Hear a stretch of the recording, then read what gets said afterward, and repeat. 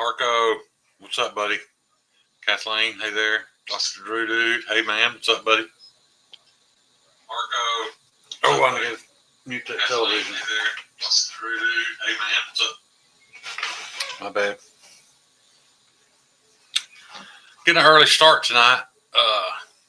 Justin or Molly one posted that they're not going live tonight, so I thought I'd take advantage and get mine in early. Try to get some. Neck needs to be studied. Why? It's quite large. In all honesty, my neck is the only reason I qualified to join the military.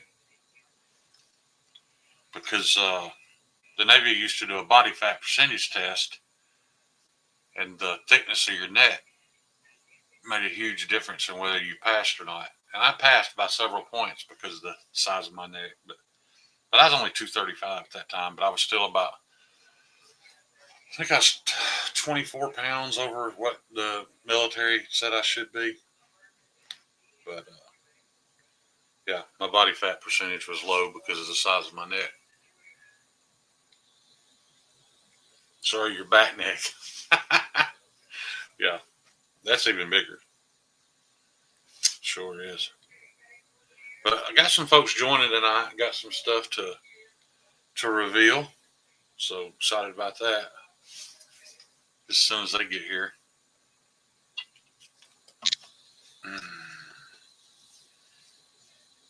What's up, Jeffrey Dawson? You doing, bud?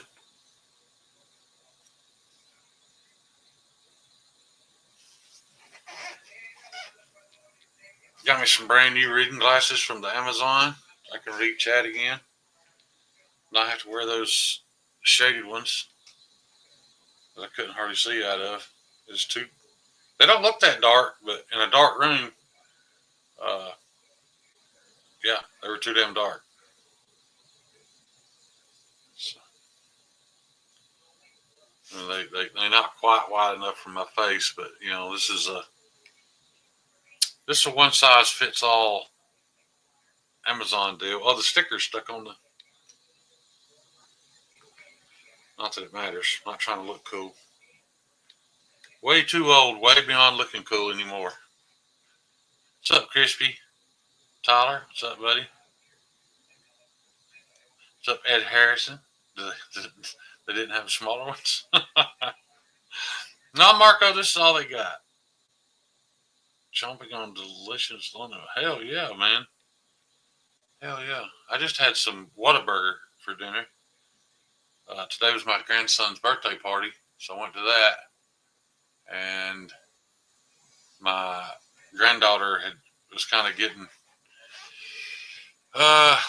she was getting aggravated with him getting all the attention. She was hungry, so I asked her if she wanted to go grab some dinner, so I got to go eat dinner with my granddaughter. That was pretty cool. Mr. Ellis is in the house already from the shop. Guys? What's up, buddy? Ryan, I got mail calls too, man. Dude, I got a big one, which I've been gone for a while. So, what's up, Marco? Stevie? What's up, Stevie? Yoko. I got your loot box in whenever it came in. I just got it today. I'm going to open it up tonight. I wish I could find that old girl and do a short on that chick. She's right here in Etowah County that walks around with a crooked finger because she's stuck in my neck roll. She's stuck in my neck roll, and I rolled my head back and broke her finger. It's still crooked to this day. What's up, Fed? I think she's a store manager for O'Reilly Auto Parts now. Quispy Quiddle and Drew Dizzy. She had heard the rumors of people putting heavy metal objects back there to see if I could hold them up. So she stuck her finger in there, and I just snapped my head back, and it just popped. Broke her finger. Dude, that's the same story if I've ever heard one. What windows, John? You don't like the fact that we're full screen? You like it better like this? I mean, it's going to be like this shortly anyway because Javon will be joining us. Kyle will be joining us. I was about to ask, why ain't John hopping up here? I bet I can get John on here. Watch this. So I got a mail call. I'm going to open one first. Then I'll let Ryan do his. Mine I'm really excited about. Bro, hey, I'm gonna be a while, man. You take all the time you want. Well, one of these is yours. Is it? Yep. Well, you open that one first. I did open it first. I'm excited about seeing it. That's mine? God, I love his sheaths, man. Look at that. Crikey, she's a beaut. Got a fresh Kyle Kunle edge on it.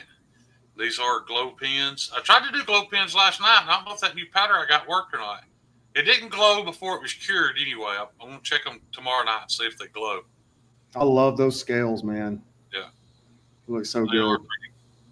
And I've got more of this, so, if you were excited about this color, Ryan didn't buy the only one like this. There's going to be more.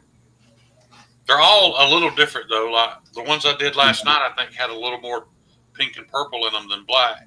Every time you cut into that, it changes a little bit. It's kind of like this block right here. When you start slicing this, every slice is different.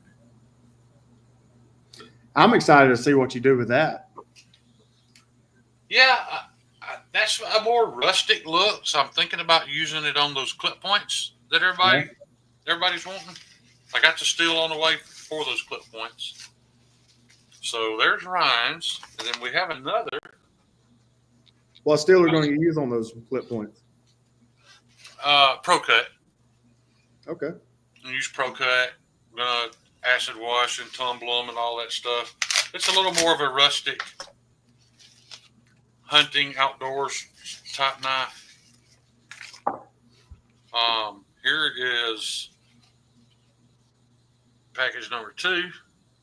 Yeah, man, Terry's game literally gets better every day, dude. It does. He just gets better and better. And I like how he contrasts the leather that he mounts the clips in. Right. He always contrasts that color. I think it adds just a little bit of detail to it that's just kind of elegant. And I didn't ask for this, but you noticed how yours was black for the dark. He's textured that one a little bit. Yeah, well, he's just kind of color matching the sheaths of the knife, which I'm really impressed by.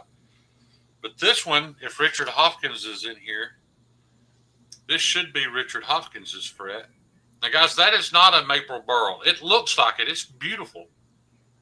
But it's also not as rotten and fragile as maple burl. Like you see that looks like a crack right there? That is not a crack. It's not. There's no What is that? at all. It's just acrylic. It's just poured acrylic from the mad scientist Mike Navarro at Outcast Blanks. Sweet. He pours acrylic to make it look like maple burl because he doesn't like working with maple burl either because he has the same, it seems like 3 out of every 4 blocks you buy is rotten on the inside. Yeah. You cut it into slabs and it's like chalk, man. It's no good. So on the computer screen, you can't tell that's not burl. In life, you can't. If you didn't know, other than you can feel it, it's harder. It's not as fragile as maple burl. That's what she said. Right. So if you're here, Richard Hopkins, this is your fret. Oh, there he is. Yeah, Richard, if you're here, unless you don't want this one and you want to wait, which I think this is beautiful, this should be your fret. It does have some nice yellow liners to break up the colors there. So yeah, this one should be yours unless Shane, I got to add that your scale game in the past couple of weeks or months has just really, really improved. I think we talked about that the other night. Not to keep bringing it up, but man, it's night and day. You're doing a really good job. I talk about that all the time. I learn something on every knife, and the more you learn, and you apply that to the next one, it's just a process, and you do get better, Right. Just like Terry with these sheaths, I'm sure there's there's a piece of leather out there somewhere that he's not happy with that led to where he's at on these. You know what I mean? Of course. Because this is, and I'll probably say this on the next batch, but this is the best thing I've seen Terry do yet. And I'm sure the next one I'm going to say, man, this is the best thing I've seen Terry do yet. We did have a plan to put my Maker's Mark on one side, and I feel bad because Terry spent the money and ordered the stamp, but something's happened and it hasn't came in yet. But yeah. Has he tried to wet form one of those sheaths yet? Yeah, he does wet form most. I don't know if he did these or not. It doesn't have a hard outline, but you can see. Yeah, it's formed. It's perfect, man. There's just there's retention. It's not just falling out, but just a little, maybe 3 or 4. If you bury it all the way in, it's about a 5. Well, I don't know. It's probably a 7 or 8 ounce pound pull. But yeah, it's perfection, man. I like it perfectly. I like it. Yeah. I like it a lot. Terry, yeah, I kind of last minute decided to move it up to 7 because OCD didn't go live. So I don't know if that's going to hurt us. Viewership's not great on Sunday Night Lives anyway, but so I didn't figure it would hurt anything. Yeah, Brian's exactly right. It's all a learning curve, man. You just get better as you go along. The only downside to that is you start wanting old knives back. You know what I mean? You're like, man, I wish I had another crack at that. I go back and you have memories on my iPhone. I'll have memories come up from years past in work and stuff, and I look at some of my old work. And I'm like, man, I wish I could redo that. Like that conduit job I sent you that picture of, that looked like something you used to do. No. I was always better than that. But Richard, let you know these are done, but they are going to Javon. He's going to do some videos on them and promote the Fred itself, and then it'll come to you. So I don't know if he needs both of them or not, but at the very least, Ryan, yours is going to Javon first. Yeah. I think that was always the plan. That's a very good point. Yeah, Terry and I talked. The logistics of shipping these things 3 or 4 different places across the United States was a bit much, and the risk, I shipped 5 knives to Terry. Those come up missing, man. I got 5 upset customers. I'm 4 digits in the hole. So the reason he made them this way, which is a testament to his talent, is because he's no longer able to wet form. Because every sheath he makes, he's going to make off this pattern, so that every fret I make fits in it. So, yeah, that's why there's not as much as a hard form as there used to be.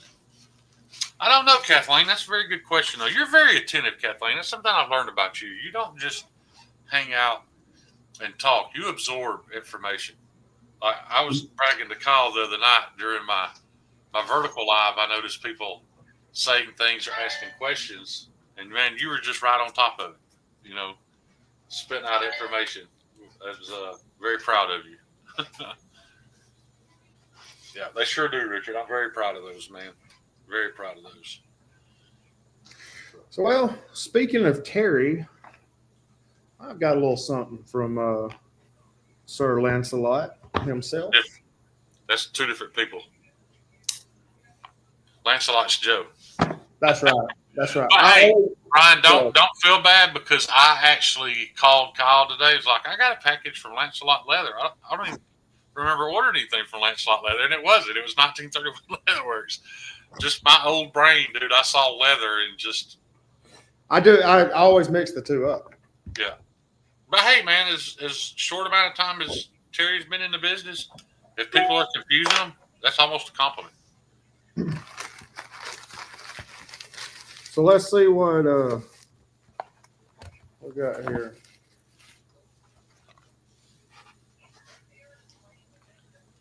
Now that's 1931 Leatherworks. That's Terry.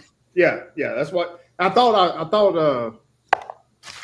I just mixed the name up. That's all I did. I do have something from I did the exact same thing 30 minutes ago, so don't feel bad. Yeah. Terry didn't know about mine until I just mentioned it. But I take that back. As good as these sheaths are, This is still the best thing Terry's ever made. I've been looking at them. You guys, you try this wallet. It is absolute perfection. Until this thing rots and falls apart in my pocket and I order another one, this will be my wallet. I do carry my Open Seas one, like if I'm wearing khaki shorts and something a little dressier. But this just screams Red Wing work boots to me. Does it not, you, Ryan? You see what I'm saying? That area. Yeah, this is a blue collar working guy wall. I love that weathered look on it. I do too. Yeah. No, Well, enough bragging about Terry. Move on. Go ahead. No, you're fine. You're fine. Yeah. I just I got a straw from him. That's all. Yeah. That is nice, dude. How much? Do you mind me asking how much those are? They're on EDC Roundtable. I can't remember how much. They're on double wide EDC. Double wide. Good gosh. Double wide. You're gonna piss him off for the night's over with, bro. Hey, I'm sorry. Good quality work. He's gonna start charging me double. Yeah, how much was it? I can't remember. How much was it? Terry, will you post how much those strops are in the chat? I'm glad you said Terry because I wasn't gonna say a name. Yeah. Because Terry, I've got a strop that I really like. I can tell already it's not as quality as what you've got that I got from OCD for EDC, and I really like it. But that's about $20 less than the one I bought from OCD. Let me just show it, and I'm not showing it to compete with you because it's not as good a strop, but yours is cheaper. I don't see how you're doing this for $30. Yeah, I think these are $45. Now it is longer, but if you see his double-sided tape's not very good. He probably needs to epoxy this on. And I told him that. I gave him a critique on it, and this is just particle board, where that's a nice piece of wood. So, what do you guys think? 30? And there was no compound on it versus 45. What do y'all think is the better value there? Because that actually will look good sitting on your desk. Oh, that's exactly. This looks like it came from IKEA. It's a piece of white particle board. As much as I like it, I like that better, and that's cheaper. Actually, I think the green looks good with with whatever finish he put on this. Yeah, it does. What finish did you put on this? That's going to be even prettier when that strop starts to turn black. You know, when the metal starts to mix into it. And see, I know nothing about these or anything, but I'm about to start, maintaining knives a little better as far as the edge goes and stuff. I've demolished my crew wear finally. I don't know if you can. I think you're right, OCD, and I love promoting Justin and Molly's stuff. And I'm not talking down on this. I'm just saying for the price. The only advantage this has is it's longer. I do like a long strop, I'll admit, but it's not as nice. I mean, Terry's got more artisanship in that piece of wood than this whole thing does. So, yeah, if you guys aren't doing business at 1931 Leatherworks, you're missing out. I've been satisfied. Yeah. And plus, he's got some really cool stickers. Yeah. Double wide. Sent me one. You got Terry's stickers are my wife's favorite. She loves horror movie stuff. So I've got some of his stuff on the refrigerator.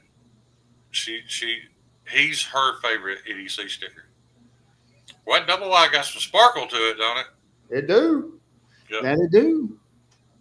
Look at it, brand new. Yeah. So I hope big things for double wide EDC. I want to see Terry and Tyler do well.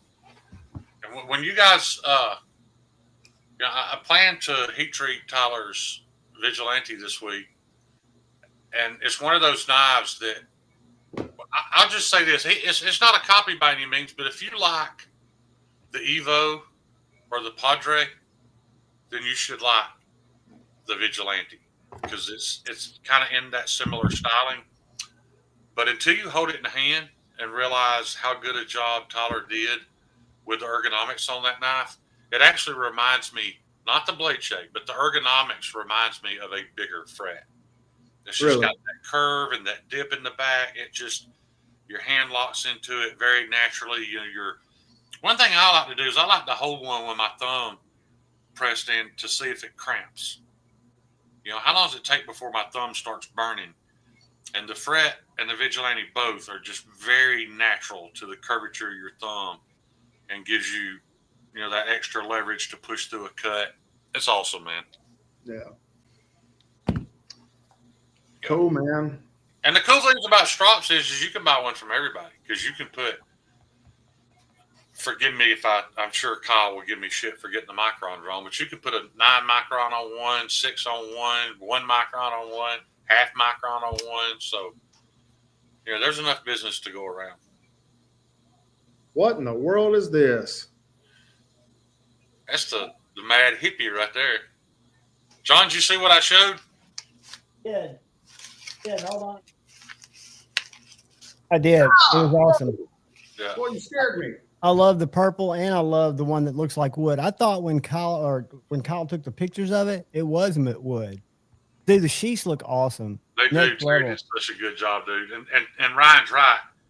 This wasn't necessary, but it gave it that pop. It gives it the pop. I noticed he does that on this wouldn't be near. What's up, Mad Yako? What's up, everybody? This wouldn't be near as pretty if this strip was black.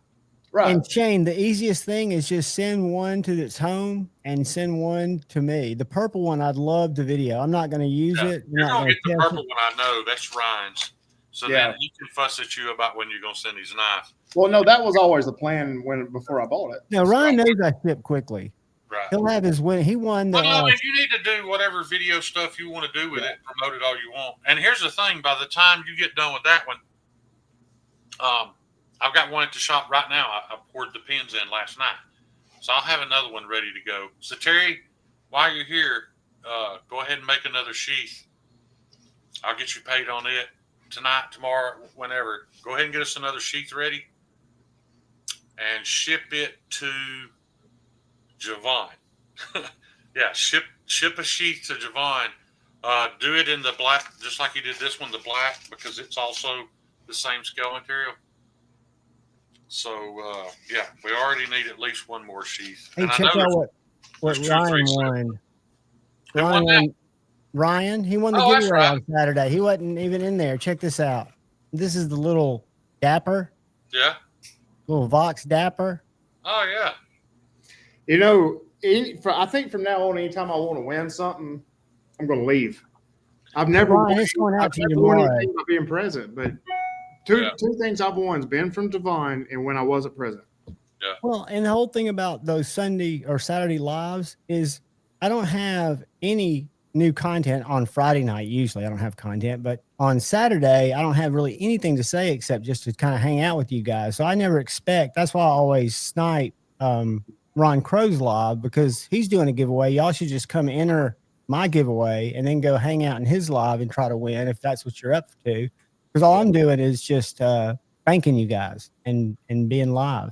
Right. And I've done polls several times to move it to different days or different times. People seem to like that time, so it's fine for me. I've thought about moving this to Saturdays because you remember Saturday used to be people would almost fight over that Saturday night slide, and now it's like nobody wants it. Who goes live Saturday night? G-Ball does. I forgot about him, so maybe that's not the best idea. But I mean, what time does he go live? Like at 9? I don't even know. I'll probably just stay where I'm at because this works pretty good. I don't want to mess it up, but you know, I just think it's odd that there's not much to watch. Used to you'd have to have 2 live streams on at one time on Saturday. Well, I think there'll be a lot more. I think there are a lot out there. Like I know people are doing live streams all the time, so they're going to always cross over. It's I don't know if I'll always do 2 a week, but I just enjoy doing them to hang out. That's really the reason I like doing them. Because I don't have much of a Friday nights social are life. for us to get together and create some drama and argue and cuss at one another. Exactly. And learn stuff. I think we all learn stuff. Yeah. Yeah, Neves used to do Saturday, and Lefty used to do Thursday nights, and then we used to do Off the Edge every other Saturday, and said Stevie would go live on the other Saturday. I think that was before Said Faction. That was a couple of years ago. That's correct. Sorry, But guys, there is going to be Brian F., what's up? there is going to be another. The next fret available is very similar to this one. It's so gorgeous. Because Cheeto is next on the books, but we're doing something different with Cheeto scales. So, yeah, that's the next one available for anybody that truly wants one. I can tell you guys, I had probably There's like two more after that I have to get finished up too. So we've still got, there are frets available that will be done very soon. the one I had to put the edge on it. I had to kind of work with it before I got it ready. It was one of the early ones, but it was so good. And I mean, it's just, to me, and not blowing my own horn, but I think it's not because I designed it the way I did. It's the way Shane built it. And it's a fantastic small EDC knife if you like a broad blade slicey knife, like I do. And I carry mine in my back pocket, but it would carry fine in your right pocket, your left pocket. Yeah. Brian asked, Hey, I Brian. don't know the definition of that, Brian, but I guess I am. I mean, these are Javon's baby. This knife, this intellectual property belongs to Javon. I just happen to be fortunate enough to be the one making them. But I guess what you mean by standardized is, they're all going to be exactly the same, where they're handmade. I think you've got a template, though. I think you've got a template pretty much where they're about the same, right? I have made some small changes. Like some of these early ones don't have a sharpening choil, and then some of the new ones do. However, this plunge is a lot like a Spyderco plunge. It doesn't necessarily have to have a sharpening choil because the plunge is so straight. Yeah. I mean, I hate to brag on myself, but that's a damn nice No, plunge. and take it from somebody who put an edge on one who's not Kyle level sharpening. I'm close, but I'm not Kyle level. I'm trying to get him in here. I don't know if he's around, but he would jump all over that. What's up, Kathleen? But I've also added on the newer ones, they will have a lanyard hole, and I'm looking into doing something cool with a small lanyard, a bead. I saw something I really liked. It was a dog tag. I don't know if I'm going to do that on Javon's. I don't know if it matches the design. I hate to steal it, though, but I am going to ask permission. It's the guy at Northern Knives, his knife company. They do a dog tag, so it looks really cool, and it's also a COA. So it has the name of the knife, the date, the steel, the HRC. Well, his don't have the HRC, but you know damn well mine will. Yeah. I like the dog tag idea. Brian, I don't know if I'm that standardized, buddy. I mean, I could get you some measurements to get close. I'd still have to remove some material, so they wouldn't need to be chamfered yet or contoured or anything. I'm not that standardized yet. No, sir. Nor are the holes standardized. That's what she said. hey, Shane, like I said, because I've still been, I moved this hole. That's what she said. I moved this hole up in order to make room for. Well, actually, I just added another hole so that this could be a lanyard hole. So, And that's what he said. yeah. So no, they're not standardized yet. and hopefully they'll get popular enough. I think people will like them, like the Thug. I think if there's as Shane's business grows and he meets new opportunities, new sources, new relationships will develop, and you never know. I don't know, Shane, if I told you, but I've been talking to Andrew, and this is in Canada, so this wouldn't help us. but about how David Mary Customs gets those small batches done. Yeah. And he's got a guy that does it close to him, right? So Yeah. it's not one of those things where he's having to even ship the material. So he's in a real Look, fortunate I situation. have a guy right here in town that I can have them plasma cut. I haven't had a chance to talk to other makers. If there's any downside to that, like if that heat Transfers through or something. I don't know.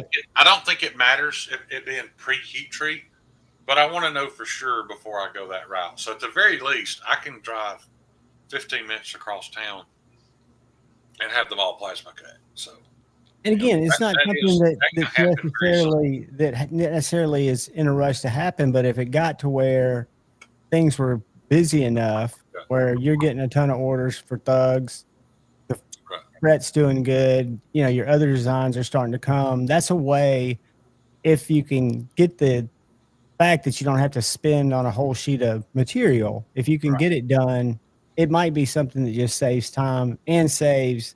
Wow, I don't have my lights on. Yeah, Shane, have you thought about?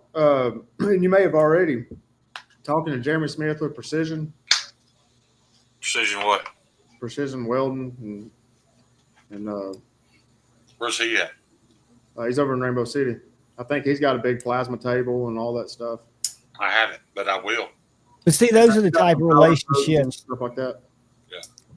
I know with the plasma, like with the fret, it might be an issue because the fret is the full, at its thickest, it is the full width of a piece of steel. And I think they need 1/8 of an inch both ways of scrap. Like the plasma actually is going to remove about 1/8 of an inch of steel. So I can look into it though. I mean, he may be able to set up the cut where it comes off the steel, and that doesn't matter. But I haven't researched that yet enough to know if I'm comfortable with plasma. Well, and you haven't needed to yet because you're well within able to do what you need to do. Yeah, and the excitement shifts. I made that clip point and didn't think anybody would ever want it, and I've got several orders for that knife. So now I'm excited about that.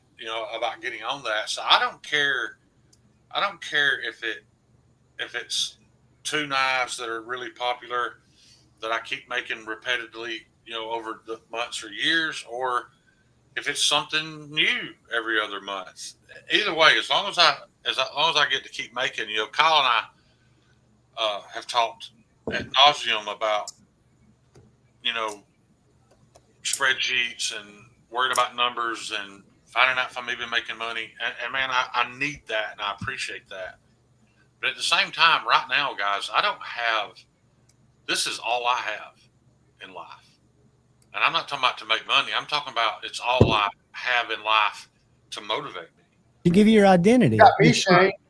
So even if I'm not making money, I just, because I do. Every time somebody pays me for a knife, I'm on the internet. Kyle tells me not to, but I'm on the internet buying tools, supplies, whatever. I instantly spend that money right back into the business. And don't look at the spreadsheet or any of that information that Kyle's giving you as something to slap you on the wrist or make you not feel that joy. It's just to help you if you need to adjust, not to panic. It's just to look at it and say, okay, this is where I need to aspire to be. And maybe by doing it, it's just like that. Yeah, exactly. And that's the whole point of it. I know I'm a little bit Nick Ranger. I'm a little bit better off financially than I was. So I know some money's going in my pocket. Not enough to create a savings, but I know some money's going in my pocket. I'm sorry, Kyle. I tried to add you and I removed you. Thanks for letting me know you guys are going early. Jacob, what's up? Welcome, Kyle. We were on the phone 15 minutes ago. I'm just giving you a hard time. He told me I he's wasn't even home, Kyle, when he said, "Hey, I'm thinking about going early." I was like, "All right." I'm up there watching my dad drool, trying to convince him, "No, you didn't take your pills 5 minutes ago. They just got delivered by your little pill dispenser. Don't make me hold you down." I've got a little bit of Pro Cut that is thinner than what I want for the Bowies or the clip points, and I'm thinking about doing a very small batch. I don't know, maybe 3, maybe 4 Pro Cut thugs, which would bring the price down. because I know Jacob Vargas was asking about thugs. Now, if you want a super steel thug, I'm still 45 to 60 days out on even starting any of those. But hello, Michael Morgan. but yeah, Jacob, if you want a thug, if you want to look into the Pro Cut's not a super steel; it's a carbon steel. But they've been testing it, and it's it's outperformed most of your production S35. Almost, you name it, almost. It's good stuff, but it's a lot cheaper. I can make them at a lot better price. What's up, everyone in the chat? What's going on, Kyle? How we doing, guys? Did you unpackage your knives yet? We were looking at them. Dude, they look gorgeous. Yeah. We're excited. Good. Yeah, really happy with these, man. I'm so we can get one off to Richard and one's going to John for him to show off and make videos and really And then start. I'll send it to Ryan. Yeah, because there's I think 2 or 3 at the shop right now that aren't claimed. So I'll be able to fill a couple orders pretty quick. How do you like those? I do think about getting one to me because I do want to do a lot of social media with it. Well, like I said, that one I've got the scales on right now and made up. It's not claimed, so at the very least, we know it's coming to you. So you'll have that one to promote. Yeah, and it's not a rush. It's just I'm trying to think if I look at all the shorts that I did. Don't tell Kyle, but there just happens to be some Magna Cut laying around the shop for the next batch of thugs whenever we need it. So the steel's already there. Don't tell Kyle about it. You probably found that though. It's probably left over. Those are such. Oh small yeah. I forgot I had. Wouldn't dare order anything without touching base. This was a while back. I've had it for a little bit. So Wow. my point is, if the orders exceed what we have, we're not that far from spitting some more out. So What I was going to say is, I think I know I've got over 100,000 shorts views on the 10 or 11 posts because it always blew up. Let me see if I can find it. What'd you guys think about those acrylic looking burl scales? I thought they were wood from the picture until Shane said they were acrylic. I think they're gorgeous. I thought it was wood too. Brian F., is your thug hollow ground?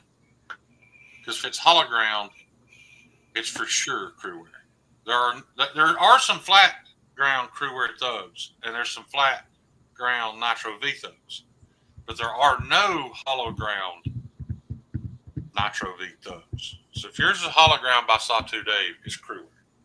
What's up, Now Ryan, the old Christy, Joe Marco, Force were K390, Richard? right? I'm sorry, Kyle. That's all right. I just was saying. I saw it. I just was saying hello to everyone in chat. Shane, did those scales? I mean, how'd they feel though in hand? They feel excellent. They're Okay. and that's another thing people need to know, guys. No, I'm just making sure I didn't go too far with them. These knives are coming to me and coming to you. I don't want to take too much credit because the reason why they're as nice as they are, a lot of that is on Kyle. Kyle puts a lot of hand sanding. These are Polishing. way better. These are way better than they were when they left my possession. I'll say that. So hats off. I wasn't going there. I just wanted to make sure they felt okay in hand. I know, but I want to be transparent and let people know that part of the reason why they're nice as it is because of your attention to detail. Did you happen to look at on that one of Ryan's where the liners were and see what the touch-up work looked like? Oh, I didn't. I didn't think to ask you if you ever did that. You're talking about the little gap? Yeah. One that had the gap in it? Okay, I didn't know if you ever got around to that. What color liners does mine have? Huh?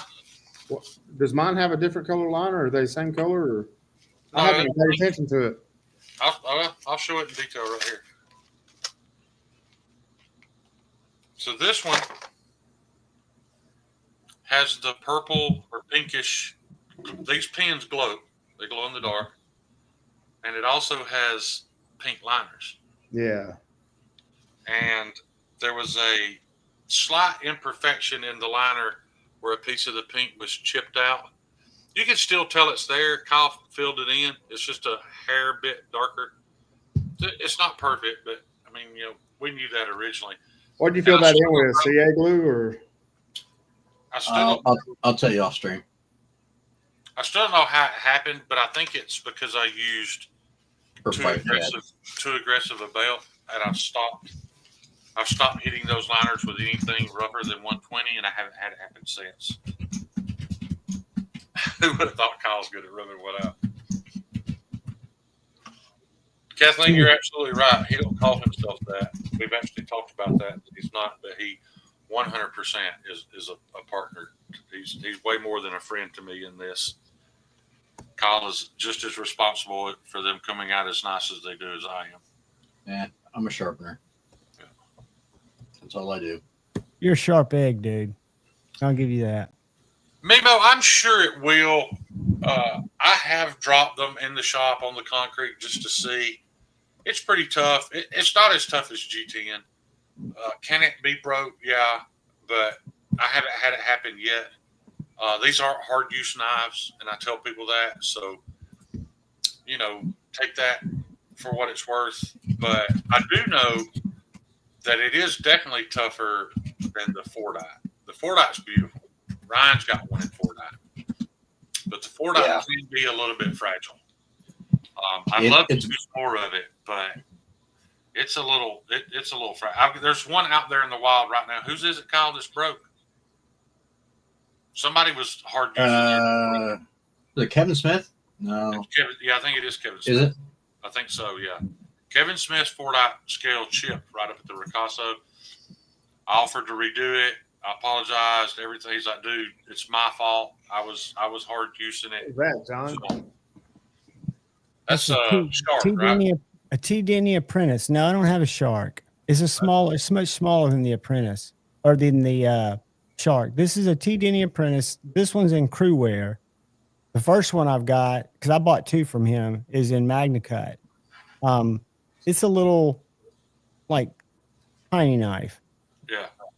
I like those skinny handles, but I just can't imagine them being ergonomic for long. For cutting open a dove, opening boxes, it would not be something you'd want to cut and break down cardboard with, even though it's a very thin grind, right? Right. Yeah, but I highlight a comment for you. What you were asking me, Mo, if you consider, Case has been using acrylic for 100 years. So, it's tough enough. I wouldn't have used it on Stevie's big fucking camp knife. Looking back on it, the Alabama Hammer is these are acrylic, aren't they? It's just resin. That's just resin. If I had the hammers to do all over again, I wouldn't have used that on those.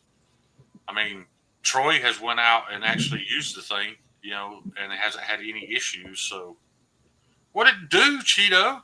Says Gabe Owner. Gabe Owner's in the house. Hey, Gabe. Shane, I've been highlighting comments on the screen for you to be able to read. Oh, you're fine. Yeah, I appreciate that, Richard. As it should be. M4 is not the toughest steel in the world, because it can reach a high HRC. So I just hate calling something, but it's still a piece of steel, man. You know what I mean? To break that M4 knife, you'd have to be using it for something it wasn't intended to do. It wasn't intended to be hammered on. It wasn't intended to pry with. As long as you're cutting with it, it should be very tough. Speaking of Richard Hoffman. Oh, you got Richard's package? I did. I got it yesterday. Oh, so Richard gave you his package too, huh? Richard's the man, dude. Richard's a huge contributor. All the free plays. I got quite the care package from him. I thought Richard was new to the knife community. I didn't realize he already had some pretty cool stuff. No, I don't know if he finds these at different shops or if he finds them all at the same shop, but I mean, they're. Yeah, that's nice. Nice little knives. Yeah. I mean, I'm talking. He loaded me down, man. Yeah, it makes me feel even more honored that Richard likes my knife and even purchased my knife, knowing that he's got some nice stuff out there. What's up, said Stevie? Marco, I think I said hey. I probably hadn't said hey to everybody. I haven't been watching the chat. Cheeto, by the way, this week's name's pretty epic. You just I like that one. I keep thinking you're going to hit a wall, and you haven't yet, dude. I've only been collecting since last October. Well, that makes sense because you're like Ryan. You jumped in head first, and his wife already commented today about all the packages that he gets. Yeah, she told me Tuesday. She's like, "You've got 5 packages sitting on your desk." Gabe Horn in the house. Gabe Horn in the house, y'all. Can you guess what that is, Ryan? I know what that is. I know you do. I do not know what that is. You just got a knife from the same guy. This is that's an early Richard. one. No, this is a Jason Grant, an early J Cal with his gripper jimping. Now, Ryan, just so you know, do you understand what JCal stands for? No. It's Javon's Knife Addicted Life. That used to be my channel name. Yeah, that's Oh, Brass okay. Brigade did Yeah, a whole line okay. of fixed blades that were already named after Javon, and he never talks about it. But the JCal, yeah, I mean that's his thing. Now, the only thing it has to do with me is name and the fact that I was a little fixed blade guy. And Jason, Richard and I were talking about different makers and discovering different makers and how makers, most of them. I had a DM session today with Colin McGuire of Mag10 Knife Works because I posted one of his knives and tagged it. And he just said, dude, thank you so much. I mean, these guys are just good people. But Jason is one of the nicest guys. And he said, hey, man, I noticed you like little knives. I'm thinking about designing one. And he just called it the JCal. I had no input in it. I just said, yeah, it's really cool. Yeah. Well, you also, I think you were the first person to promote Jason that I know of. Well, Shane, I remember I learned about Jason with a channel from Tri-State. Yeah, well, his knife making, and I don't. Guys, I love his channel, and all honesty, Jason's knife reviews were my absolute favorite. Were they as informative as some other people's?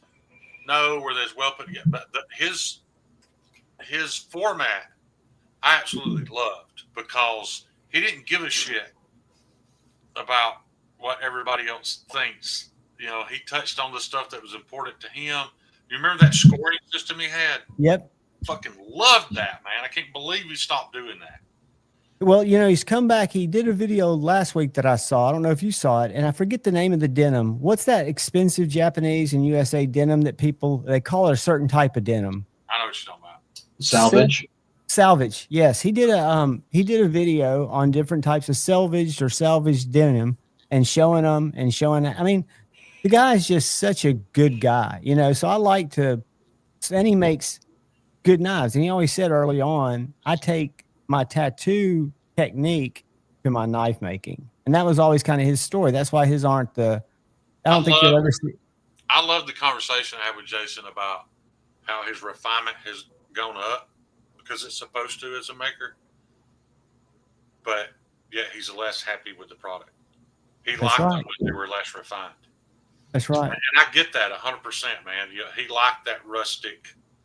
It looks like a guy in his shop made it, but it's done well at the same time. He liked that, and I like that too. But again, Jason, go to Brass Brigade and back way up, back when he used to review knives. What hooked me was one night he was talking about a knife. You know how most people say the handle's this many inches and the blade's this many inches and it weighs this much. And when it got to the weight, it may have been a Medford. I don't remember. He's like, weight is fucking heavy. You just moved right. You know what I mean? I loved that, man. I hated he stopped doing that. His original style reminded me a lot of other makers that are kind of in that rustic, antique, vintage looking stuff like Lex Rec, Joey Roman, some of those people, and they've been in business for years because that is their style. It doesn't have to be refined. Right. His channel's hard to find because there's a video game called that. I'm going to try to share it. But Tri-State reviewed his gripper. And that's how I learned about the gripper. But here he is. Kyle, did you tell me that B. Shady was wanting a fret? Was that right? Did we talk about that recently? I think he mentioned that to me. Okay. Well, the one I've got in scales right now would be perfect for Shady. The He color likes, pattern. purple's his gig. Yeah, it's got those purple. They're supposed to be glow in the dark pins. I'm going to get with Mike Navarro about that because I want to find out what brand of glow powder he's buying, because I found that some glows great and some don't. I tried it last night. It didn't glow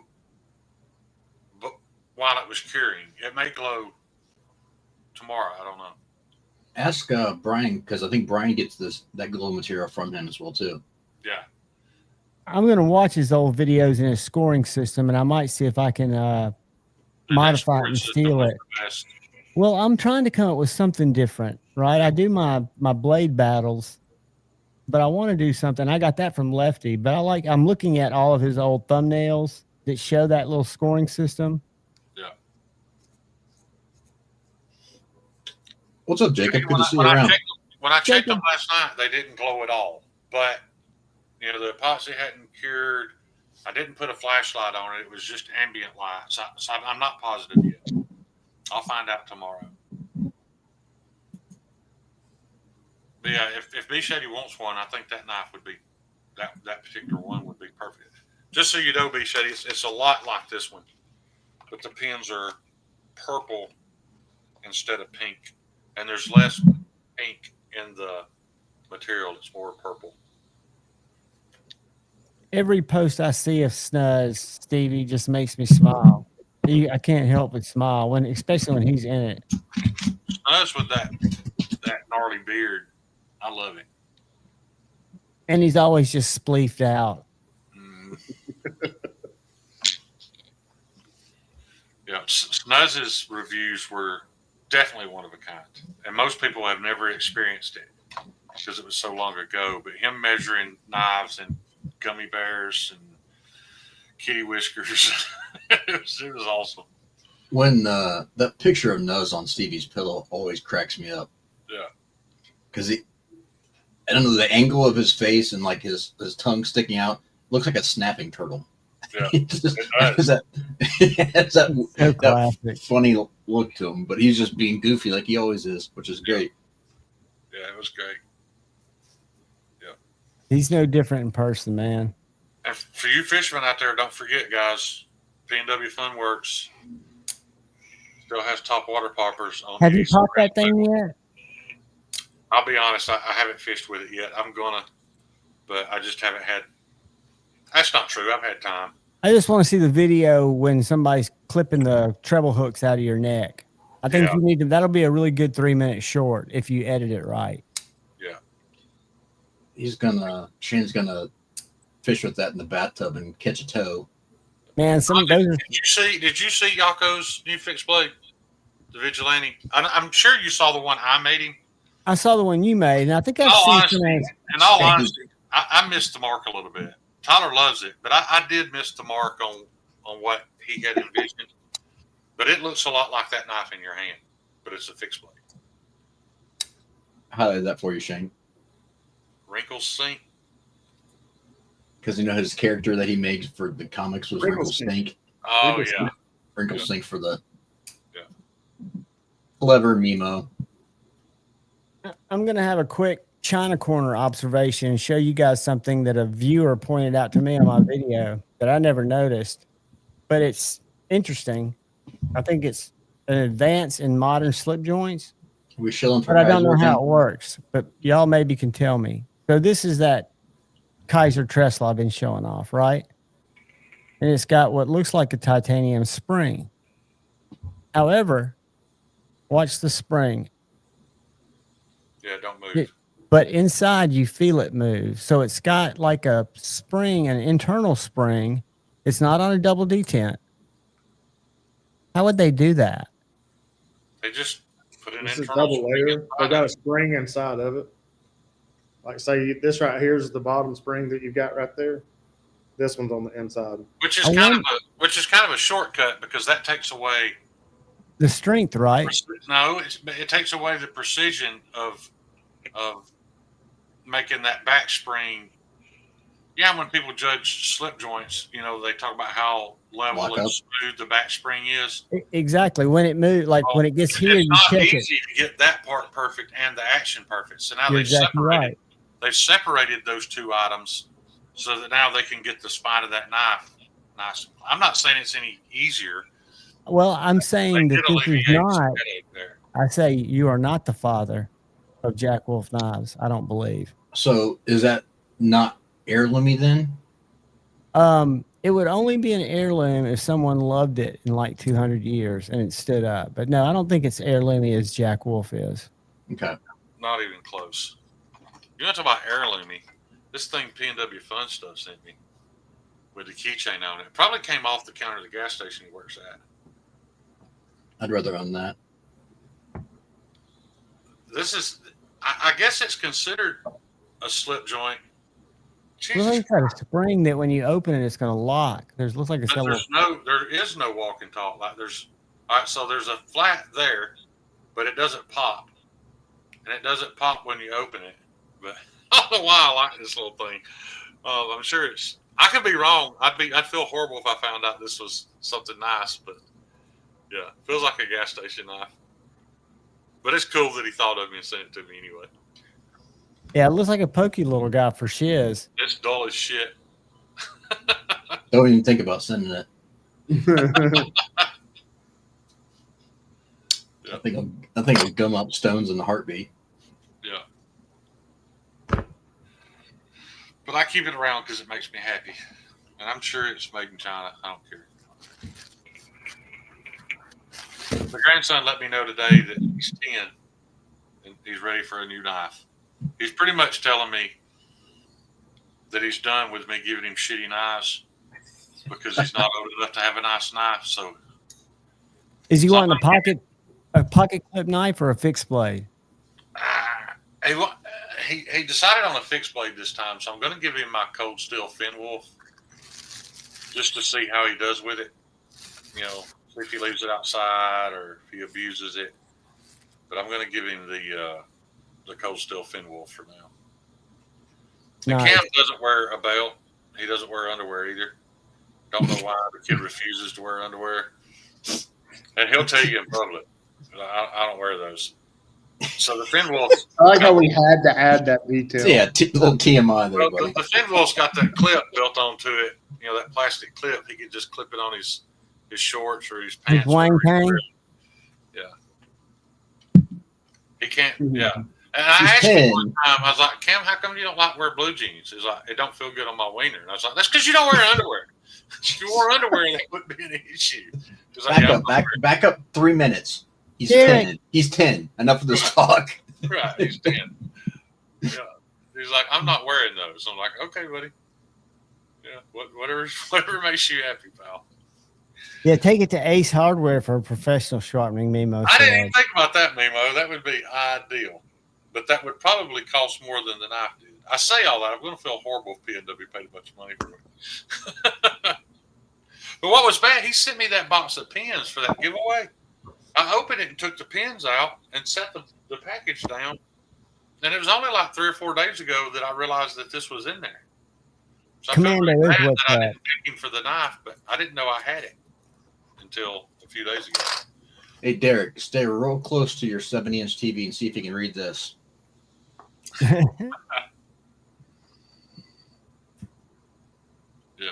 Oh, that's a nice one, dude. Did that just come in? Yeah, I was about to say it doesn't look like it's been broken in much at all. nothing's been put in it yet. What color do you What'd you call get that?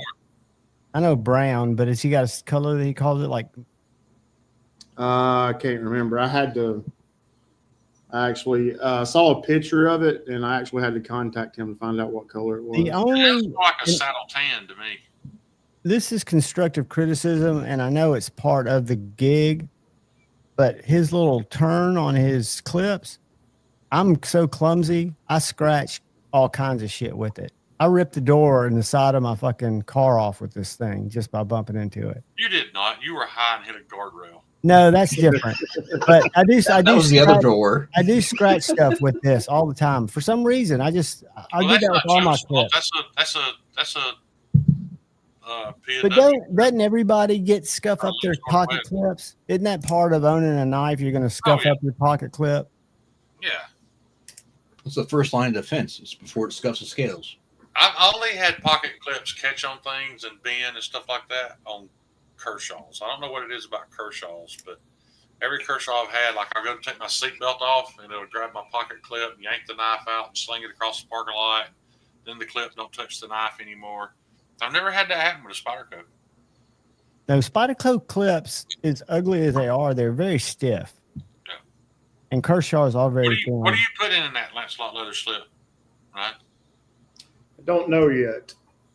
I do have a William Henry that was. Oh, I that's was about to say, little William Henry. yeah, that's Well, a good this- thing, dude. Well, this one will be one that I actually carry. I got it in that deal. It was a free one. I've actually got to do a little bit of maintenance to this one. This one I think actually is going to end up going to Kyle. It don't have an edge on it anymore. So I think I'm going to put this in it. Yeah, I wouldn't waste. That was the whole reason I got it. With those William Henrys, they don't have a whole lot of sharpenable edge anyway, like Yeah. before you get too thick.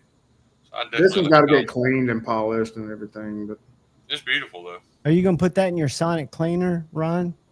Or when you're going to do it differently, like by hand? no, now I'll take the burl off of it and I'll take the like the button and the thumb stud will come off and then everything else is metal. Like this will go in there with like some whatever silver solution, like jewelry cleaner, and the rest of it will just go in normal cleaner. So May I have a suggestion for you on that? please give it to me. I'm open. If you put that in the ultrasonic cleaner, don't do it on a live stream because it's annoying as shit. That thing does buzz your whole earphone. I didn't realize it did that until that night on yours. So Yeah. my Hey, bad. Todd, what is the Escort What, made out of? is Is that- it 14C? I can't remember. What are those bolsters? Are those sterling silver or is that, Silver and 24 karat gold. you might be able to get away with something less intrusive. I don't know how intrusive like flits would be. Yeah, just a metal polish. Yeah, well, they make it. It's a jewelry cleaner. Jewelers that you Rouge. get, and you can clean them like with a toothbrush and that jewelry cleaner, and it polishes it up real good and Okay. cleans all the anything. Because that silver, it tarnishes. Right. You know, you see, it's real dark. It's not shiny. The blade, like there's no tip, there's no edge on this blade, and actually, the tip. 20 of it, CV.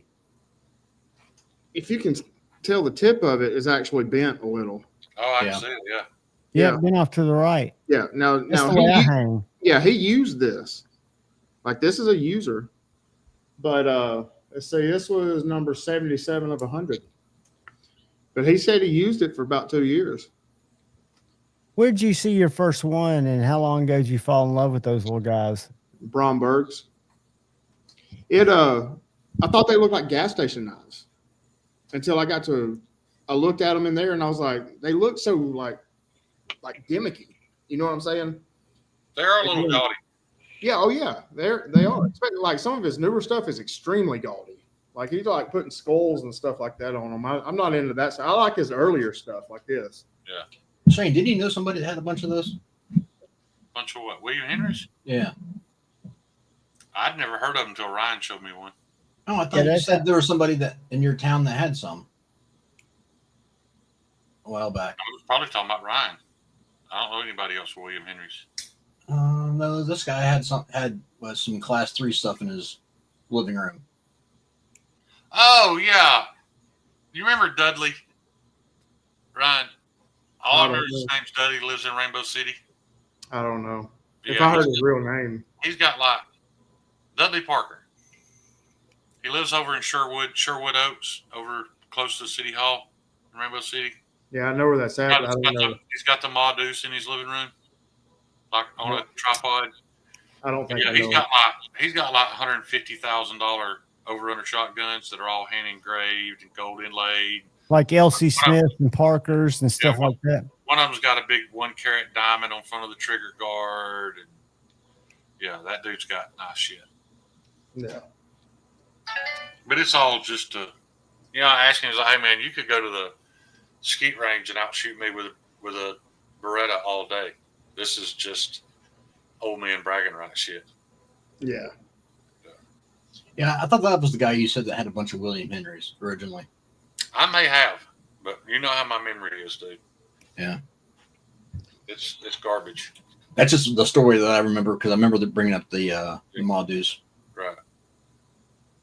L.C. Smith were made in the town I grew up in. I don't know what L.C. Smith is. They said my dad used to have a L.C. Smith side-by-side 16 gauge. They were hand done shotguns. I can't remember what those German ones are that are so expensive, but they're 5-digit shotguns for a basic one. But if you're into that, let me find a video. I'm gonna say if you're into any of those expensive shotguns, I got a video to show you of that's gorgeous. A private range that does that, and they make their own. That's freaking phenomenal. It's I already know what you're talking about. One of the nicest. I think I've seen this video. I think I've watched the same video you're talking about. Do they use Damasteel, or is that their own blade steel that they do? I'll have to look at the certificate. And see it's got raindrop. I mean, it looks very raindrop Damascus. Or it is very raindrop. It is raindrop Damascus. Yeah, it's and these are colored sapphire. This is a one. The shotguns I'm talking about, they're like, I think they like $30,000-$40,000, and they just keep going up. Dude, I've been seeing some little house defense shotguns on my feed. Have you seen the little 5 revolver, 410 5-cylinder revolver, or it has holds 5 shells, and it's about that long? It's made in Poland. I don't know. Got a hammer on the back of it. Pretty badass. I think it also what's the name of that? I'll find it. What else does can't you shoot a pistol caliber with the 410 too? Yeah, 45 long call. Yeah, they've got some brass that they were shooting in it too. Revolver. Yeah, Jeffrey Dawson hit it. He said it before I found it on the internet. Krieghoff or Krieghoff, I don't know how you pronounce it. Yeah, that's not the one I'm thinking of though. I think I know what you're talking about. Where they did that tour where they build those handmade high-end. Yeah. I'm trying to find it right now as I'm looking. I'm looking on a separate page. Actually, you may have sent me the video to watch, or I think I did. We talked about it after we watched it. Yeah. Again, just showing off your money, bragging type stuff. This is the one. Yeah, but that's an experience though. I mean, you're going there for right. It's basically a skeet and shotgun country club is what it is, and it's like a resort. I mean, they've got lodging, they got everything. That's a little $800. That's cool enough. There's a lot you could own that do a way better job than that for that kind of money. Oh yeah, dude. I totally. That's a gimmicky type item. But there's a lot of videos where people are shooting them. I mean, you can buy a Taurus Judge that shoots 410s for $350. I was surprised at the recoil not being that bad. No, I want a regular long gun. Yeah, Jerry, I think that's what me and Kyle were talking about. I think they make some double rifles too, like stuff people would take on an African safari. I don't remember the name of the company, but it was like a country club. I'm still trying to locate it. Give me a second. Yeah, I like more tactical stuff. I don't necessarily need fancy looking guns.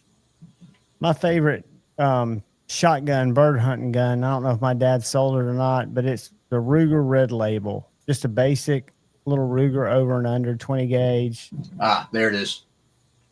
Griffin and Howe. Yeah. Why is it all fancy shit like that? It's two guys' last names. But if you want something to sound expensive and fancy, There you go. it has to have 2 names. I just posted the link to the video. Yeah, they're 50,000 and up. Yeah. Don't they make like a lot of the drop bolt actions and stuff? Yeah. Yeah. I inherited an 1890 Winchester pump 22 takedown made in 1904. Wow. Nice. What's up, Dawson? What's up, B&A? We've got a Right couple now, of. I do want one of those, and I know people that claim that, you know, that's a lot of money for a gun. It's not worth blah, blah, blah.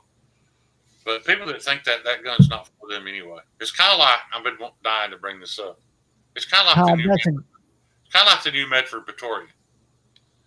If you think $1,400 is too much for that knife, it's not for you. It wasn't made for you.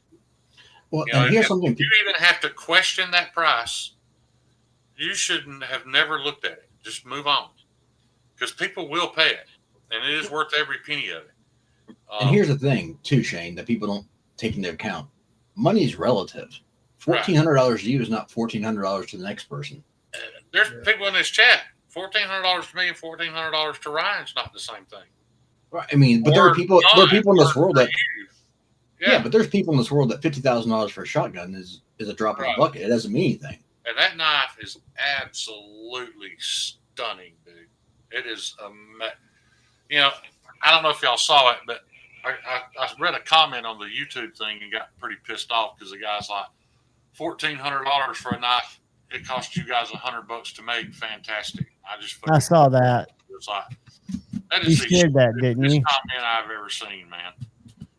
You know, Dude, you can't take them seriously because there are people in there that just leave comments to but here's the try to thing. give you. Had he went in there and said, I hate the way that looks, I hate the style, I don't agree with the materials, I hate Greg Medford and his politics, blah, blah, blah, I wouldn't have said a word.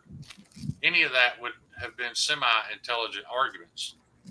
But the fact that he said that knife cost $100 to make just showed his stupidity. You I realize don't know anything about Medford, but I mean, are they handmade? And they're not handmade. They're mid-techs. They're made on CNC machines by aerospace level CNC operation. And I'll tell you, Ryan, you need either maybe not a slim MIDI, but you need a Medford in your collection. I think you'd I've heard of appreciate. them. I just haven't got to them yet. Yeah. I know nothing about them. And that new Praetorian, it's, you know, Greg will tell you, you know, you can carry it, you can work with it. But in all honesty, this particular line coming out, that's not what those are for. Those are made with the same thing in mind that Krieghoff makes their shotguns in, and that place Kyle was just talking about makes their rifles in. That's a heritage piece. That's a hand down to your grandchildren, Right. whatever top knife. Yeah, you're not like when I want one. when you I would never carry it. It is too damn big to carry. I agree. But that's for me. You know, I like Spyderco's, so it makes sense that I wouldn't want to carry that knife. But yeah, when you get to that I guess level of buying things like that, like a Rolex or William Henry or what what you're talking about, like you're not buying just a knife or just a watch or something like that. It's an heirloom. You're buying something to pass down for generations. You know. Right. have you watched the video, Ryan? No. You really need to go watch it. It proves once again that Greg Medford is smarter than most of us. That is one of the best sales pitches I've ever heard. He made me want that knife so bad, man. Really? Yeah, it's an incredible video. Hey, Dawson, have Which you checked one's out? I'm sorry, Kyle. Go ahead. No, it's okay. I just was going to ask Jeffrey. Was talking about he got into the 22 rabbit hole, and if you're doing like the competition stuff, he looked at like Hammerly, Volk Fortson, or Pardini, any of those guys. Are you talking about long guns or short ones? No, they're more like bullseye pistols. Okay, gotcha. Your precision target pistols. Some of those companies make full size rifles as well too, but I was talking about the bullseye pistol shooting. Brian, I agree with that, but I don't think at that price range for that knife. I don't think people who buy that ever have any intentions of reselling it. If you do, you probably made a mistake. You probably shouldn't have bought that knife. There are very few knives that will actually go up in value. You know, it's simply not the same thing as the Praetorians that Well, let's think about that for a have been second. sitting on a shelf for a year at your local knife store. It's not Have, just, are there any old classic knives where the maker died a long time ago and those knives are like bringing crazy money? I mean, I would like the only art knife pieces. I'm aware of that probably sell for way more than they're worth, and I don't know if they sell for more than what they retailed for. But I know people will pay crazy money for a Randall. For what? A Randall. That's what I'm saying. Customs will go more, but production knives, you're not buying it for resale value. No, I agree. Yeah. And Unless you're just doing it for a shortage, Greg a has quick done such flip. a bad job of alienating himself and alienating a lot of the customer base. He did it on purpose, and he doesn't care. But you know, when you listen to his stories, man, that's a guy I want to buy a knife from. Check this out, Ron. What's up, Drizzy? I love that knife, dude. That's wild, man. This is a infraction. And it again, it's too chunky for me to carry in my pocket. That is a very thick knife. Oh God. That's one of his smaller ones. And I got rid of my Yeah, now that's a Medford, right? yes. And yeah, this that's is, what this that's is the one I thing I carry. know about Medford. They're just outrageously big. The Well, this is the infraction one I carry. The Yeah, look at that Slim one, right? Nitty. Now that's a EDC knife from Medford. It's just a standard thickness knife. Also very cool. the infraction, the 187T, and the Mini Marauder Tonto are my three favorite that he makes. And probably the only three that I would own.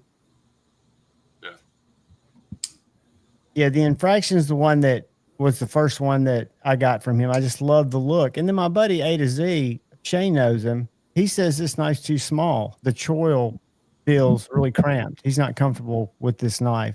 Yeah. Well, you rarely hear somebody saying a Medford's too small, but that choil, That choil is a little small. Like yeah, when I it's handle tight. it, my finger don't fit in it quite right. But yeah, a knife like this is not a slicer. This is just a pocket weight. You know, Nice. and I'm not bad. I'm not down talking A to Z at all. But A to Z is bougier than Ryan. You know, that dude's got some bougie ass taste. So, and he can afford to nitpick. If the choil's How little dare small, he be more bougie than me? I wouldn't say he's more. I mean, he's in a unique position where he can get what he wants, and he likes nicer stuff. But he likes the stuff that's definitely not long term value. He'll like stuff like he had at one time 3 MBK turbos. He's got he had 2 or 3 at one time J capes. He sold a couple of those, but he's one that does make money on eBay with his knives because he's been selling on eBay so long that he's got such a good rating. Now I'm not afraid to. I like shiny things. I do like it. Like I love it. Like among all my friends, I mean that's something that we've always talked about. I've always been bougie. I think You need to Google- I'm not afraid to admit it. Ryan's more bougier. But Google Chris Brown Cortex. That's what you need. I'm kind of shocked that you didn't comment on this, Jacob. But if you were that impressed with that knife was half-heartedly made and thrown together. What I've got coming, since now I know people want some clip points, is going to blow that thing clean out of the water.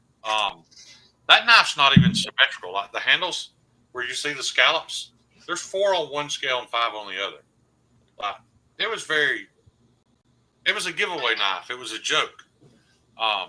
So when you see what I end up making you, it's going to be night and day as far as quality and refinement difference between the knife you saw on Bob DeMarco. Kyle handled it. I mean, it was. I did a good job on it, but it can be so much better. I never handled that one. Kyle, did you see Jeffrey's comment? That's right. That's the one Terry sharpened. I keep forgetting about that. But back to what you're saying, I think A to Z is more of a collector of of more items, but I think Ryan is bougier as far as like the nicer of the knives. I agree. Cause I know A to Z's collection and I've reviewed most of his stuff. He buys nice stuff, but not with purpose necessarily. Like for a while he got What I into meant Hendrix. is A to Z is more bougier in general. Like all of his. He's taste. he's pickier, Yeah. and I think but Ryan's also more Kyle's laid back. Ryan's a redneck who likes shiny knives. A to Z. But I'm also very picky too, though. But I'm not You are. necessarily. Yeah, I'm I'll glad tell you. you, it's a lifetime experience for me to witness Ryan at Blade Show. I've never seen anybody roll like that. That was hardcore. Obtaining just some fucking winners. Do you still like your Strider? I was on a mission. Do you still like your Strider? He acquired the Holy Grail in one day. I love it. Or the Dude, Holy they're such Trinity, good whatever. knives. They had one up at Knives and More, a full frag. I filmed that video that went crazy. I'm sure they don't have it anymore. I'm sure it was one that This is sold. something people are missing. Not only did Ryan acquire the Holy Trinity, he acquired other knives that people have argued should be replacing Right. some of the original Holy Trinity knives. Absolutely. He bought the Hinder as an afterthought just to have the original Trinity. I could have went to Blade Show and not bought anything, and had an awesome trip just experiencing him acquiring the stuff he acquired. I And they still were think all good experiences too. Like he got to talk to Chris Reeve or the Tim Reeve. Yeah. Yeah. I guess probably the shortest or the least conversation you had was probably with Strider, but we were just amazed because the guy lied. Well, I'm not gonna say lied to us. Something changed. They told us they were going to drop those knives at 10 o'clock. We got there at 9:15. They were already out. They were already almost all gone. Like Ryan got one of the last ones because they started selling them an hour early. So that was a cool experience, but they almost screwed him on that deal. It was an adrenaline high.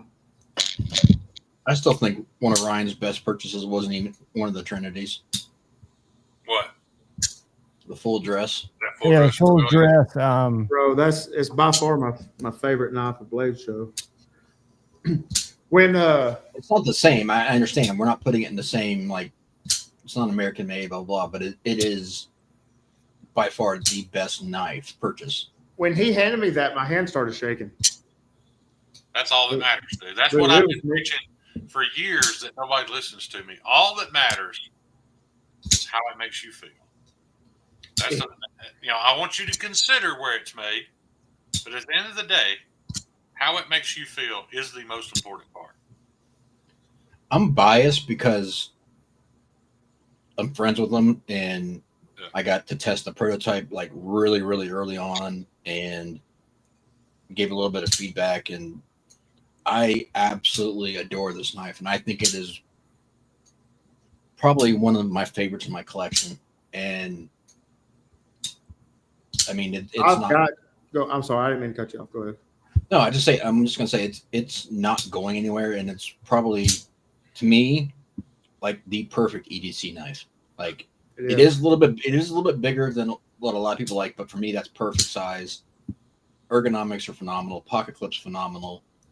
Everything about the knife is just great, and that knowing that the attention to detail and the design on it that went into it is way more than you're going to get with 95% of production knives on the market. And it is,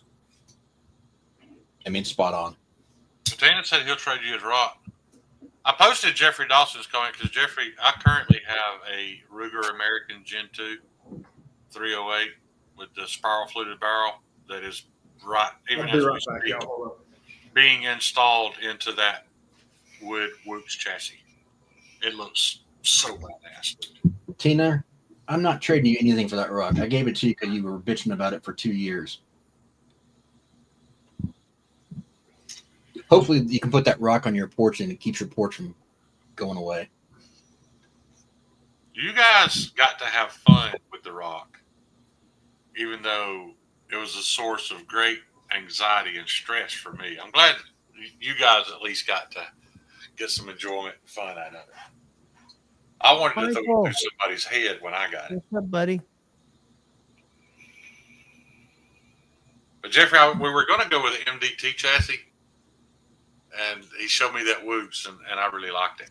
It does add about a pound to the rifle, but my opinion, a precision 308 rifle, an extra pound may actually be of a slight advantage. I want to bring up one of these things here. So, like this one. So, depending upon the Holy Trinity is what you want. The Holy Trinity was originally to be all American made. The Oz is, to me, is built better than a Demco. My new Trinity, probably for production, and that's what it was, American production knife, Holy Trinity, would probably be SPK. Absolutely. Craig Brown knives. Yeah. And still probably Hinder. The Hinder gets bonus points for the fact that Rick hasn't gone up. I don't think he gets enough credit for the fact that he's still selling a high-end folder at the price that he's selling it for. Hats off to Rick Hinder for that. Yeah. And, you know, he's moved away from some steels that he wasn't great at. They're still not performance heat treats, but at least they're the upper end of, you know, production level. And that's what I was getting at with Brown. Brown doesn't do his steel as well as he should, but the precision of his knives are phenomenal, and the designs are great. Talking about Chris, the Cortex, and the FSD. That's Craig Brown. Craig. You know what I'm talking about. You be talking about Brian. You say that different name Brown every time you say Brown knives. Well, next week Talk about Obama Brown. Crack is whack. Crack is whack. Yeah. CRK is up there too, and that's why I don't want to take him out of that. But there are just newer things that I like design-wise better. Good to see you, Brian. Guys, there are people right now that would put McNeese into that Holy Trinity. It's not far behind. Yeah, and it is great that we're even able to have that conversation now, because a few years ago they were literally the only choices. Yeah, I know a lot of people want to move Strider out of it, but I don't. Now, do I think he should do something like Medford just did and do a highly refined knife? I think that would help his case, but that's not what he does. Yeah. He made knives for guys the tip of the spear to fucking kill people with. That's what he made them for. If that fits into our Holy Trinity or what we want as a knife, he doesn't care. And I appreciate that. I appreciate that that's what he does, and that's why he designed it. Now, Greg kind of did the same thing. If you watch that, please, guys, watch that latest video on the Praetorian. And just to let me know what you think of the video itself. And let me know what you think of the knife.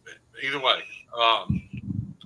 But Greg did take something that was inspired by warfighters, and I love the way he talks about in its final form. The form it's in right now is only possible because of peacetime. Like, he's not having to concentrate on, is this a knife a guy needs to take into battle? He's able to add some, and I respect that. Same with the EOD. Now, that don't mean I'm going to buy one. I can't say that if I had $1,400, I'd buy that knife. You know, and that's another. 5 years from now, you know, it's entirely possible that you know, we could be arguing whether or not Brian Kim's knives deserve to be in that. You know what I mean? Because for those of us whose passion is in geometry and heat treat and performance, you know, most of the guys in the Holy Trinity aren't. Yeah. So you can have Brian Kim and Alex Steingraber and you know. And what I've learned, and I think we'll hopefully get a good read on it Friday, if Jacob is able to join us. But a lot of these guys that are making knives and have been making knives for a long time or come from the lineage of making knives, as odd as it is, they don't get caught up as much in the science of the steel as you would think they would, being that that's what they do every day. Now, should they? I think it's because they have to be more concentrated on running a successful business. And maybe I probably owe some makers an apology because I've been thinking about that a lot lately. All I have to concentrate on right now is making my knives better. And we just touched on that Kyle's aggravated at me because I'm not concentrating on whether or not I'm running a successful business. I think those guys are so overwhelmed with running a successful business, they don't have time to. Well, and it comes back, Shane, to the consumer. Anyone does. The consumer. Especially when their knives are selling out and S45V in and they can't make enough. Right. And you just, again, when Suzanne said, Tim just, I think he'd be interested in learning more about it. I just don't know if they have time to go off into those. They're not really rabbit holes, but to see what, because their knives are selling and because they're busy, or they're bigger. I don't know. I just wonder. And I think Jacob is hopefully going to join Friday night. And I'd love for y'all all to be there to help him ask questions and answer questions, because I know there'll be a lot for him. Well, my take on it is I think a lot of the guys who make knives are extremely talented, very artistic, very unique in their mindset as far as how they approach it. Yeah. But they're not business minded. So if they could have someone in their corner who's business minded and stick to just doing the artistic side of it, they would have a much more successful business because they could do the best work they can without having to work. You're still leaving out the part that's important to me. So even if you got somebody running the business and you got a guy that's leaning heavy into the artistic side of it, most of those guys still aren't interested in leaning into the pure performance side of it. Well, that's got to be. That's part of your art, Shane. I think what Tom is that's part of the art that Brian Kim is under from some of us. Like if Brian doesn't release a knife, we're less worried about the artistic side of his knife. If he doesn't release a knife that is the very top of the food chain in performance, he's got a lot of crow to eat because that's what we expect from him. He's not even a knife maker yet. And we all already expect whatever Brian puts out to hold an edge and cut better than everything we've ever handled. And I hate to put that on him, but it's the truth. But that's what I was getting at, Shane. That's what I was getting at was part of that artistic side, whether it be that artist is into geometry and cutting, or that art is into more fancy, showpieces or whatever it is, that, and then they work hand in hand with the business partner so that way they can make it financially work and be successful.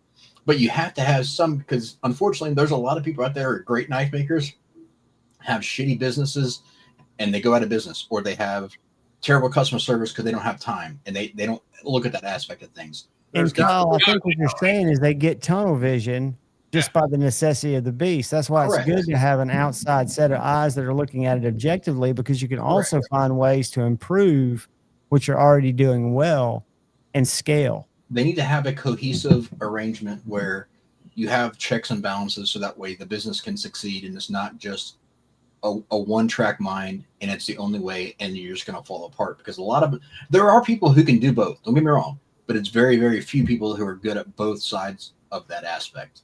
And I'm gonna put this on the record right now. That's a very good point, Patina. I think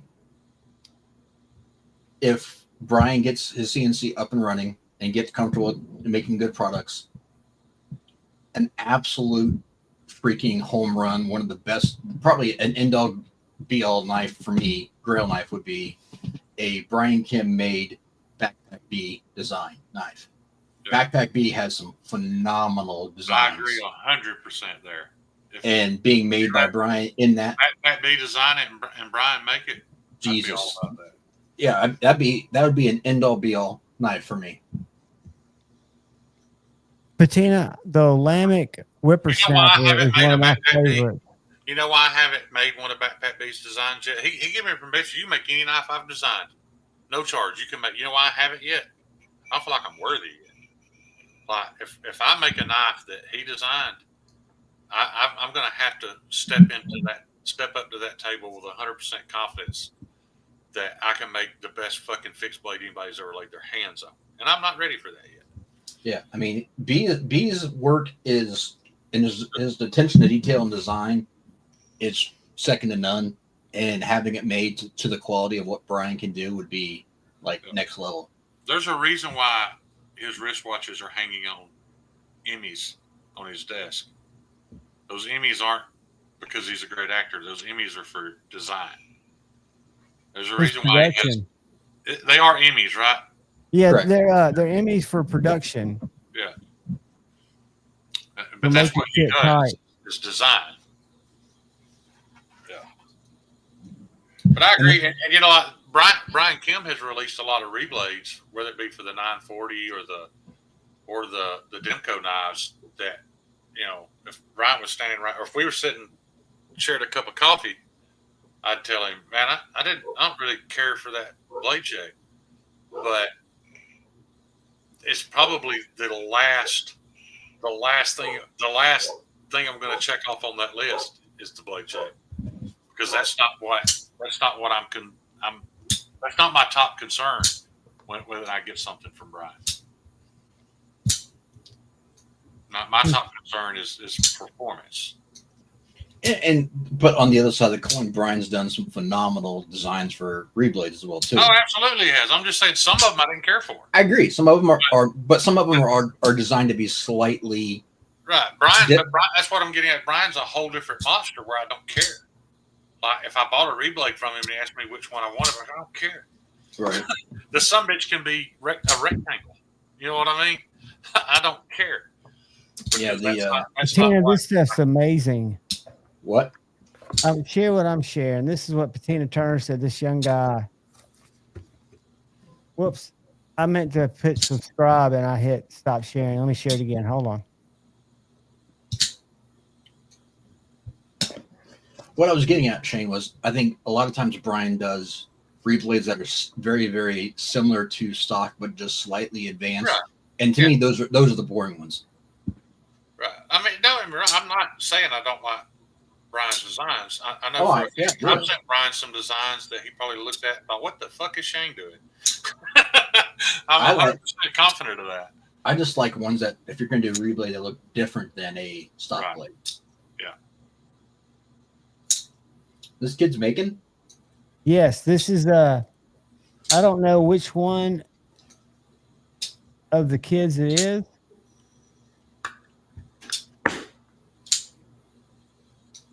I don't know who the maker is, but all these are his knives. Look at that little chode.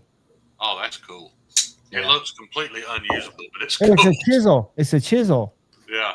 It doesn't look. A little friction folder, too. Yeah, and it's got a little tritium in it. But he's got some, I would never buy that, but I love it. Does that make any sense? Yeah. Absolutely it does. Look at the grind in that. I dig that. That's cool Yeah, stuff. I mean, there's so many talented people out there, and a lot of them are very, very kind people. That's what I find amazing. I think I told y'all I met that grandson of There's a thing in the comments right there. who's the guy on Mel Look at him Pardue? trying to act smart. Here you're talking Robert Carter. Javon. That's What? Robert Carter, is Mel Pardue's grandson. Robert Carter. Let me see if I can find him on Instagram. He does His good work. work. There's literally 3 folding knives right now that I have any remote interest in owning. All 3 of them are titanium frame locks, which is not my thing. But I want a Brian Kim custom. I want a Lamia, and I want a McNeese. Let me be honest about this. I'm not a huge fan of any of McNeese's designs. They don't speak to me, but I want one because I know they're really well made, and they're really well made in Tuscaloosa, Alabama. That's the biggest draw for me.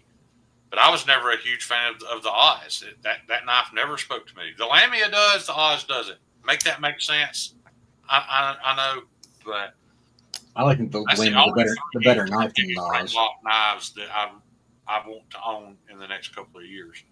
And I'll probably never carry them because I don't like a fucking titanium frame lock. I don't like the Rosie standard one. The XL is good, but the standard one's way too small, and I don't care for it. I like the Lamia much better. I'll tell you what was wild on Sunday at Blade Show. We went by Oz's table, and they had 3XL still there. I was surprised because I like the XL too. I mean, it's thin, so it doesn't carry that big, but for somebody with hands like mine, the regular Rosie is a good size too. I mean, it's a nice knife, but I had a chance to buy either. I had a chance to buy a Rosie from Lord Needham, and the Lamia got my attention more. I think It the was pretty- Rosie XL translates into a very nice fixed blade. Except for when they did the fixed blade, it looked like crap. Right. But when I do it, it won't. The Because y'all know as well as I do, Paul Mills will own that knife eventually. based on your have a hands, Rosie, Shane, he'll have a Rosie XL fixed blade eventually. Shane, based on your hands, Yeah. you would really like the Craig Brown knives. Yeah. Because they're not a crazy hard detent, but they What'd still. be nice is if I can get Brian to make me a liner lock version of one of his. Well, that's what I was going to say. He has a liner lock FSD, and he also has the button lock FSD, which both of those you would like much better than the frame. Button locks literally are everything I need, and I've never handled one that I wasn't bored of in an hour.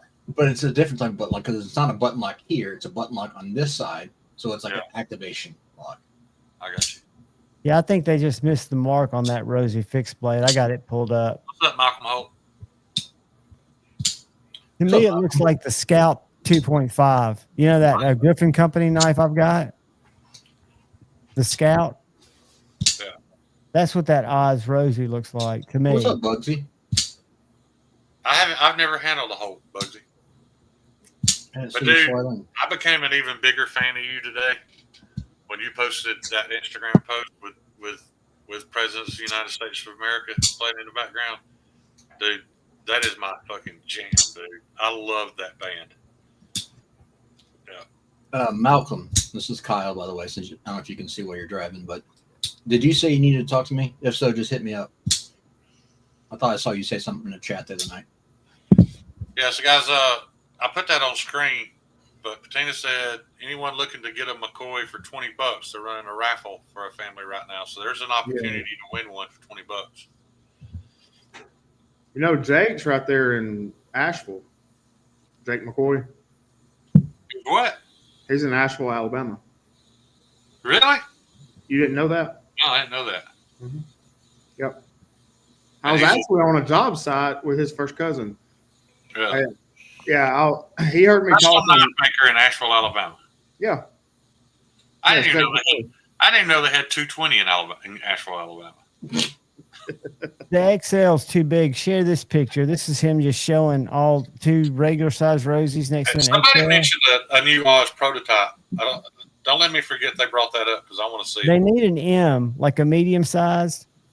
So those are two regular size Rosies and the XL, which it makes sense to call it an XL because they need one to split the difference. I hate that. I mean, what are we talking? It's an inch bigger. It An looks like an inch. inch bigger. Yeah. I don't. Here are the fixies. And to me, they look like Oh, Scout. no, they blew it, dude. I know this sounds crazy. They should have just not even put the fuller in there. Just done a full flat grind. That knife would have looked better.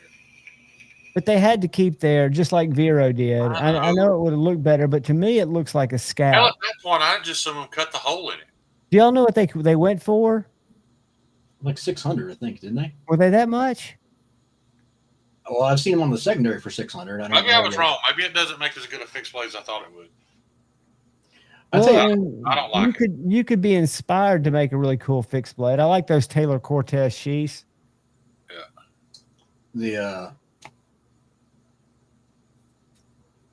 go back. I was going to see something I was going to comment on. Jeffrey Dawson also mentioned On what? Sawtooth Dave, Kyle, did you, on Go this, down, go down a little bit. that Sawtooth Dave's doing a reblade for his Nkosi That would be cool. The best of my knowledge, that's over. I mean, I'm not saying he's not doing Jeffrey Dawson's, but I think in his video yesterday, unless I heard wrong, I think he's moving away from the Chris Reed. That's all right, Javon. I don't remember what I was going to say now. Sorry, Oh, yeah, I do. We were talking about the Fuller in there. And, I mean, people doing it as a trademark's okay, but that's a basic shape. I mean, it's nothing crazy. And like, I think it's silly. And I also, but the one that drove me the craziest, I thought was stupid, was having the hole in the blade on that EMP EDC OTF. Yes. That is like. But there's enough blade there that the hole wouldn't hurt it. And his I'm whole talking about thing, on the OTF. I mean, that one does look a little silly because it doesn't. And I'll be honest, I don't like that swedge. I know Cheeto's gonna. they're disagree, 350, by the way, but from I don't. Oz. I think that knife. Look, there's one without it. Swedge. There's one without it. Oh, does it have them without the swedge? Because I don't Yeah, like look. the swedge at all. Look at that. I don't see it. Well, it's got swedge. It didn't have the blade hole. Hold on. See those Yeah. down at the end? But there's not one without a swedge. There's one No, without the swedges without are that there. invention, but it still has the swedge. I don't care for the swedge. Paul likes it. What It just Is it breaks just- up the line? it breaks up the lines to me. That's just a personal thing. That's why I don't. I mean, I know I've got to start doing them because some people want them, but I don't care for it. But Tina, you also like I pivots wonder on your why he fixes. did some with the little divot and some without. Because I think it looks much better without. I It do does. too. Everybody give a big shout out to Zach Stuff. What's up, Zach Zachy? stuff. What up, Zach? Because of Zach Stuff, y'all get the nipples. I'm gonna get But yeah, shut down. 350. That doesn't. I mean, I assume he's making them there. And look at this one on the end. This one on the end looks very weird. Well, it didn't show it. Damn it! There's one on the end that looks like they I left will the. admit the one without the fuller or whatever you call it with the swedge does look better, but I still think even that knife would have looked better without the swedge. Well, they're obviously expanding. They're doing a bigger building, which hopefully means they'll have more knives.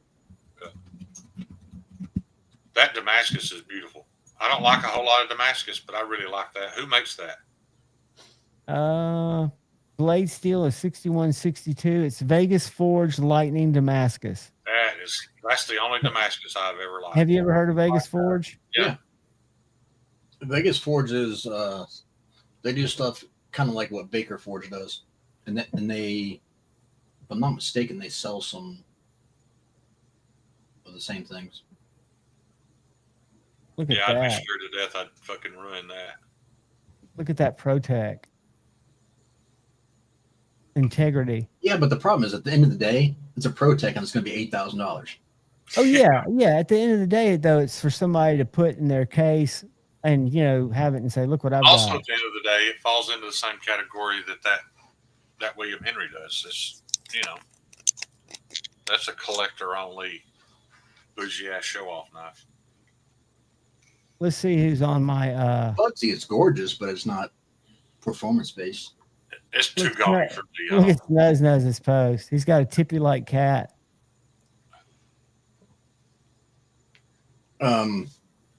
Although they are doing some. I don't know if you've seen it all, Shane, but they are doing some Magna Core. I've heard that. Of those fancy. Mostly, I'm not getting on a soapbox talking shit about Damascus. I'm just about my personal taste. I don't typically like Damascus, but I really like that. I really like that pattern. Blazing EC. That's gorgeous. That's regrind, isn't it? Are you getting ready to go to Blade Binge next, Javon? Now, No, I don't go to before we Blade Binge. forget, are there pictures of this Oz prototype? This new Oz? Ed said he's going to send it to Javon right now. Okay. I'm just seeing what's on the Instagrams. If there's anything cool, that's a Devo I'm knife. paying attention to Kyle. I like when you do this. I just give him a hard time. Calm down. I Hey, like this is when a Kyle- great knife. This is a Loot 10 Texas New Breed EDC. Hey y'all, All right. look. So I just got my Dixon back from Paul Mott. Yeah. So I open it up, and this is what's taped. He sent you the Phenar? He did. That's awesome, hilarious. dude. And it's in bubble wrap, so it won't get It broken. That's Oh, too man. good. That's a nice touch, dude. Too good. That knife might be better without the flipper. Hey, I can't believe I just said that. Ryan, do you like small Sabenzas?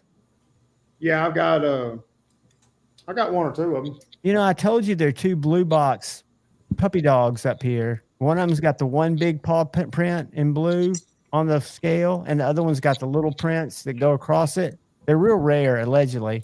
You know what a Sabenza Ryan's puppy wife looks said, like? shut up, Javon. What's that? Ryan's wife said, shut up. He don't need any more small Sabenzas. Well, they're blue boxes. They're rare. And I saw his dog prints on that Dixon, and I thought, And I don't know if Javon answered you, but yes, please send him that picture so that he can pull it up. Yeah, I'll pull it up. Are you gonna Instagram it to me? That's what he said. All right. Right. Oh, I know what I wanted to show you, Shane. You met this guy, and look what he's just done. And then I'll go to Ed's. What's up, Kyle? Do you have a name for that one yet? Because I got one for it. What? Chipper. Well, Chipper's going on it. Okay.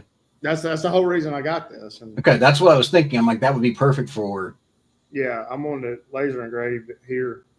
Gotcha. Check out that little knife I'm sharing, Shane. Oh, It's in your request, Javon. Go to your message request. Go into it. who is that? This is Carey Development. Remember the guy we met over at Blade Show? Yeah. It's his first folder. I like that as a first folder. This guy you met. Yeah. He was telling us about the t-shirt presses. All right, let me go to my messages. Who sent it to me? Ed, Ed was supposed to. Ed, why aren't you just coming into my because you haven't got anything from him before, so or you're not friends with him, so hit accept and then his message will come through. Ed, you're good to send it now, bud. Am I following Ed? Hold on a second. Jeffrey Dawson.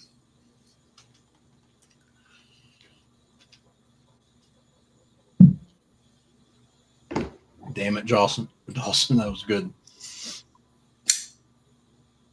I wish I could make it bigger. Let me see if I can download it. Save image as. All right, I'm going to save it as a pic so I can make it bigger and show it to y'all. Hold on. Yeah, that doesn't look anything like what I've seen from us before. Which, Let me whether I make like it or not, I think it's a good idea that he steps away. You know, changes that design language a little bit. You can't make it bigger on here. You're showing the same picture. Yeah, but I'm about to, here you go. I got it big. Now I'm going to stop sharing this. Bear with me, guys. I'm trying to get technology. I've got to share an actual file now.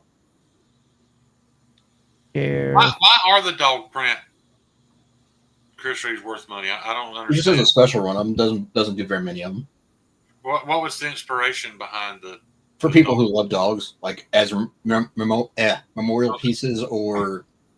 Are you talking about this, Shane? I'm sorry. Yeah, I'm I getting just the ball didn't with know what it emails was. right now. So, but yeah, I got this for Chipper. I'm gonna put Chipper's name on it and stuff. It's just a memorial piece. I just didn't know what the inspiration behind that was. Ugh.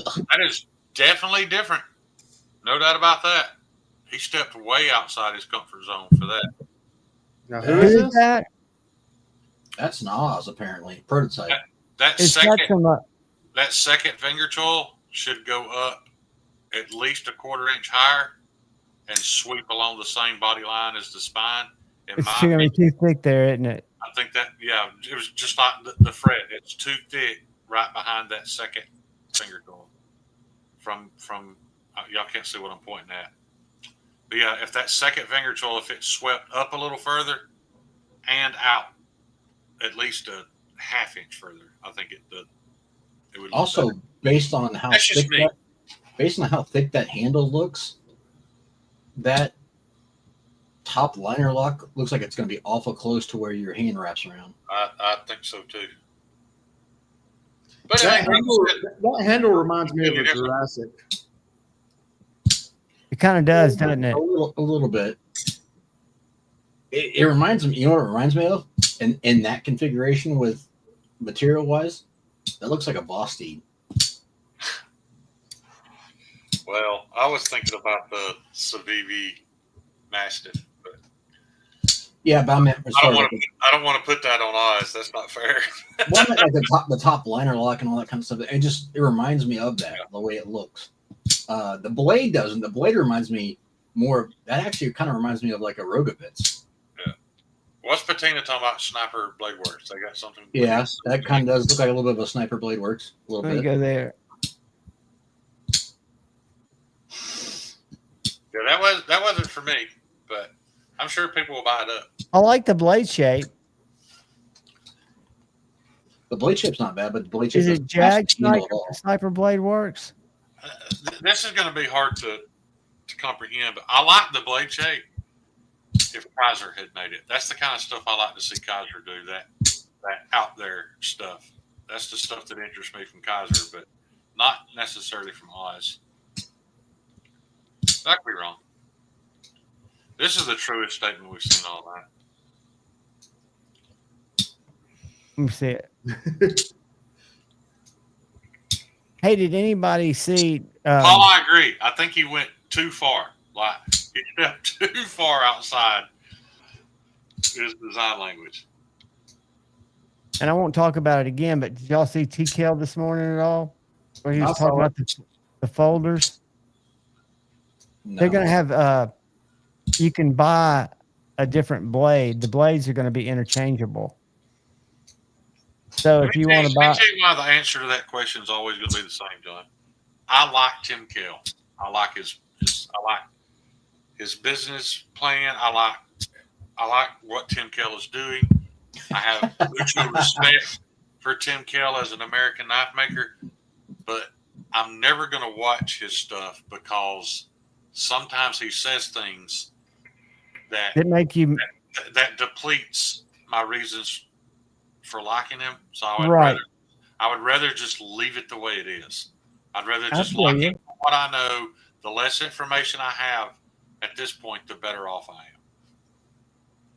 I And feel and I say that, and I want a particular TKL knife. I want that knife. I don't know if he's going to send it to you, but so yeah, you got what's it up, called Kevin? again? the Sapper. The Sapper. What's up, Kevin?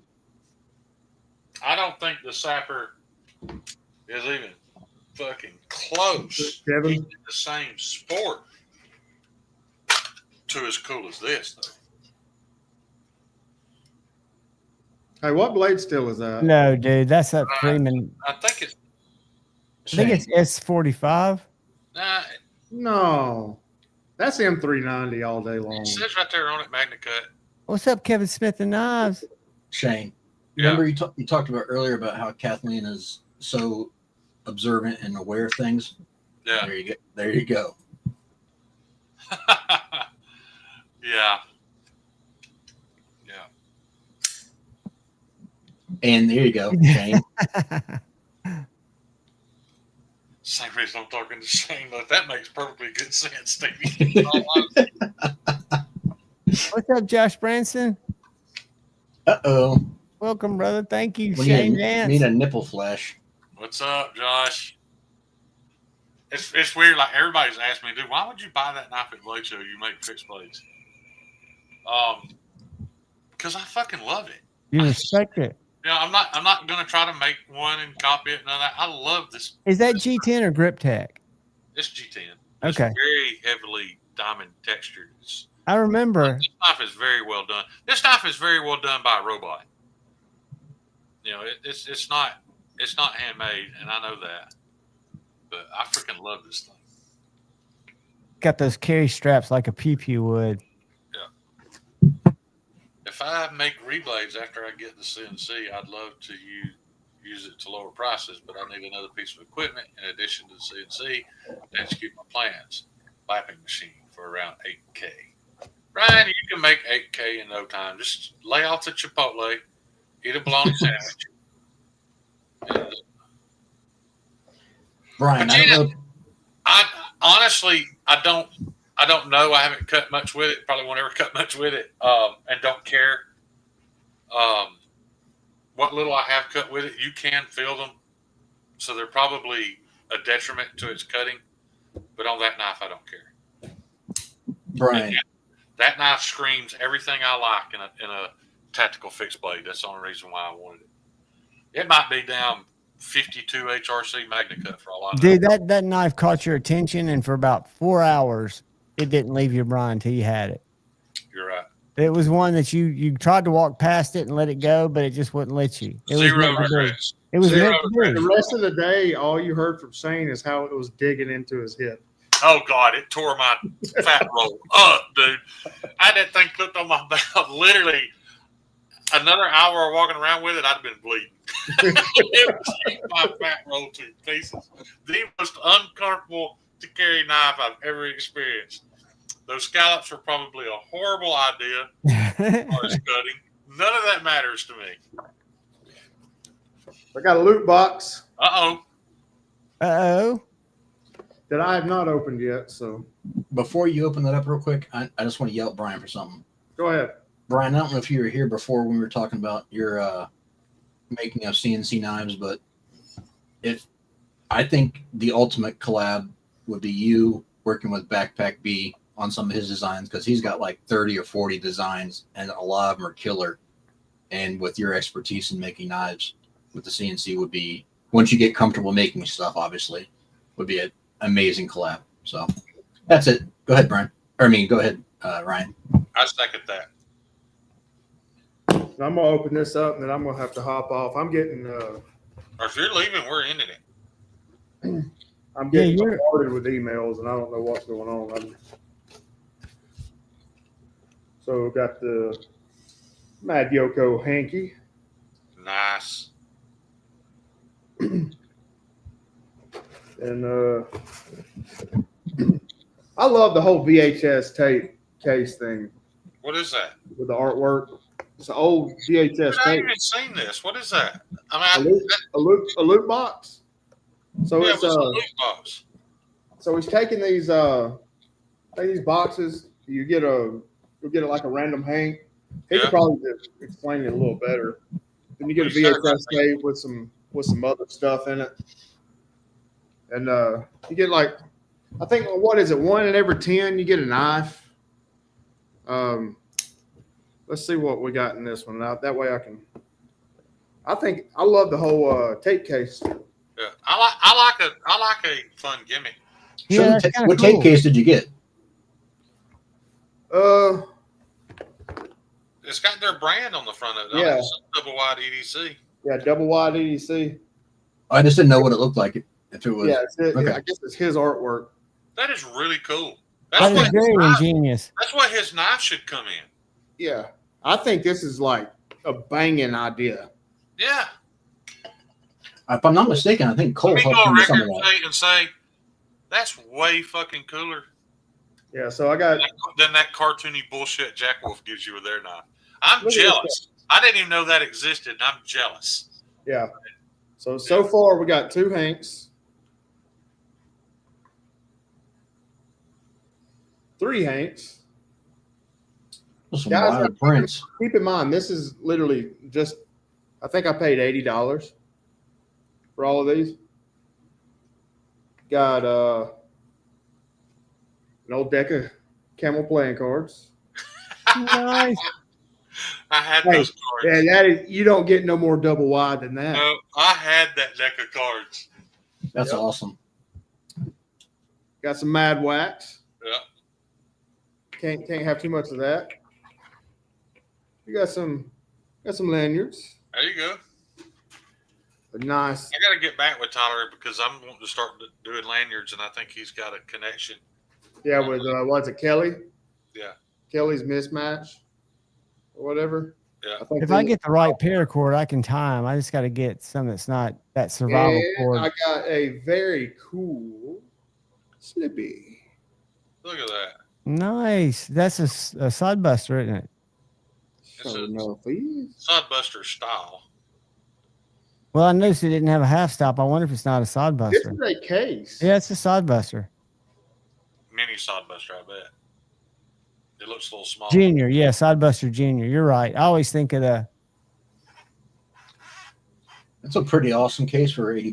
For Yeah, $80, man, man. that's- I mean, look that's, at this. It comes in this really cool box.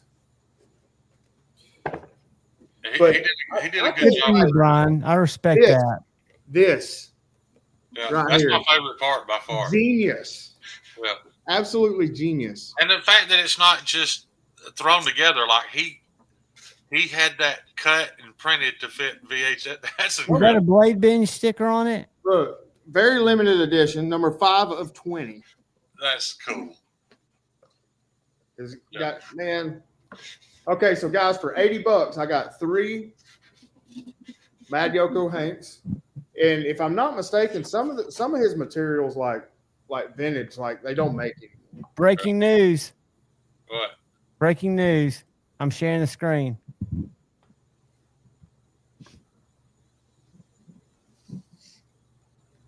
Hold on. Oh, where'd it go? There was let me refresh. Hold on.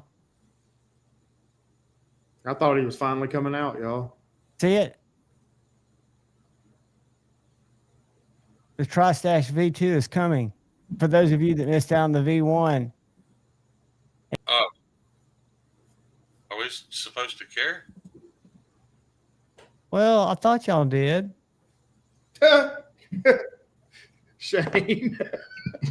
I don't get it. I don't either. They don't have the top button lock. I'm disappointed. Anyway, That was the only reason that knife even needed to exist, is for those of us who couldn't afford one from the guy that Cole stole the design from. but the best part, Golden Design Works is who you're looking for. Yeah.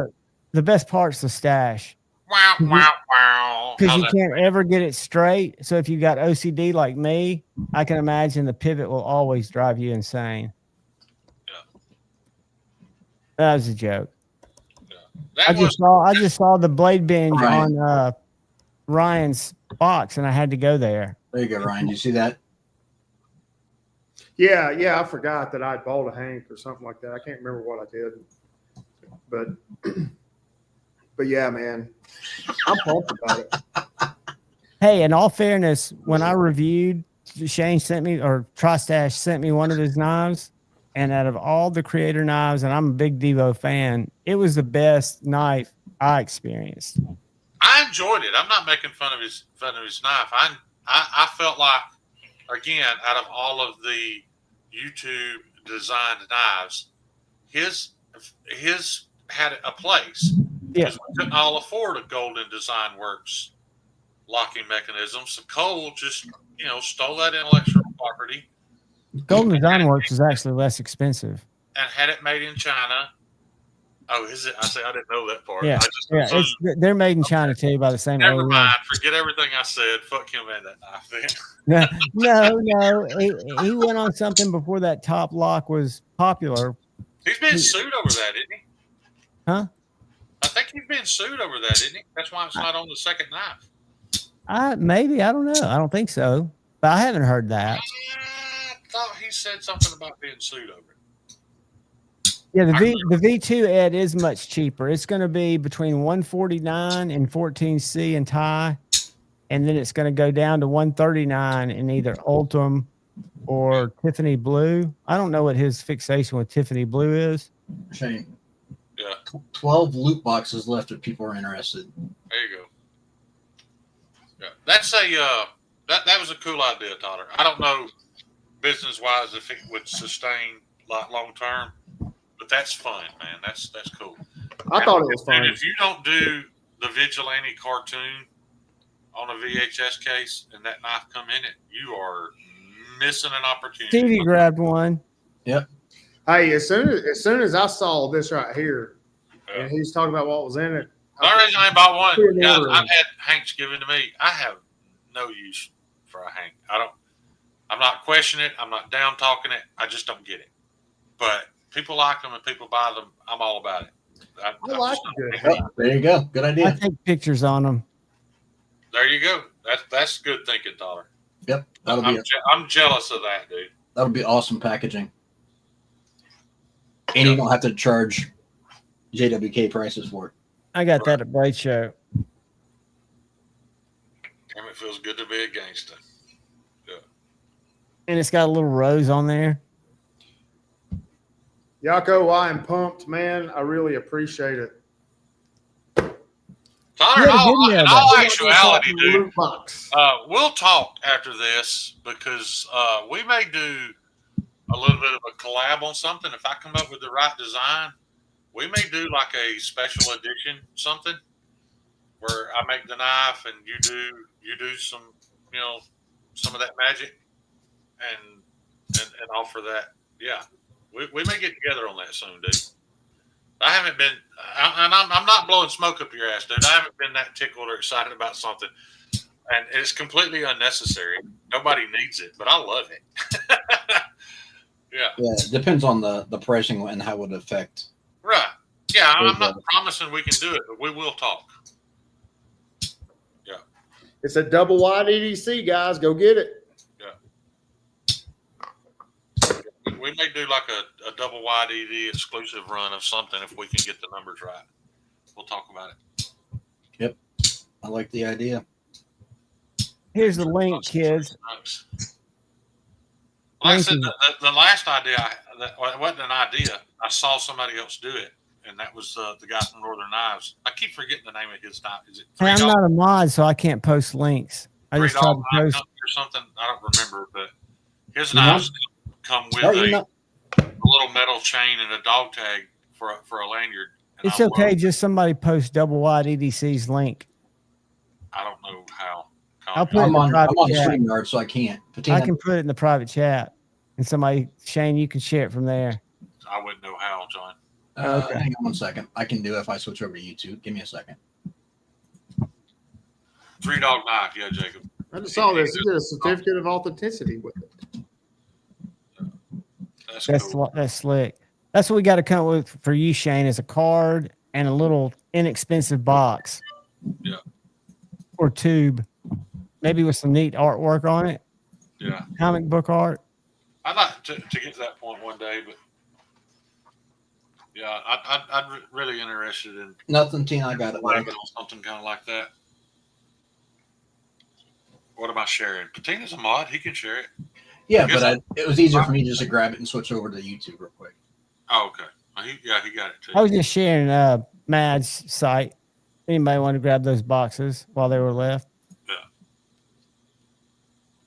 I do have. I'll let Tyler know. I did find my Mad Wax, and my Rex 121 is currently bathed in it. Like, I really need to go back and buff it off because like it's hazy looking. I've got so much on there after that little incident. But Did you put any more elbow grease behind your magic eraser? I left it. There's a little dark spot, but I'm okay with it. I didn't want to run it anymore. Yeah, Jacob, I don't know if I mentioned this, but he was the first. He's my first retail store to. Well, yeah, you were there in the live that night. He ordered 10 of those thugs. That's why I can sell you one of them because that order's all his. I'm a Wicked Wax guy now.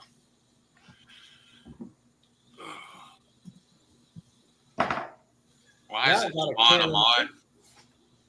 I've got 3 mods, and one of them I don't think has ever been here. I don't. Yeah, and he's a good guy. I don't need to be a mod. I was just trying to share the I link. don't think he's ever been here. No, I don't think so either. That's funny. But it's weird. He kind of stepped out of the community a little bit, too. Like, he's not near as involved as he used to be. We saw him at Blade Show, didn't we, or did we not? I didn't see him this past year. Okay, I then saw maybe I didn't him. either. I saw him a couple months ago. Every once in a while, I'll pop into one of G-Balls, and he was in G-Balls live. He's been posting a lot of stuff on Instagram, kind of like Dark Gravity, Man, that might be nice, dude. Maybe. Kinda- How's it fit? kind of artsy, middle Might be a aged little tall. model type stuff. Oh It yeah. was made for it, dude. There you go. I think that's a win. Winner, winner, chicken dinner. It was made for it. Ryan, did you send out that package yet? To Me? Ryan? Yeah, Me? Not yet. It's going out tomorrow. I was gonna say, because then you mentioned one earlier that you had that was dull. You could throw in there to that William Henry if you wanted. The William Henry's coming to you. Okay. I was going to talk to you after the live and backstage. Okay. Something about that. Devon, did you post the double wide EDC thing to the chat or to the private chat? Well, I posted it to the private chat, but then Kyle posted it to the Gotcha. regular chat. I see. Sorry, I've been kind of disconnected here the past few minutes. It's all good. It's all You've been good. all All right, excited. cool. when your That, loot box. that adds to content that y'all had stuff to show. Hey, Bugsy Craftworks. Oh, Bugsy, I'm not the one to ask, buddy. I barely get by, man. I've got a $20 Amazon camera and a $50 hand-me-down microphone on a 10-year-old touchscreen. Bugsy, if you want some advice, I got a little bit of what I do, and it's just very basic. It's nothing extravagant or expensive that I can share with you. I can tell you now, you can spend a whole lot of money and not do a whole lot better than you would on a modern smartphone, though. I use my smartphone for everything. I don't even have a camera. I have a webcam, but I put my investment in my mic. I'm using my camera. I've got I'm using my cell phone as my top-down camera, and I've got like a $40 or $50 light, and that's it. Yeah, I've got a $20 ring light up there. Oh, not a light. I'm sorry, I meant a mic. Yeah. My This- lights are Who'd I get this mic from? Was it Duty? the one that was the hollowed out on the inside. No. this blue ball. I think Duty upgraded and sold me some cheap. You said blue ball. Todd, I It's just do blue. every video with the. It's blue with the and it's ball iPhone. shaped. All right, this is my mic. I'm pretty sure I got it secondhand from Duty. Oh, yeah, that's a little blue ball. Bucks, you could be all in for $100 or less if you wanted just to get a stand for your phone, plug your cable into your computer, and get a mic and plug it into your computer, and you're done. Yeah, Thinking of something to say for 2 hours, Bugsy, is way harder than buying the equipment to say it into. it is, and there are different ways to go about it. I watch some people that don't even engage with the chat. They just run through a show showing different stuff that's of interest or they think their audience is going to be interested in. I don't feel like I'm that kind of streamer. Yeah. I feel like I just kind of have to be top of mind and go with what the chat's talking about. Yeah. Bugsy, put in the chat whether or not you have hot sauce ready. I know you made that post, and I've seen people saying that they needed that in their life. If you've got hot sauce ready, please let us know. I was very fortunate. I was gifted my mic by a very generous person that's in the chat this evening. Oh, were you? Yep. Yeah, because I just was using before, if you remember correctly, I was using my AirPods, and they would cut in and out. They weren't all that great. There you go, guys. Bugsy's got 9 bottles ready to go. If you want information on it, go to his Instagram, Bugsy Craftworks. He's got a cool post up right now with pictures of the hot sauce and a badass song playing in the background. So if you're a hot sauce guy, hit Bugsy up. I would give him a hard time that I hadn't got my hot sauce yet, but he hasn't got his kitchen knife yet, so I'm going to keep my mouth shut. Well, you're not gonna dig in that dick. What's his IG? Because I don't have his IG on here. Pretty sure it's just Bugsy Craftworks on Instagram, isn't it? You can't You got share any it. jokers in there? It's not under Bugsy Craftworks, so I'm looking it up right now. I was going to post it for you. Now you got me questioning. I know I just saw. Stephanie, thank you. You're friends with him on IG, correct? Oh, it's Bugsy There you _ go. Craft _ works. Instagram search function from somebody who did search for a living is the worst. I mean, it doesn't remember anything. Like you could have searched for the same user and go to their page every other day, and it still one day have a hard time finding them. It's just like mine. It's Bugsy _ I found them. or works. Stevie, you're a master, dude.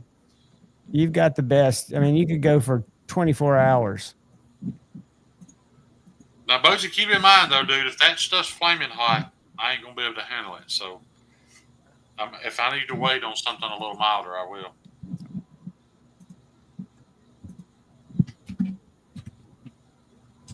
Just tone it down with a little semen. 1991. Damn. I guess you could still advertise. Well, that's more promotional. I guess that wouldn't have fallen under advertising laws. Why won't let me pull up his damn? And these things, I don't Dude, I want those cards. think these things have ever been played with. I mean, they're all still in order, and these things are like, they look. He still has. I don't even remember how many packs of camels it took to get those playing cards, but that was the first thing I got with my camel bucks. But I got a bunch of stuff. You guys remember the Forever lighter they sold? It was the metal thing it threaded in. You put the lighter fluid in it. Damn it, Tina. Tina Beachy? Yeah, because I couldn't find the underscore part. Right. I used to get a lot of stuff with Marlboro Miles. Dude, if you buy a Yako. Did you get a Marlboro jacket? I got a Marlboro. It was a fleece, wasn't it? No, they had If I ordered a Yako box and opened that thing up and they had that damn Marlboro windbreaker in it, I would shit myself.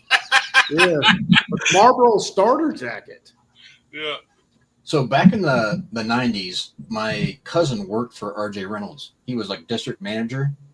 So I used to get all the Camel swag for free because he would go in and like have all the extra stuff when he was setting up accounts.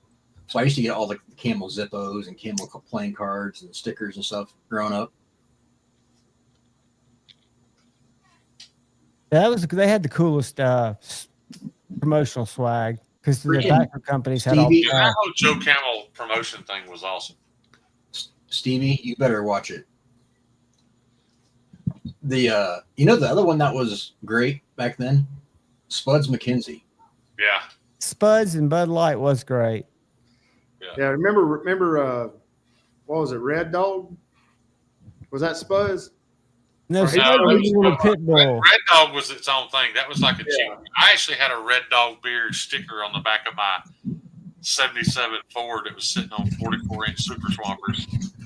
Red Dog did a really good job with promoting to like white trash rednecks. Yeah, they did his own thing. Yeah. If I round it all back, I could probably tie some of my early alcoholism to Spud's marketing. Yeah. Because Spud's got all the cool chicks. Because he had the cool beer. Hey, y'all remember those shirts? John, you might have to pull these up. I'll be surprised if anybody remembers it. Bad Dog. Bad Dogs, yes. Bad Dog shirts. Hell yeah. It was St. Bernard, wasn't it? I don't remember what he was, but hang on. I don't know how to put stuff up here, but I had a shirt that was it was Bad Dog, and it was I don't know. I had Bad Dog shirts. They sold them at Martin's. That's why we both had it. It's Kathleen's. I can't say it. I don't want to say it for Kathleen's. They got a shitload Exactly, of Stevie. I got kicked out of middle school for wearing one of those. Big Johnson Big shirt. Johnson, yes, those were great. Yeah. Hey Shane, do you remember Avco Meats? Yeah. You remember the shirts they had? It said Avco Meats. You can't beat our meat. Yeah. Did you know Denny Contras, the guy that owned that? Daniel Contras, I think, is who I knew. So do you know that Avco Meats was a cover, right? Man, Denny that was way Contras- before my Denny time. Contras was one of the biggest cocaine smugglers in the United States. Was he? They hauled literally pounds of cocaine stuffed into those hog carcasses. Brian Farley, that owned Fat Dog's Bar downtown Gadsden, was a truck driver for him. It was That's how actually kilos, 2.2 pounds at a time. That's how they package cocaine. Right. Kilos of cocaine How stuffed do you know, John? The trafficking. I had friends. Javon's like, I was a buyer from them. I was at a bar one I night. know that guy. I was at a bar one night with Denny Contras, and Denny was probably in his 70s at the time, and his live-in girlfriend was like 22. And Cocaine's a wonderful drug. cute as a button. And I asked Denny one time, I was like, Denny, because we were drinking, being a little smart ass, but I was like, Denny, I don't know how you keep her around, dude. I'm surprised you can even get it up. He said, get it up. He said, shit, I don't need to get it up. I'll stand her on her head and drop it in. That's the Yeah, best. Denny Contras has killed more people than he can count. Like, the fact that he didn't die in prison is amazing. He Did he die free? He was, yeah, but he died awaiting federal drug charges. Yeah, one of my favorite people I've ever met, though. Like, you didn't pay for drinks when Denny Contras was at the bar. Yeah, That's funny. It's if you're not, again, not to talk about drug trafficking, but it's a very profitable enterprise. And if you're not using drugs and you're like just trafficking, cocaine's probably the one that's going to give you the greatest return on your investment. what's your favorite cocaine? That Colombian stuff? Yeah, Colombian. Y'all got some great cocaine over there.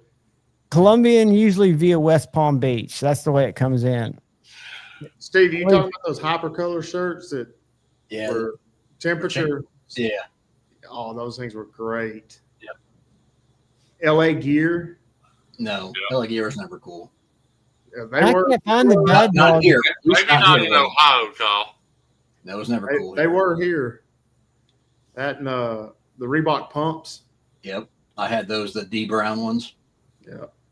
When Oh, you won the you're slam right. dunk contest. You're being talked to, Kyle. I'm gonna put Patina in timeout if he keeps the shit up. For the longest time, I thought Patina was a girl. It is. Everybody did. Everybody. We all remember the day we found out Patina wasn't a girl.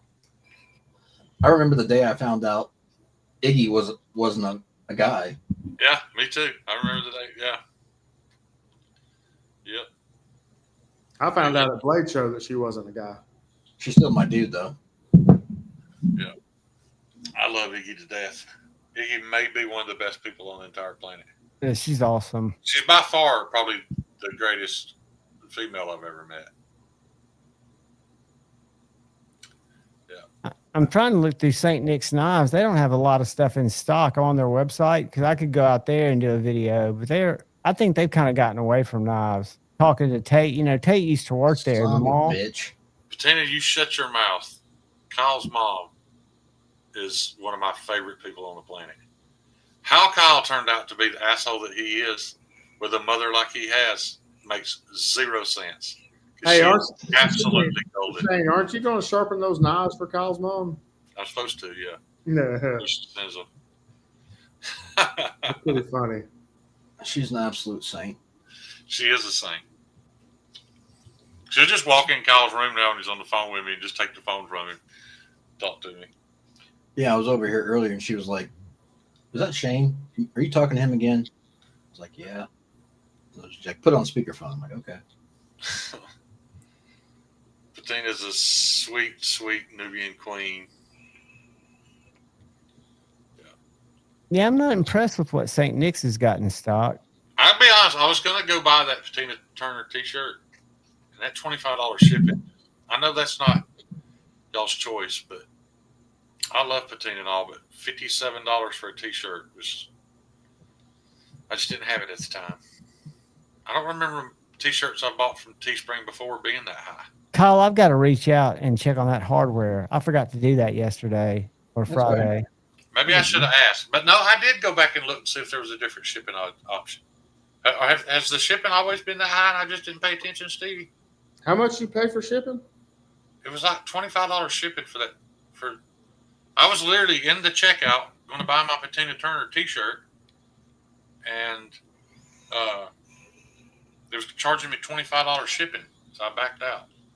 I didn't back out because I didn't think it was worth it. I didn't have the money at the time, but also I wanted to make sure something wasn't wrong.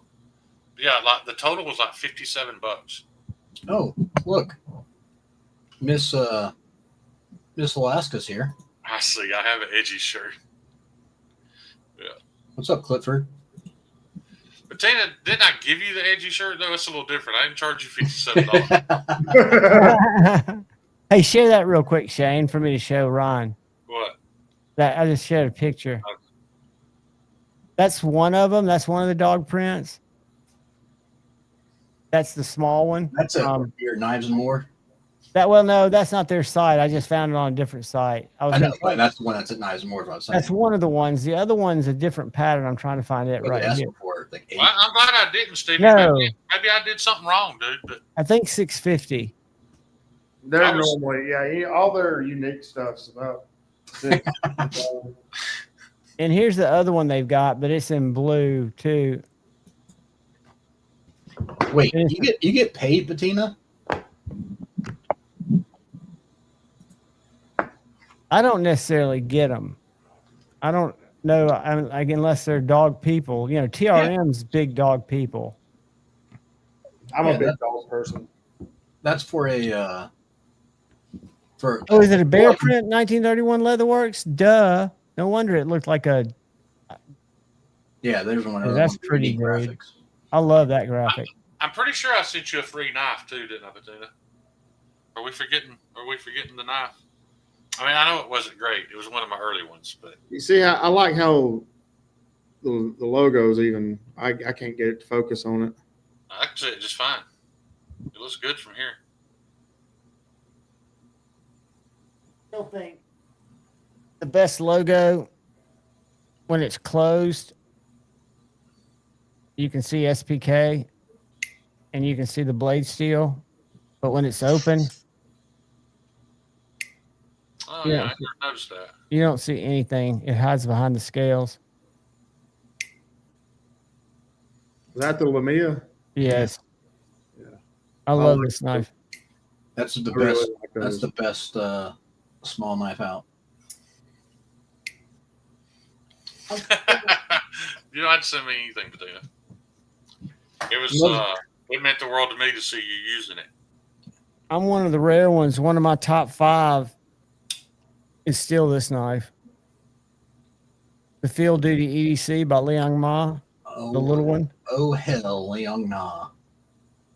I like how he says it's the little one. It still looks big in his hand. Yeah. But they make this is the EDC. They make a full size. I've got it too. It's 3.5-inch blade, but it's L Max. It's got some of the Christmas detent. Nobody cares. I know.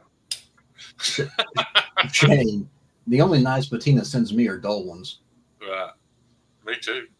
Well, no, I sent you some that were already pretty sharp. I wanted that little bit of extra.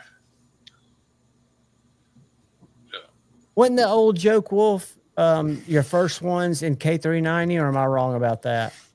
The Joke Wolf you have in your possession is in Nitro V. Okay. Your Joke Wolf that's still at the shop is K390, yes. Well, I just need to. It doesn't matter when I do my shorts. You only did 4. I had 6. That's where the confusion was. I thought there was only 4. No, there was 6, and I thought there was 4, and then I realized that I oversold them, so I told Ryan he wasn't getting one. And then when Brian F. sent me my package back, there was 2 unfinished Joke Wolves. Thank you, Michael I Upchurch. knew there was 6, so it worked out. I wish you would bring this knife back. When he did the Field Duty folder, I was not nearly as hyped as if it had been this knife. Bugsy, I'll do you a Thug and Damage Steel. Ain't no problem. I'll just have to. It'll be a little bit before I can buy the piece of Damage Steel. But how do you finish Damasteel? I know that's a big part of it, right? It's a lot of hand sanding and etching. Right. Finish, damn it, steel. Yeah, Man, I never knew. I wasn't comfortable charging the price that something would cost in Damage Steel with all that extra work. But if you want it, I'll do it.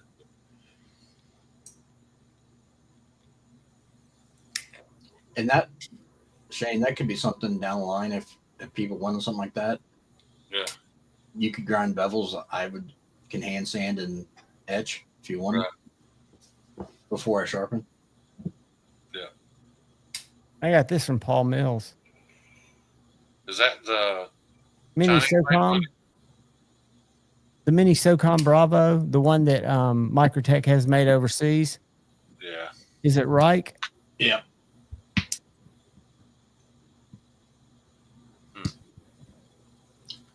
That would probably be the best, Bugsy.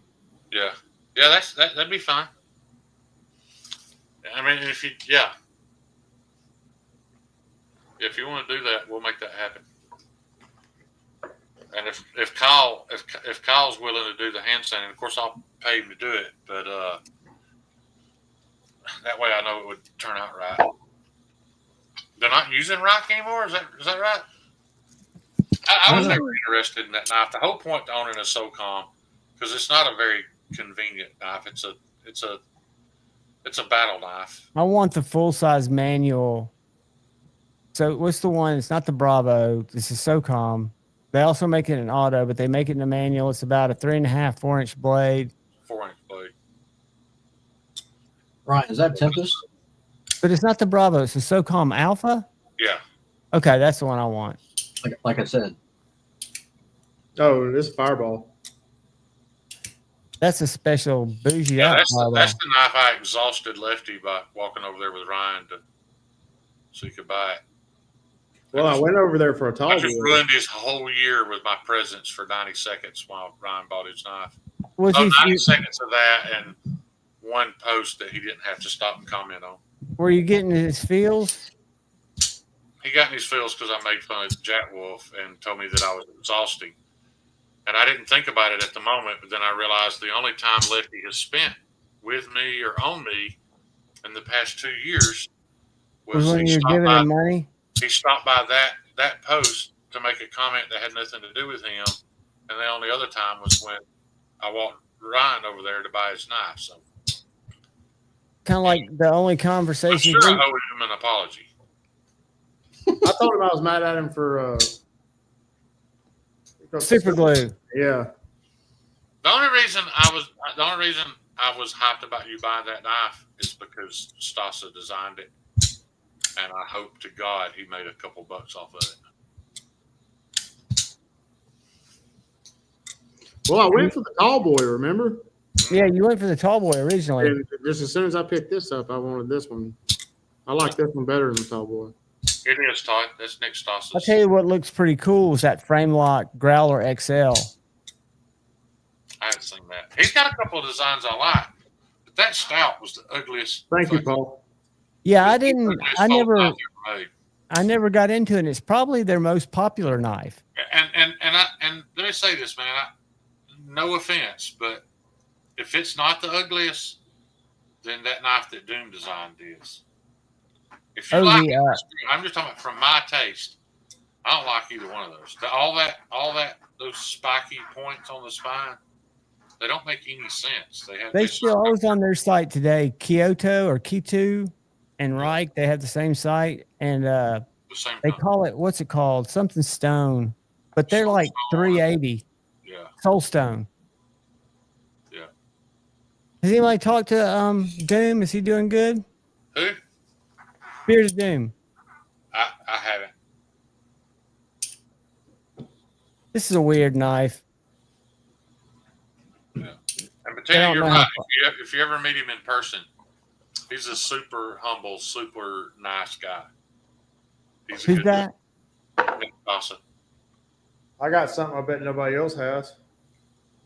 What's that? Number 1 of 100. Yeah. I bet there are 100 other people that have 1 of 100. No, there's not either because I got the number 1. My daughter says 1 of 100 also. Shut up, Shane. I'll tell you what, that drop bear is a good knife. Chlamydia? Knife Nut just comes in the chat with chlamydia? What about it, Knife Nut? It's not real. STDs are not real. They were made up by the government. Shane only says that because he's embarrassed to have them. He's in denial. Kaiser's really done something different on their latest clutch locks or their version of a bar lock. I hate that their bar lock is as good as it is, but it is. Yeah, Bugsy, we can do that. I'd be more than glad to do that. And we're gonna get this hot sauce name out there. I'll need a little push. You keep reminding me. I'll keep talking about it. I love my little rock wall, but I don't carry it much. What I really like and I carry more is my Coupa Cabre, which is I consider that a value price tactile knife.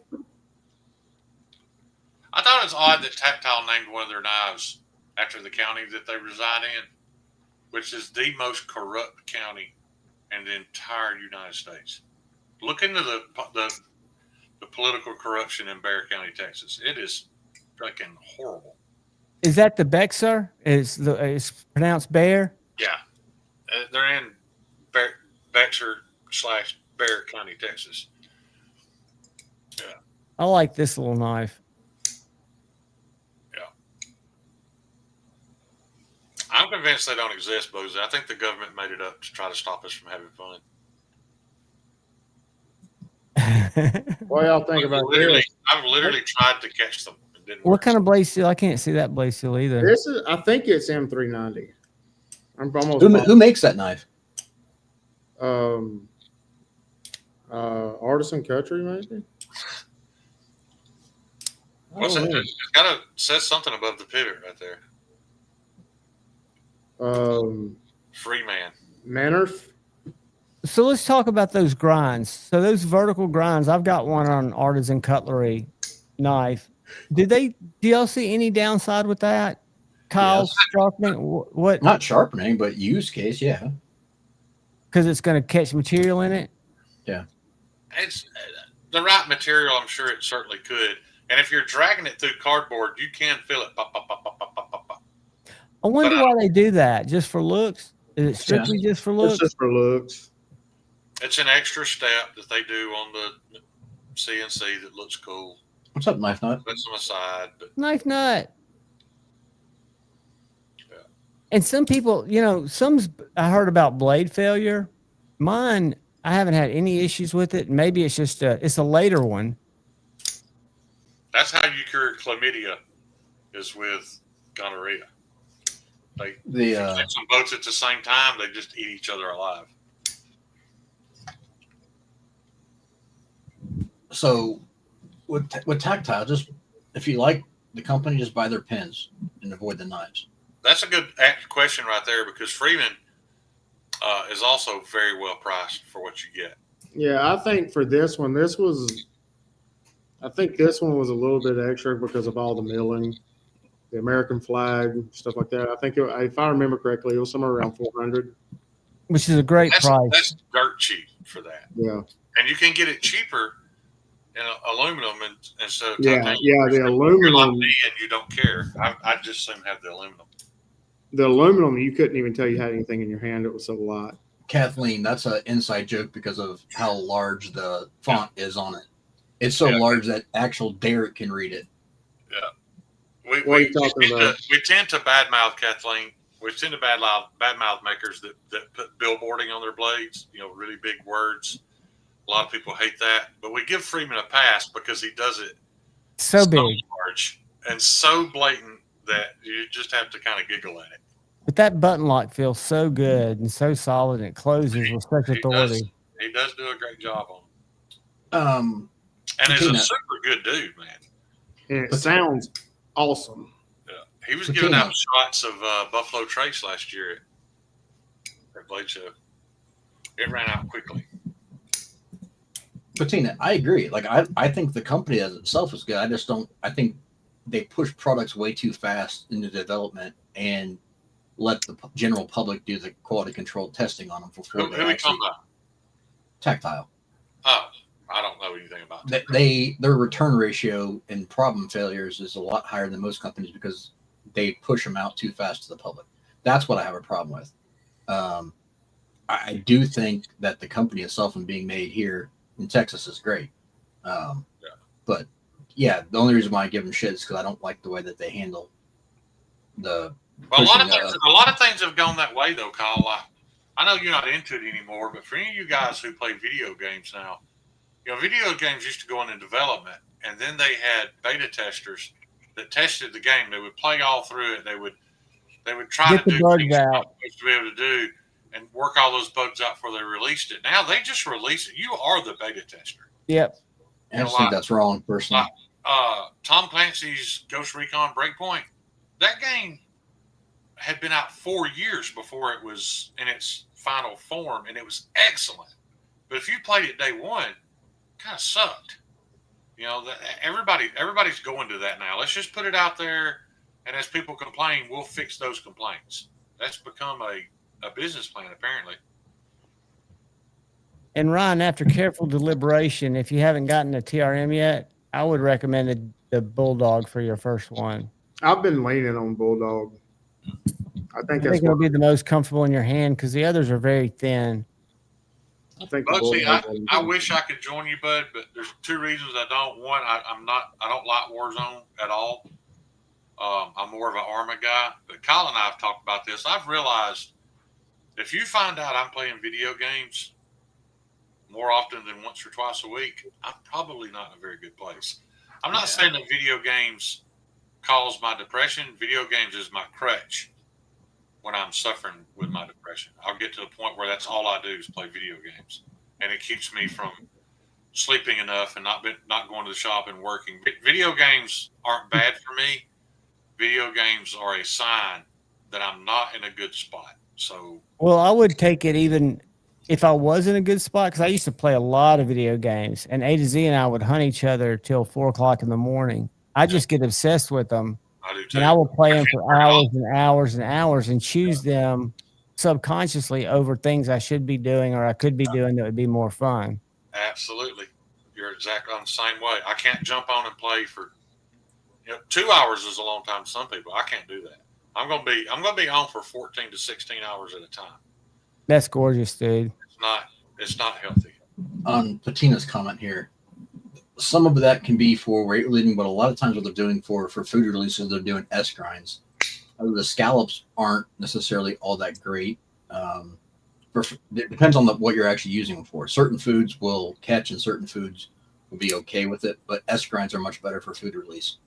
Now, I don't do S grinds yet, guys. I want to tell you why.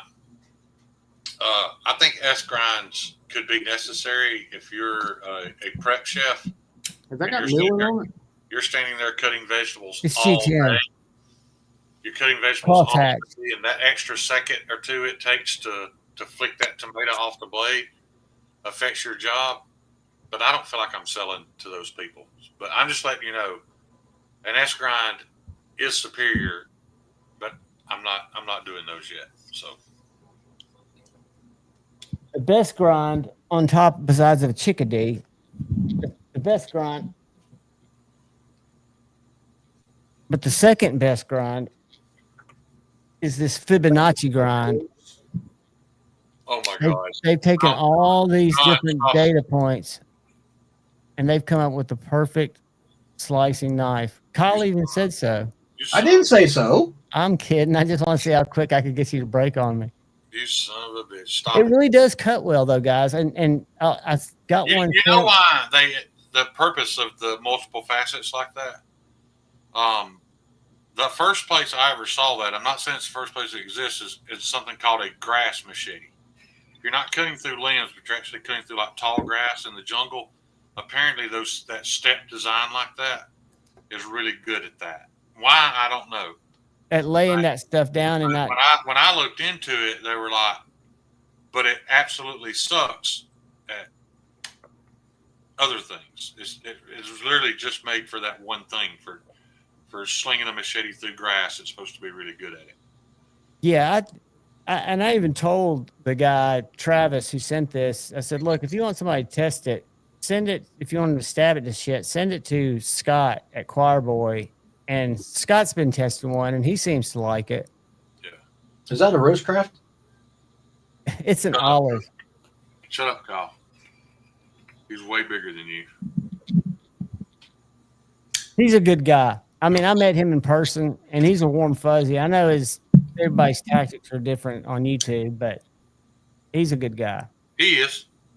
I don't watch as much of his content as I used to because, well, I think he's out there more than Ray. I think he puts out more content than Ray.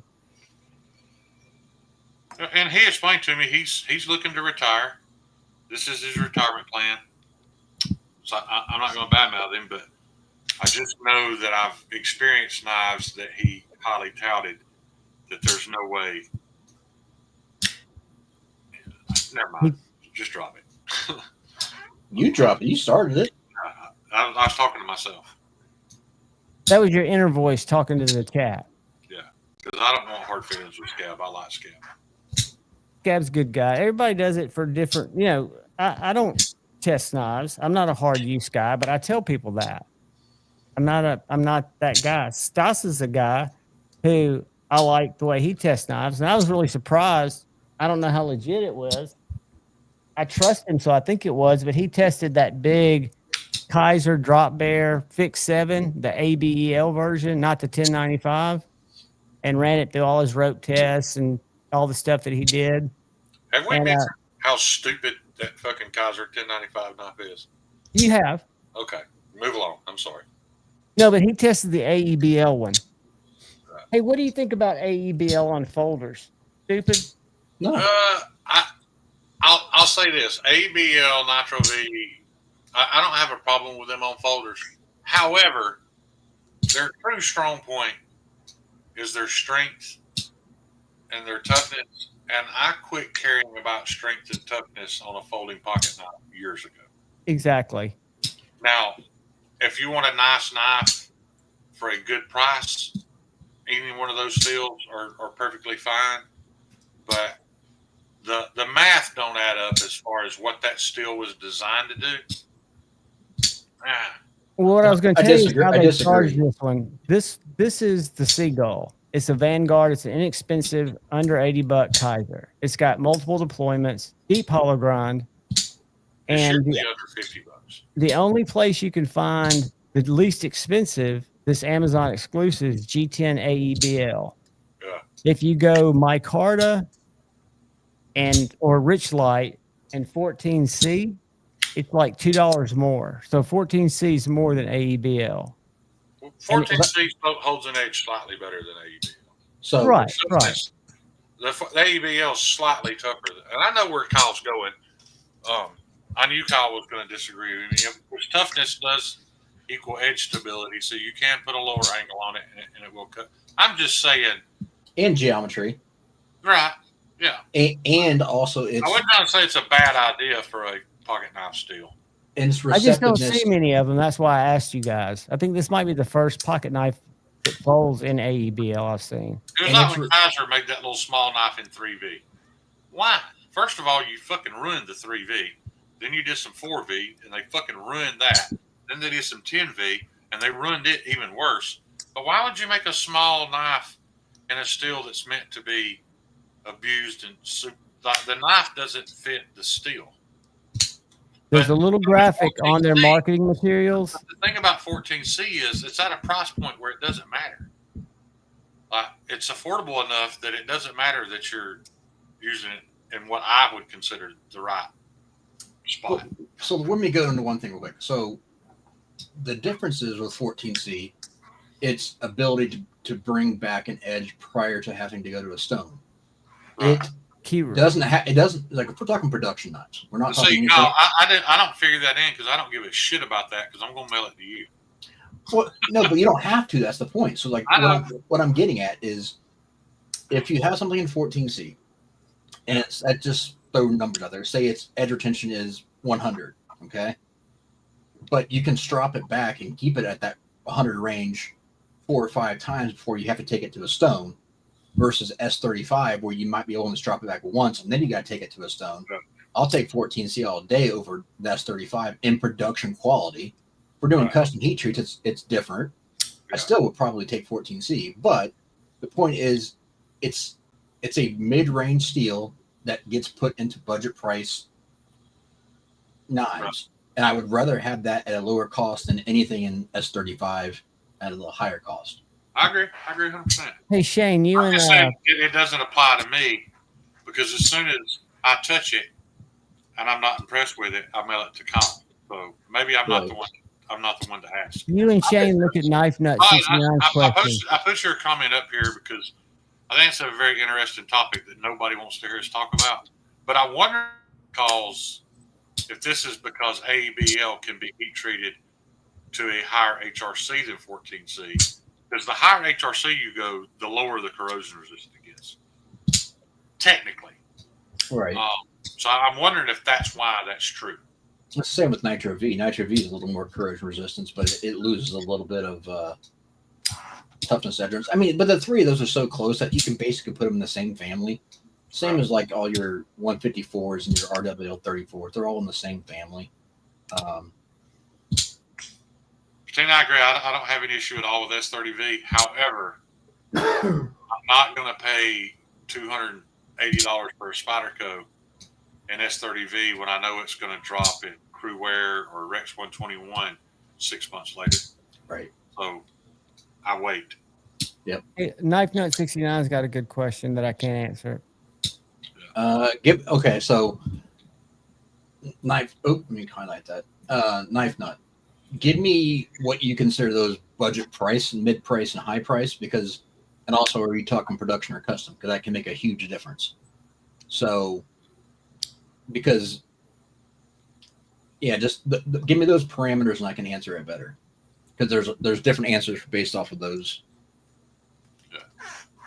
You know, it's weird when you look back on the history of knife steels, though. Like Damascus was designed to cut meat because microscopically, Larry Thomas has covered this. A couple have covered this.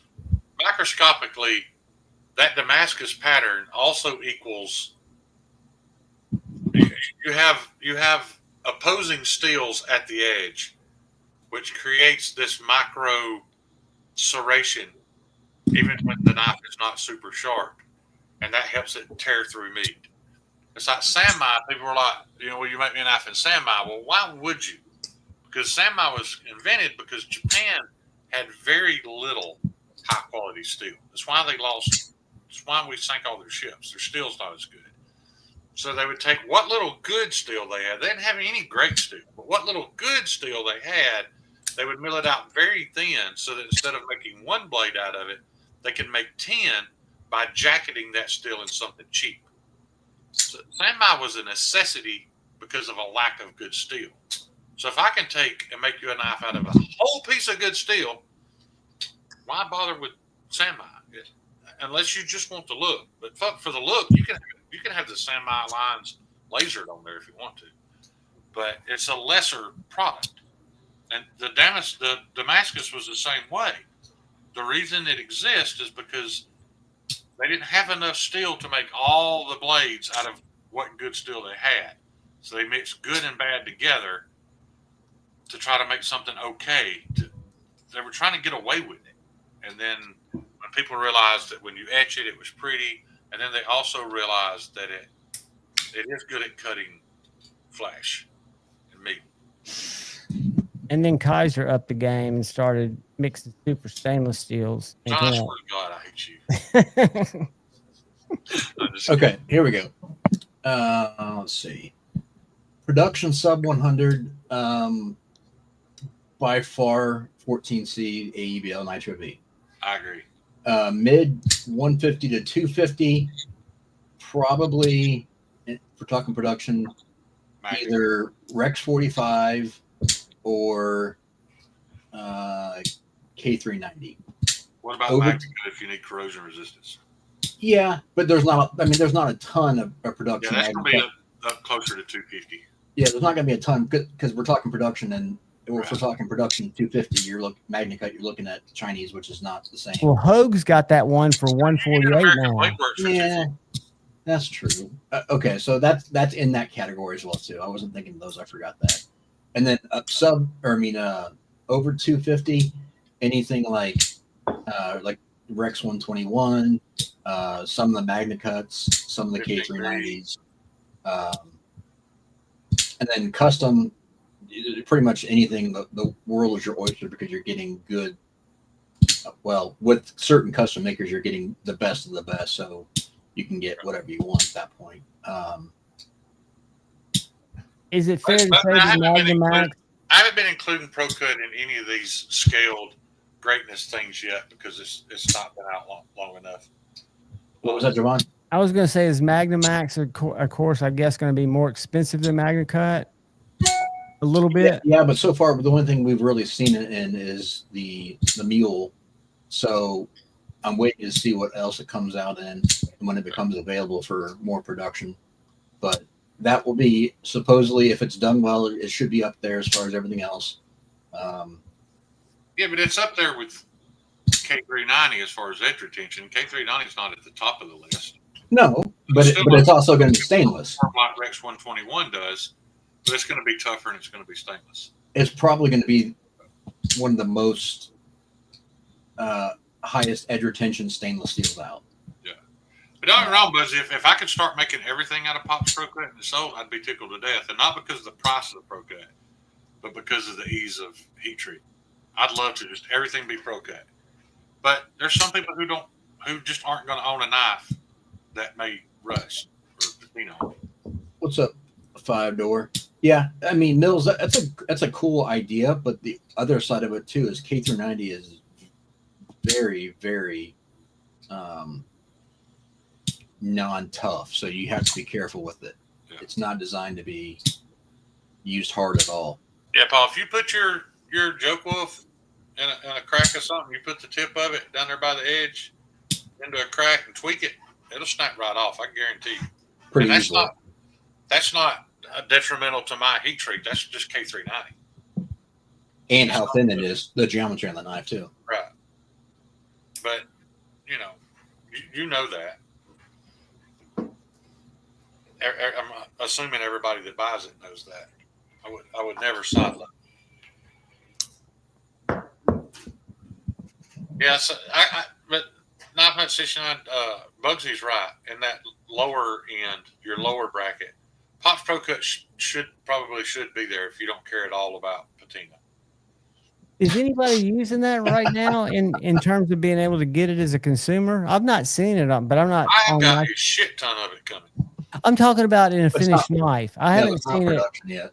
No, it's not production. I've got several knives coming in Pro Cut soon. I've got to get this Northern Knives batch done, and y'all are going to see a bunch of Pro Cut coming. And those knives aren't going to be cheaper. But keep in mind, guys, just because that blade, when you ask how much cheaper, well, okay, everything's the same except for the cost of the blank itself. And you're talking fractionally on the cost of the blank. $20. Would you buy a Thug for $230 because it's in Pro Cut instead of $250 in Crewwear? I don't think that's worth the price difference. So therefore, I'm going to have to make less money off of it to offer it as a budget option, even though I got to do all the same work. So I don't know if it makes sense or not. It doesn't make sense. If it doesn't make dollars, it doesn't make sense. I'm not your business advisor. It doesn't make dollars. You're right there. The difference is you could put it into a budget where it's only offered in something basic like G10. So it's a budget material all the way around, and then do the crew wears in nicer handle materials. Yeah. Yeah, I mean, I'll try to shave some corners there. Like I was planning on using Rich Light on the handles, which is a cheaper material. But sorry, Devon, I didn't mean to cut that off. You didn't cut me off, buddy. The amount of work's the same, so it's going to be hard to make them. I don't want anybody getting the impression that they're going to be super cheap because they're in Pro Cut. They will be cheaper, and they will be cheaper by a larger margin than just the difference of the price of the blank, just because I feel like they should be. But I'm not going to have a chance to make as much money. Yeah, it should be offset in price because it's a different price point for you. Right. The difference is up to the person whether they want to spend it. Yeah, but like I said, it's literally at the most. I know. $20 cheaper. I know, but my point is, I'm saying, as a consumer, if I'm getting a lower quality or lower cost steel, I want there to be a price difference. That's the fair way to do it. Right. Now, how much price difference is up to the maker, obviously. Right. Yeah. At least in my experience, homeless people. Hey, Todd, dude, when the world comes to the end, the homeless people are probably the only ones that make it. You know what I mean? They've already acclimated themselves to doing without. To being off the grid. And not needing the things that we need. They may be the only ones that survive. Knife Nut 69, Super Steel Steve did a cut test on Pro Cut, and it cut about 360 feet of cardboard before it went dull. Just so that you know, that is more than most production steels you've ever handled. That's more than That's more than I'll ever need to cut. just a small handful of Chinese knives. It outcut all those. But that's up there with American companies 20CV. So it does have good edge retention. It does have good toughness. It does not have good. I'm telling you, it's rusting on my table right now. It's already turned dark, just laying there. So Jeffrey Dawson, that's very true. But okay, so Dawson, let's go into this because first of all, I'm going to talk about that with the Pro Cut test. So that I agree, Shane, that's awesome, but that's not necessarily the best equalization test because it's different geometries. Right. It's a custom heat treat versus a production heat treat. Yeah, that was a that and was. You got to put it on that little wire to get a true test. That knife was ground by Steve Kalari, so that is putting the best right. of the best of what Pro Cut can do. Absolutely. Compared to the average run-of-the-mill production. Right. Top end heat treat, top end geometry, that's what it did. Right. But like with what Dawson said, we were just talking about this with Shane and I the other night about the consumables, the cost of things. And I'm glad Jeffrey brought that up. That's the only way I'm going to be able to lower I don't know that yet, but that's the only way I'm going to be able to lower the cost. If I'm using less belts, it takes me less time to grind it. If all that stuff happens, then I can lower the cost more than $20. But if all that stuff doesn't happen, which I don't know yet, then I would be kind of dumb to keep using it and only lower the price $20 more because all you guys are going to be willing to throw in another $20 bill and get Crewwear. Right. So but that's yet to be seen. So based on like what we were talking about, Shane, like the difference between the consumables between Nitro V and Crewwear, there could be more of a price difference reflected in the overall sales price because Nitro V grinds a heck of a lot easier, right. Takes less time, uses less belts right. than what Crewwear will. So you can, and plus it's cheaper, so you can add that into the overall savings on the knife. Now, is it drastic? Not necessarily. On some steels versus other steels, yeah. If you take S125 versus, a Nitro V, there's a huge difference. Right. But when we're talking huge difference, we're talking probably $20 to $30. We're not talking like crazy amount, but we're talking it's a decent chunk. Yeah. But if you're comparing two similar steels, if you're saying, okay, fine, what's the difference between grinding, K390 versus M4? I mean, the consumables are negligible. Right. I mean, I'm hoping there's more of a difference between Pro Cut and Crewwear as far as consumables go. I'm banking on it, honestly, because I've bought so much of it. But, at the end of the day, when we crunch the numbers and see if it was worthwhile, then we'll know. There's other things, like I don't have to buy the stainless steel foil to do the heat treat, but I just have to buy a quench oil. Stevie, I'm laughing inside. Ouch, so am I. I've heard this. Stevie, that was low, dude. That was mean. I think he dropped those too. Those were already built allegedly. Yeah. I don't want to talk about it. I'll just avoid that topic altogether. But yeah, KK69, he's if you were expecting it in 3 days, that wasn't gonna happen. That's why, again, when I buy from a retailer, I want it to ship at least the next day. That's why I got rid of Knife Center and I use Blade HQ only if they've got something I can't get anywhere else, because they'll sit on it and process your order for 2 days, which to me is kind of crazy because you just throw it in a fucking box. Dude, I bought scale materials the other day, and it's taken over a week from the time I ordered it before they even sent me an email for shipping. I'm like, how does it take a week to ship something? I was impressed with that when I bought that Swag Off-Road bandsaw table. Literally within 2 hours, I got a shipping notification. That's how it's supposed to work. Yeah. So I walked out there, slapped my fucking label on the box, and it was out the door that fast. I understand not everybody can do that in every line of business, but yeah, I mean, if it's 24 hours, I think that's good. But when by the end of the if not that business day, the end of the next business day, you should have been able to get that thing out the door, or you're running too large a business on with too few people. Something's not right. Yeah, the logistics on is not easy to handle on some of that stuff, but a week is just absurd.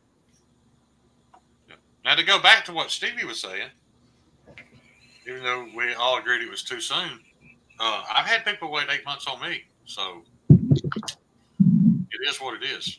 That's Yeah, why, but that's why the difference there is communication, though. right. Yeah, but that wasn't the topic. The topic was how long. So, Well, there's I am variables. working really hard at fixing that. So, Yeah, I mean, you're pretty much at the point where that's not going to be an issue anymore. right. Just set an expected ship date. Yeah, I mean, I agree. If you posted it, you know, because of your staffing size, that it's going to take 3 days to ship, then that's fine. That's what people. You can't expect better than that if that's what you post. Right. But there are certain things that are unacceptable.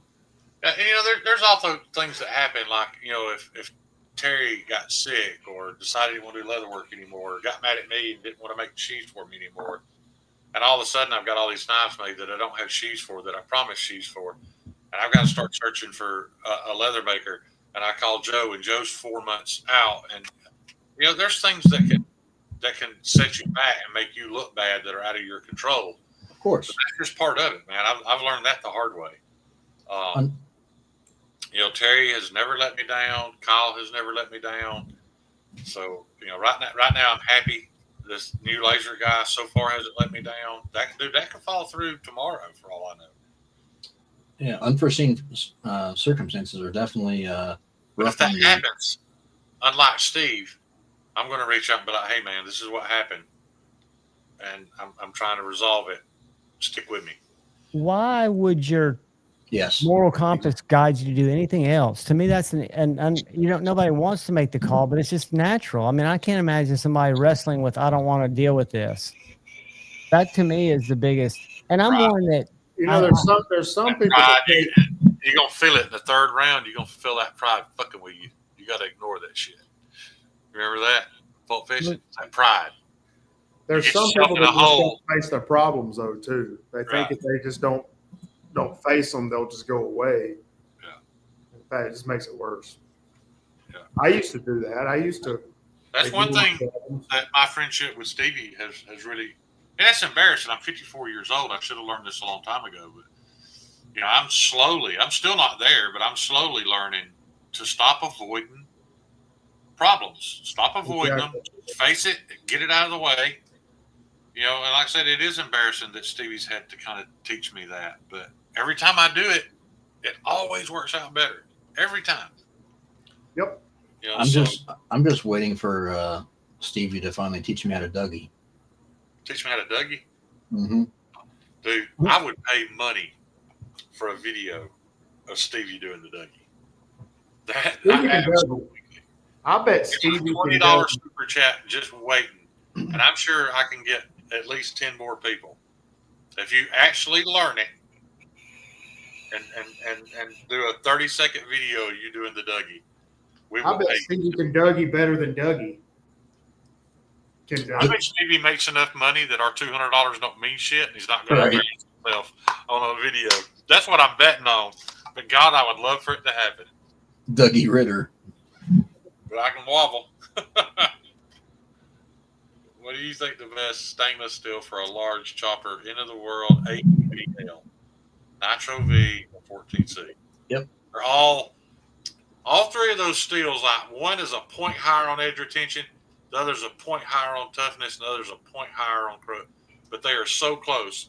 But hands down, it would be one of those three steels. I would take a Nitro V Apocalypse fixed blade and walk out the door into the wasteland with confidence with that thing. That's a great one. No confidence in myself, but complete confidence in the blade. Ooh, I didn't know you were here. Space Cuz coming in hot. Look at that. What's up, Space Ghost? Yeah, he is Space Ghost. Stevie's been Stevie's been a positive influence on my life for sure. A lot of you guys have. Some of you, I don't talk about it. You don't even know it, but I catch people saying things in the chat sometimes that hours later, it's stuck in my head and I don't know why. And then by the next day, I figured out that you tapped into something that I needed to hear. So lots of y'all have done that without realizing. I seen Stevie twerk after a fart once. I think that was a convulsion. That was just his butt cheeks flapping from the flatulence coming out. That was the orgasmic reaction. I seen Stevie drop a deuce one time live. Like I walked in mid push. How about that? How many of y'all can say that? What was his grunt face like? It was exactly what you think it would look like. I think the time that as he was slamming the door back into my face. I think the one that Patina's talking about is the one he did on that pirate ship, because that one definitely had some echoing capability. Yeah. He's still mad about it. Lock the damn door, dude. But just so you know, Stevie, I've never shared this before, but I pissed all over myself trying to get to the back door and pee. I woke up. Apparently, my blood sugar was probably elevated. If you're diabetic, your blood sugar's up. You wake up in the middle of the night and have to piss like a Russian racehorse. So the time I got to the bathroom and you slammed the door and ran me out, and by the time I got to the back door, my underwear were thoroughly wet by the time I got my pecker out to pee off that back porch. So you're not the only one that had an embarrassing moment. Was that the blood sugar fault, or you not being able to find its fault? I was literally trying to figure out how to say that. Well, I was going over it in my head. It's small. It was dark. Serves you right. I bet Shane yelled at you guys. I probably have once or twice. Stevie needs to do a rambling from the woods and just walk up to the Goonies house and do a video from there. What the hell is that? What? Yeah. You never heard that? No. That's an old school redneck saying. That's how when you have a small picker, that's how you get it to come out to pee. You stick your thumb up your ass and you'll snake. It'll jump out there. Yeah. Never had to I'm deal a with redneck, that. and that's the first I've ever heard of that. Dude, I've heard that since I was a little kid. Never heard of that. Yeah. Your uncle teach you that, Shane? My special uncle. Oh, Uncle Daddy. Uncle Touchy. Uncle Touchy. Uncle Creepy taught me that trick. He was also the Boy Scout counselor. Yeah. Don't get me started on the Boy Scout story. Nobody wants to hear that. No one does. Yeah. Uncle Touchy. There. Oh, I love you guys. It's only been 3 hours and 20 minutes. It feels like it's only been 15. Look at that. Yeah, I kicked mine. Just bump it with your ankle. Shake those last couple of drops out. People want to hear it. It's not a funny story, Five Door. It was my first experience with. I want to say my first experience. It was my first exposure. My first exposure to homosexuality. I was in the Cub Scouts, and we had two Cub Scout leaders, a retired Marine and a school teacher. And the retired Marine was an asshole. He was trying to run Cub Scouts like Marines with 8, 9-year-old boys. We just didn't learn anything from him. The school teacher, on the other hand, was awesome. He taught us everything we need to know. He helped us get our merit badges. Awesome guy. We come back the next year and find out that he's been fired, ran out of the Boy Scouts because he was homosexual. They came to all of us, hoping they could nail him with something. He was never out of the way with any of us. And the Marine, I'm pretty sure is who got him ran out, thought it was funny that, he got this guy ran out because he was gay and he was just sure he was going to mess with these little boys. Long story short, about 3 years later, the Marine went to prison for child molestation. So, this goes to show, you never know. You just never know. The guilty party barks first. Right. Yeah, he was worried that the gay guy was going to touch one of us before he got a chance. He liked them fresh. And he was going to be say the Marine was probably the gay one. He wasn't. Well, I don't know what you call it. I ain't And gonna now get he's licking grape jelly out of Thunder Dick's ass crack. Oh my god, dude! You put me into a coughing fit. I had to go get water. What are you taking apart, Ryan? I am just cleaning up that William Henry. That Oh, I got you. Ryan, do you still have those shoes that were in Livy Dunn's presence? no, I sold those. You son of a bitch! Buddy, I wanted those shoes. I tripled my money on those. Did you at least lick them before you sold them? No, I would have licked those shoes. Because I'm convinced in my mind, Ryan, I'm convinced in that picture of him in his baseball uniform and she's standing on his cleats. I'm convinced those are the cleats, and I would have licked those cleats. she stood on them, Shane. She is the. I'll buy them back from him. I mean, you're going to pay a pretty penny for them. That dude paid a pretty penny for them. She is the hottest thing going right now. Who's that? Livy Dunn. Pull it up, John. See, I'm big on Sydney Sweeney. Livy Dunn.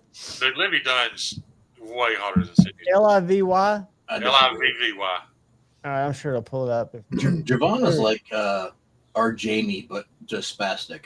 She was Is it Olivia? It's Livy. Olivia Dunn, yeah. All right, here she is. Is she your AI friend? Is she your AI girl? No, she was a No, gymnast at LSU. No, she's a real chick. She is Paul Skeen's girlfriend. Shane, did you see Drew's comment? Paul Schemes, the pitcher. I Is had that his, her? Yeah, that's her. Yeah. I had his College World Series cleats that he wore in that game. That's her boyfriend? Paul Yeah. Skeens, yeah. Man, you know, with her gymnastics. Oh, This is Kathleen, what's put your funny, though, fingers in John. there. This is what's funny. She was the second highest paid NIL athlete in college sports. And I don't think she ever even won anything. Well, she was smart, just, right? she was Is just like a mid-tier gymnast. It was literally just because she's beautiful. Well, so they sell a lot of merch. Do gymnasts have merch? Yeah, she's also on the cover of Sports Illustrated swimsuit. No, she is just everybody just flocks her Instagram and I guess she's too short to be a real model. Yeah, she was literally making millions in college and never even won like a national title or anything. Look at the formness of those legs. Okay, here's a comment from the old man.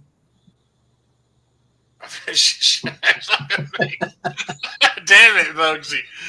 Woo. She's all about that dude, though.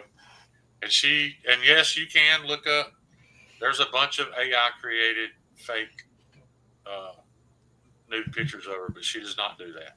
You would know because you probably scoured the internet. Absolutely, I did. I scoured the internet harder than I did to find out who the Hawk Tuah girl was. Who's the first guy to tell y'all who the Hawk Tuah girl was? I think it was you. anybody told me about it. I dropped her name before any of y'all ever heard it. I literally spent 24 solid hours tracking her down, finding out who she was. And I adore her. I don't think she's all that hot, but I adore her, and just because of what she's done with that money. Kyle, what's that She takes all golfer's that name? money and spends it on no-kill animal shelters and What, Javon? And ripping off her fans with crypto? Well, I That take that back. lady golfer that's so pretty. Every I now know and it's then, more than one, but one I'm thinking of that I've seen recently. every Paige- now and then, Paige Spiranek? you'll run across one that actually is. You say Kate? Paige Spiranek. Okay, let me see if that's her. Yeah.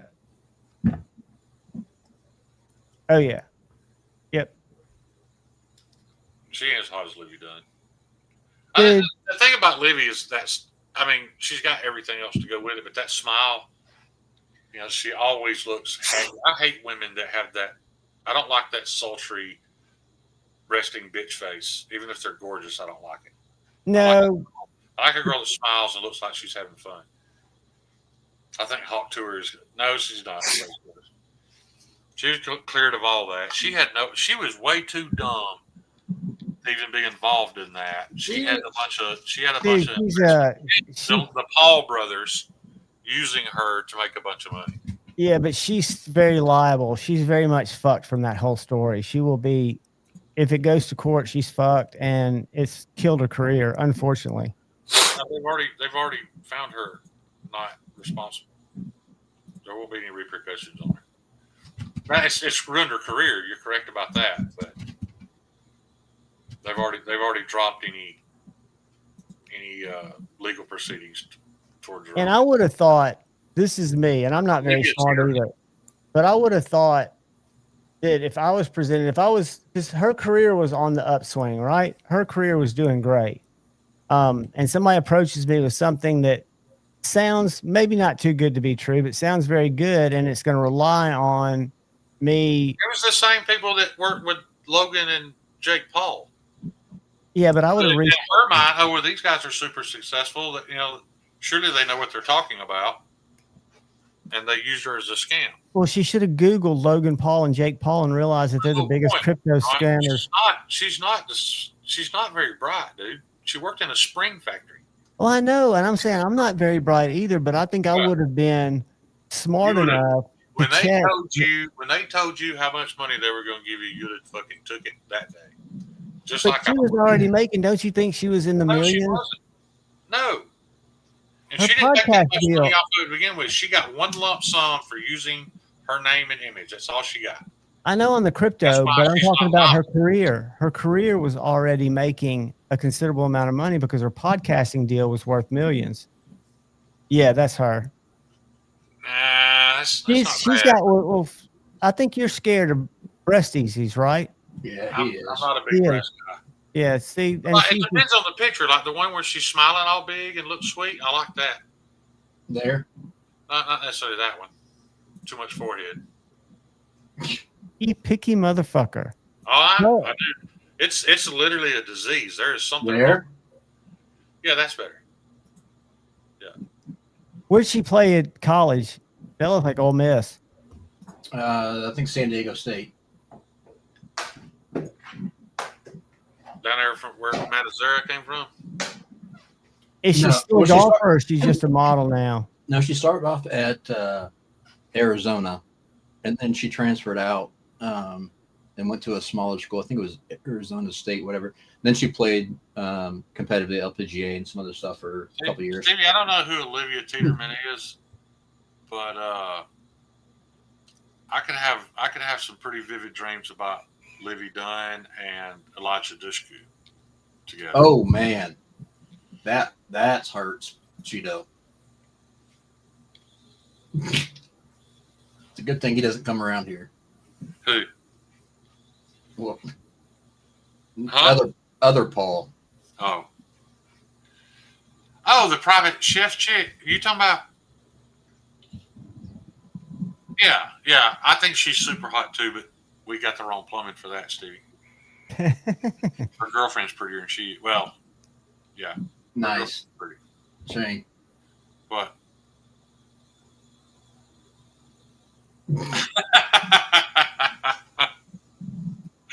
Yeah. I like her attitude though. She is fun. Space Ghost. There you go, buddy. No doubt. Yeah, I really need counseling for it, dude. Like, we could talk about some things in private that would explain to you exactly how crazy I really am. And if I was Brad Pitt, I could get away with having these thoughts. But being Shane, it's more. Yeah, a woman could literally be perfect and have just a little bit of beef curtain, and I'm fucking out, dude. I am out. Okay. But you should be a lightsaber. I'm waiting. I know. I'm very well aware how picky I am. And it's not healthy and it's not natural. That's why I'm glad I don't get to see Livy Dunn naked, because all it would take is a couple of things to ruin it.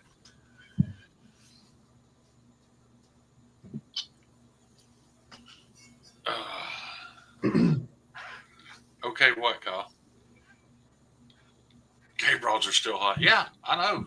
No, I they're just- hot. You're going a little deep, and I think we had Kathleen here, so I was trying to. I didn't think she was still here. Well, sometimes she lurks. I'm just trying to be cautious. My bad. You're right. I shouldn't have said that. Way to go, I Shane. told y'all how. Shane, that's your MO, dude. Yeah. I know, and she can look The past fact- certain the things, but I fact No, just, I was kidding. I was about to throw a pocket metal joke in there, but I The decided fact that that I've might be literally too inspected the skin between a girl's toes. Like, there's no reason to care what that looks like. I want to know.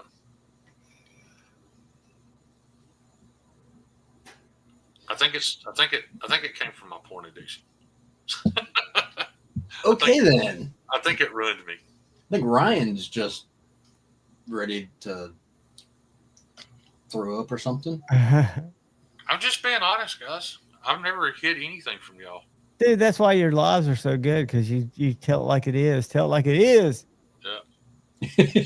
All staring at the screen like Ryan, like, okay. Yeah, that was kind of a suck the air out of the room Everybody's- moment. Skin on the toes. Yeah. Like, That's a This very good motherfucker point. saying this. That's a very good point. Yeah, thanks, Brian.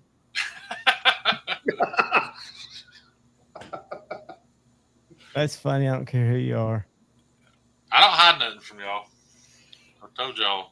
There's Well, we know that. Yeah, something and, wrong with and it. that's Brian. That's coming from someone who I had to reach out and personally apologize to you for something I said in chat one time because it was over the line. Space Ghost, I somewhat agree with that. In real life, in the heat of the moment, I'm probably going to overlook it. Yeah. Know any cool spots in Anniston or near their chain? Work homie is there now. I'd get back with on that, Cheeto. Like the cool spots, some of the cool spots I remember don't exist anymore. The Platinum was out that way, wasn't it? That's the one I was thinking of. Back in the day. But no, it's not there anymore. Anybody that was around this area at all knew about the Platinum Club. Dude, I'm telling you, Especially if you were under 21. somebody is missing out on making a miniseries, a documentary, something, because the story of that place is so. It's still extreme. talked about today. Let's put it that way. If you tell it, people are going to think you made it up. You're exactly right. It's so far-reaching that, like, Put it this way. Still to this day, that was the first place my mind went when he said that. Platinum Club. There was a place in Memphis called Pure Platinum. I don't know if they're any relation or not. no, they're not. This place was owned by It was wild. a man that was heavily involved in organized crime and the killing of a couple of judges And contributing to the delinquency of a minor. of I a got bunch of them. tongue-tied there. Yeah, I knew that guy personally. His name was Jack, who ran security. He's the guy that would let you in if you were under 21. And come to At find any out, time. he was the Bowman's hitman. He is who shot that judge in Arizona. And it was really weird, dude. They went to court. They found him guilty. They sentenced him. He went back to jail that night, hung himself, and they cremated him before the sun came up. Shame. Which tells you that he turned state's evidence. That's Yeah, funny, they knew they Derek. were going to kill him anyway. For something. He's apologizing for something I said. No, I wasn't. I was talking about what with Brian. Oh yeah. Yeah. I'd love to tell that whole story, but after my recent brush with the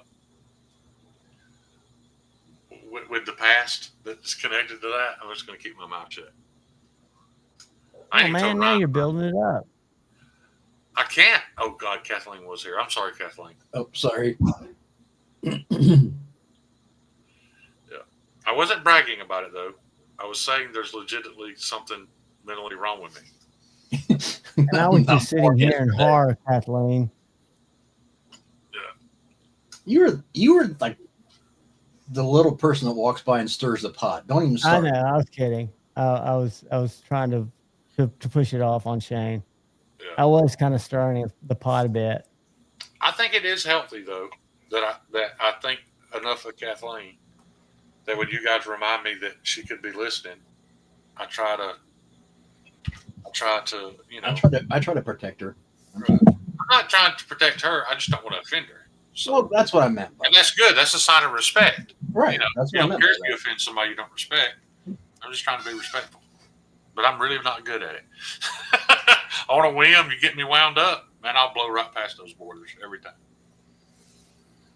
Well, that's the weird thing is we're sitting here talking to our buddies and we forget that it's Yeah, it's locker room talk for sure.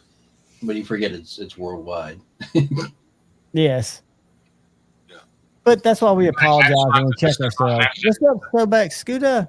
That this is not happening between thousands of men, even as we speak, all over the world. Yeah. Yeah. She has Bugsy. She has adapted really well to hanging out with a bunch of degenerates. Yep.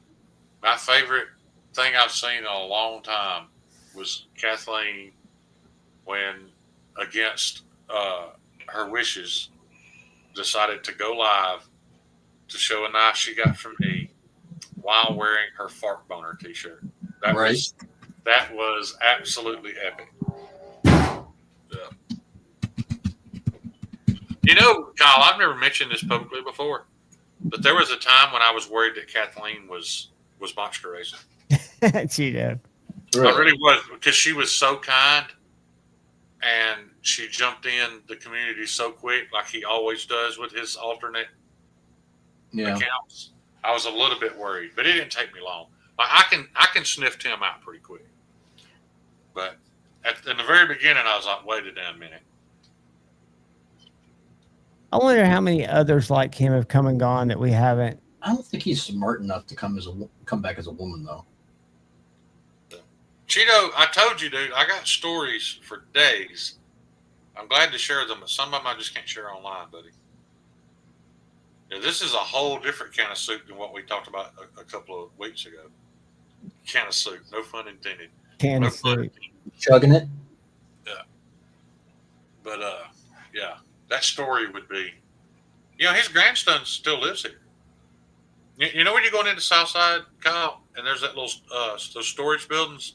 No. It's got that Ryan, and that flashing LED sign that's always got like the MAGA. That thing has scared me so many times. I thought cop was He's always behind cop. Yeah. Yeah. That's the Bowman's grandson. me. Oh, okay. That's that same millions of dollars from the organized crime ring that he's still living on.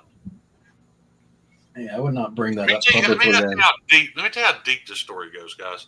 Nicolas Cage is involved in this whole storyline. All 100% factual. Nicolas Cage has a part. You mean Nicholas Coppola? Yeah. Like, he was there. I was there. I got ran out because he was on his way. It's quite the story, man.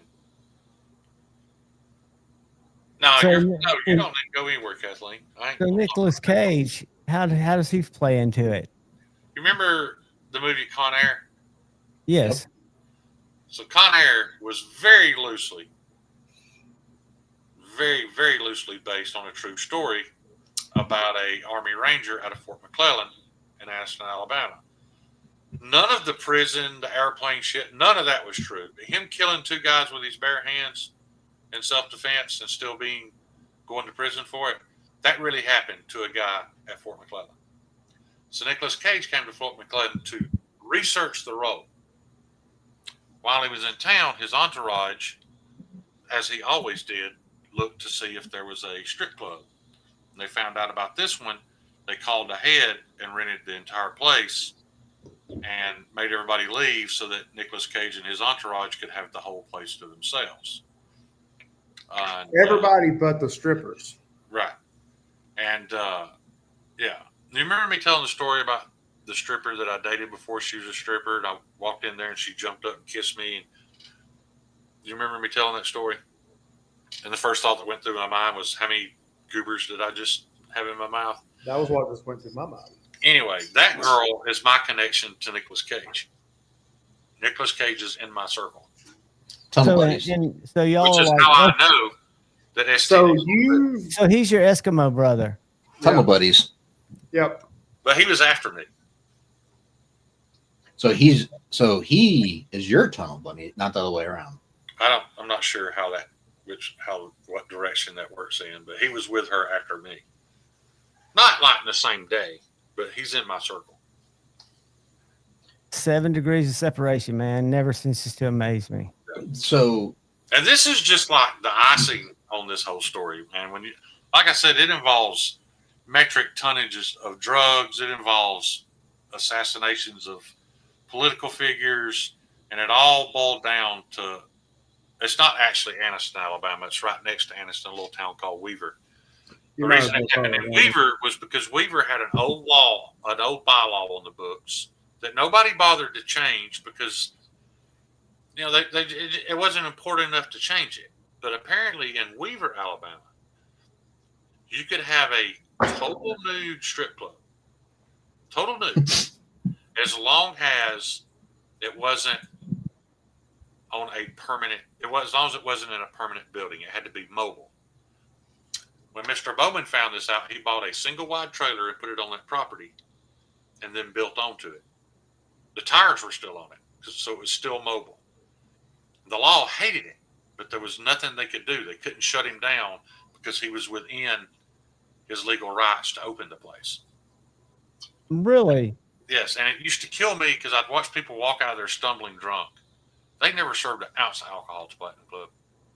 It didn't matter what beer you asked for, you got O'Doul's. Because the place was so rowdy, they knew if they served people alcohol, it'd be even worse. I'd watch guys sit in there and drink 10 O'Doul's and just be falling down drunk because they had no idea it wasn't even real beer. Yeah. And the guy that ran security, Jack, was a legit assassin. He was telling you, I've seen him in action. He was the real MF and Deagle. Yeah. the reason why I said that earlier, people don't realize Nicolas Cage is related to Francis Ford Coppola. Right, it's his nephew. His real name is actually Coppola, but he changed it for stage name.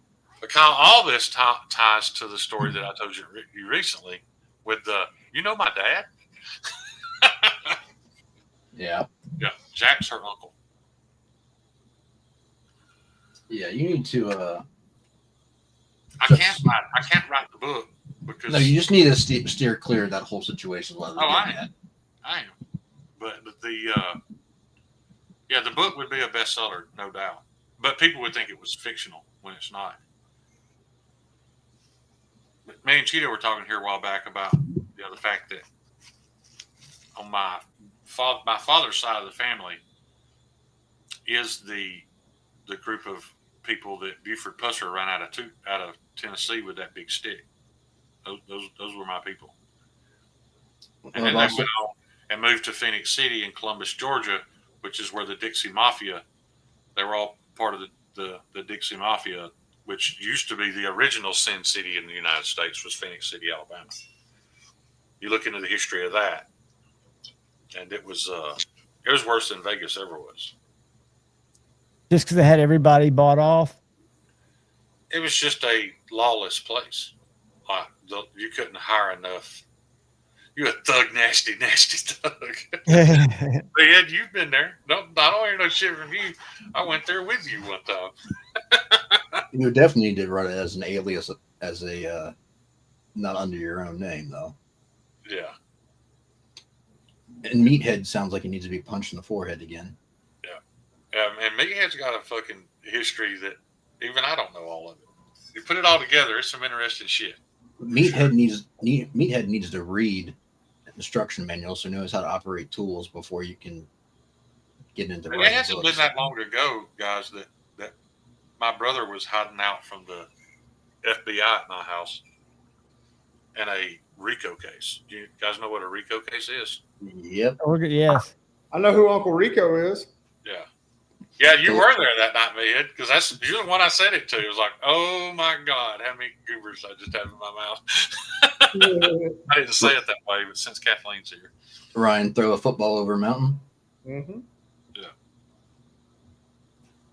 There's one thing about Mighty Meathead See stories. Arch Manning do it in the My game. boss tells me all the time, Last weekend? she's like, I don't believe half your stories. She's like, but the ones involving you and Meathead, I believe, because y'all tell them exactly the same, so I know they're not made up. Then Buford Pusser was a horrible human being. Buford Pusser ran those people out of town so that he could be the corrupt sheriff. That's why he didn't carry a gun. He was a felon, but in that town, again, there was this, because of old laws, you could still be elected sheriff even with a felony record. So he was elected sheriff, but he couldn't carry a pistol. He could be sheriff, but he couldn't carry a gun because he was a convicted felon.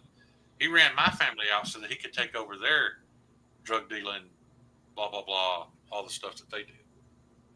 I said all of them. You did. That was your exact answer. When I said how many, you was like, all of them. Yeah. That's wild, dude. It is a wonder that we're even still alive and here.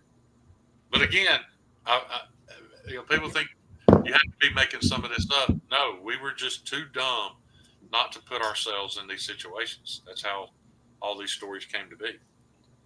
See you, Crispy. We didn't have Hi, enough. Crispy. We didn't have enough Love you, self-preservation brother. to avoid these situations. You know, I we want to go down an interesting rabbit hole, though. Seriously, look up the original Sin City. Look up the Dixie Mafia, and it all goes back to as far back into slavery and the the aftermath of them ending slavery. It's all just a huge snowball to how all of that stuff happened. The Dixie Mafia was a loosely organized network of criminals that operated primarily in the southeastern United States from the 1960s to the 1980s. Unlike traditional mafia families, the Dixie Mafia was not defined by blood or heritage, but out of a common interest and profit through any criminal means, including theft, robbery, extortion, and contract killing. And it says across the southeast, but that was based out of Phoenix City, Alabama. Oh yeah, I mean it's got like all this the Texas Millionaire murders, the Durham triple homicide, 1972, the Sherry murders. There are all kinds of stuff that are linked to them. Y'all remember me telling the story about my Aunt Sherry that came up missing and she was on Unsolved Mysteries because she had been Was she missing. one of the ones in this? All that is part of why she came up missing. She wasn't dead. She was hiding. She was on Unsolved Mysteries because she had been missing for so long. We had a death certificate drawn up for her. And then one day she just showed up because she was married. She was in a relationship mixed in with the Dixie Mafia and had to go hide. It doesn't matter now. I wasn't guilty of any of that stuff, so it's not like I'm worried about a statute of limitations. But most all those people are dead by now. But yeah, there was gambling and prostitution. There's still that's an interesting place he could go, Cheeto, if he doesn't value his life. Hobson City. When you look into Hobson City, which is right there connected to Anniston, it's its own. How do I put it?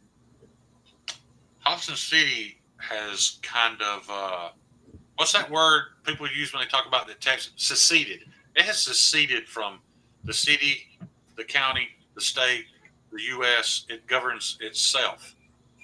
So you can go to Hobson City right there in Ashland, Alabama. There's prostitution. There's gambling, but that's not part of the Dixie Mafia. That's all ran by a black only organized crime. At some night we need to get Police Kathleen. don't go there. We need to get Kathleen to join us and tell, because this sounds I'm fascinating. saying it right now. Yeah. This is fascinating. I'd love to hear some of that. Yeah. She said not tonight, but at some night we need to do that. If she's willing to, because that Kathleen, sounds if you're ever fascinating. willing to jump on Tuesday nights and Friday nights, The stage is yours, young lady. I don't know if you're talking about me not fearing for my life, Bugsy, but all of it pretty much came to. It was all wrapped up. Pretty much came to an end when my brother's cousin. I know that sounds odd, but we're half brothers. So this cousin's on is not blood related to me, Michael Bailey. When Michael Bailey was charged under the RICO Act, pretty much the sins of his fathers and grandfathers and great grandfathers, all the way back. It all fell on him, and that ended it all. That ended the whole thing.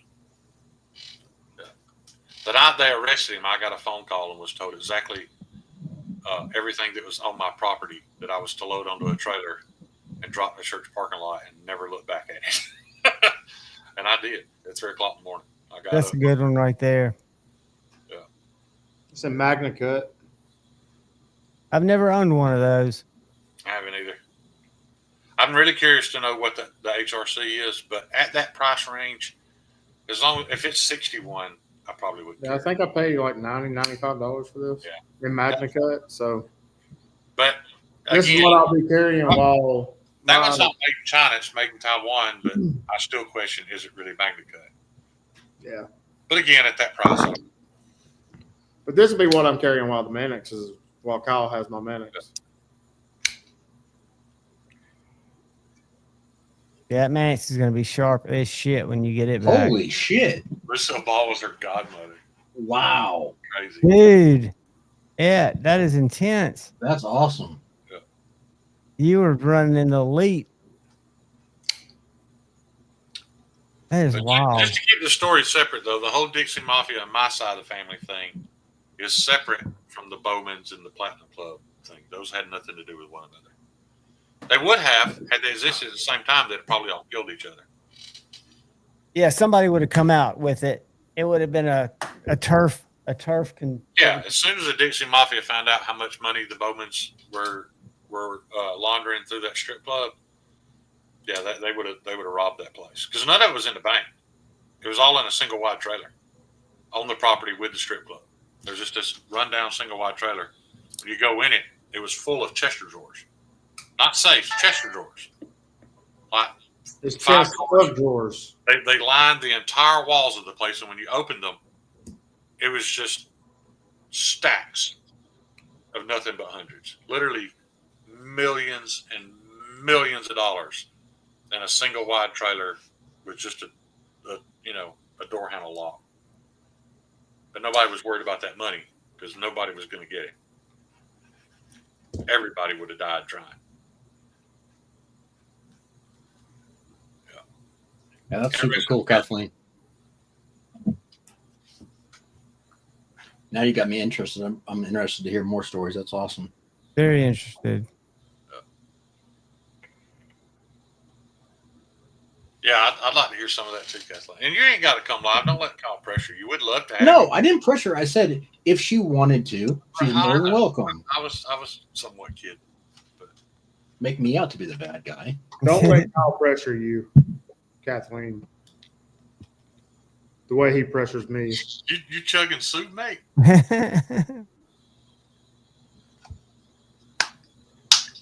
But that's why my mama pushed me to join the military as soon as I got out of high school. She knew I had two choices. I could do that or go into family business and probably have spent the rest of my life in prison. So that's what I did. You made the right choice, mate. Oh, yeah. Yeah, I wasn't built for prison. I think about it right now, dude. Like I think about doing something slightly illegal, and I think I can't spend the night in jail because I can't have any nicotine. I'll lose my fucking mind and kill somebody. Then I'll be there forever. Hey, newsflash, you can get nicotine in jail. Well, I would. Whatever it costs. Y'all have to be PayPaling me or something. It'd be like Marty trying to keister stuff in there. Yeah, I'd keister a can of Grizzly.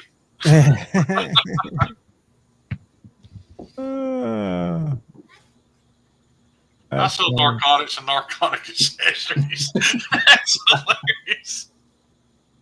I never sold narcotics. I didn't have anything to do with that. I was mixed into a lot of it. There's a lot of video footage of my property that the FBI had, but it was just because there were things on my property that I had no knowledge of Shane. where they came from. Patina, I don't know if they were involved in NASCAR or not. That is entirely possible, but I'm sure a lot of this information is available on Google. If you look into the Bowmans and the Platinum Club and Weaver, Alabama, they may have very Yeah, I mean, I just Googled Dixie Mafia and it pulled up. yeah, If I didn't- any opportunity to launder billions of dollars, they would have jumped on it. But that strip club was the best at laundering the money. Yeah, it's spelled like that's the correct spelling too. It's And funny it to wasn't me. just a strip club, guys. You could buy anything you wanted in that joint. From some Colombian nose candy to some unethical sexual acts that people probably shouldn't be doing. Anything you desired was available in that single wide trailer. That's funny to me just thinking of Patina being a NASCAR fan. Yeah. Yeah, no kidding, Derek. That would have been dangerous. I'm glad that we didn't. No doubt. I'm glad I didn't document my all that, fucking man. adolescence on social media. I'm not sure what Dawson is Googling, but that's interesting. Dude, you're talking about, but within that, man, there were people, there were Georgia Highway Patrolmen involved that were part of this organized crime ring. There were people they had people on the payroll at DMV in the court systems, judges. Man, it was crazy. You can buy anybody with money. Yeah, to be successful, you kind of got to have your tentacles in a little bit of everything. Yeah. You know, my brother should have died in prison. There's no Yeah, doubt. Jeffrey, that's funny. Just imagine the debauchery if it had been a double wide. Well, the place was pretty big, but it all started because he started with a single wide trailer and he left. That was the key. He had to leave the axles and tires on it where they were visible. So if you go around back, you could see that. But when you walked in, you couldn't even access the inside of the single wide. That was like a dressing room or something. You'd never know it was just It was just a facade more than anything else. yeah, but the tires had to stay on it. And they would come inspect it. So like when the tires got 4 years old, it wouldn't pass mobile home inspection. So you'd have to have new tires put on it. All the wiring had to work, the brake lights, all that stuff. But to a mob boss, that's just the cost of doing business. You do what you got to do to stay legal. Yeah. To stay above ground and above the law. Yeah. Oh, they wanted him bad. And the reason, look, I went with my buddy to help him pour out Jack's ashes. And I would never tell him to his face that I don't believe those were Jack's ashes and that Jack's dead because, like I said, they prosecuted him, sentenced him. That night he hung himself in his cell. And when my buddy, his brother, showed up the next day, they had already cremated him. They cremated him in the middle of the night. And then within a week is when they dropped the federal charges. Where they presented their case towards the boat. There's no doubt in my mind he went state's evidence, but it didn't matter. He never had to testify because Mr. and Mrs. Bowman both died before they ever went to court. That's wild, man. Yeah. That is wild. Literally made billions of dollars, though. And still treated those girls. Still literally bled those girls for every dime they paid. It was crazy. Like, they couldn't get on stage in an outfit that they didn't buy from her. She'd literally buy a pair of blue jeans and cut them all the way up to just, that little hard stitched cross right in the crotch of a pair of blue jeans where the material all comes together. No, but I believe you. That's all there would be is that little spot. She'd just cut them off that short. But they were $150 because you couldn't dance in anything you didn't buy from her. And you had to pay to go on stage. Dude, Sense to me that they made all that money. It's just a basic racket. Yeah. Yeah. Yeah. Garth Brooks has a castle. That's where he buries the bodies, I hear. Yeah, they're under his house, according to Tom Segura. Dude, that is one of the funniest trolls of all time. I think Tom Segura trolling Garth Brooks is way funnier than any stand-up he's ever done. That's funny. Spoken about with either fear or reverence by the people of Transylvania. Who are we talking about, Jeffrey? Dracul. Oh, Vlad Dracula. and Taylor.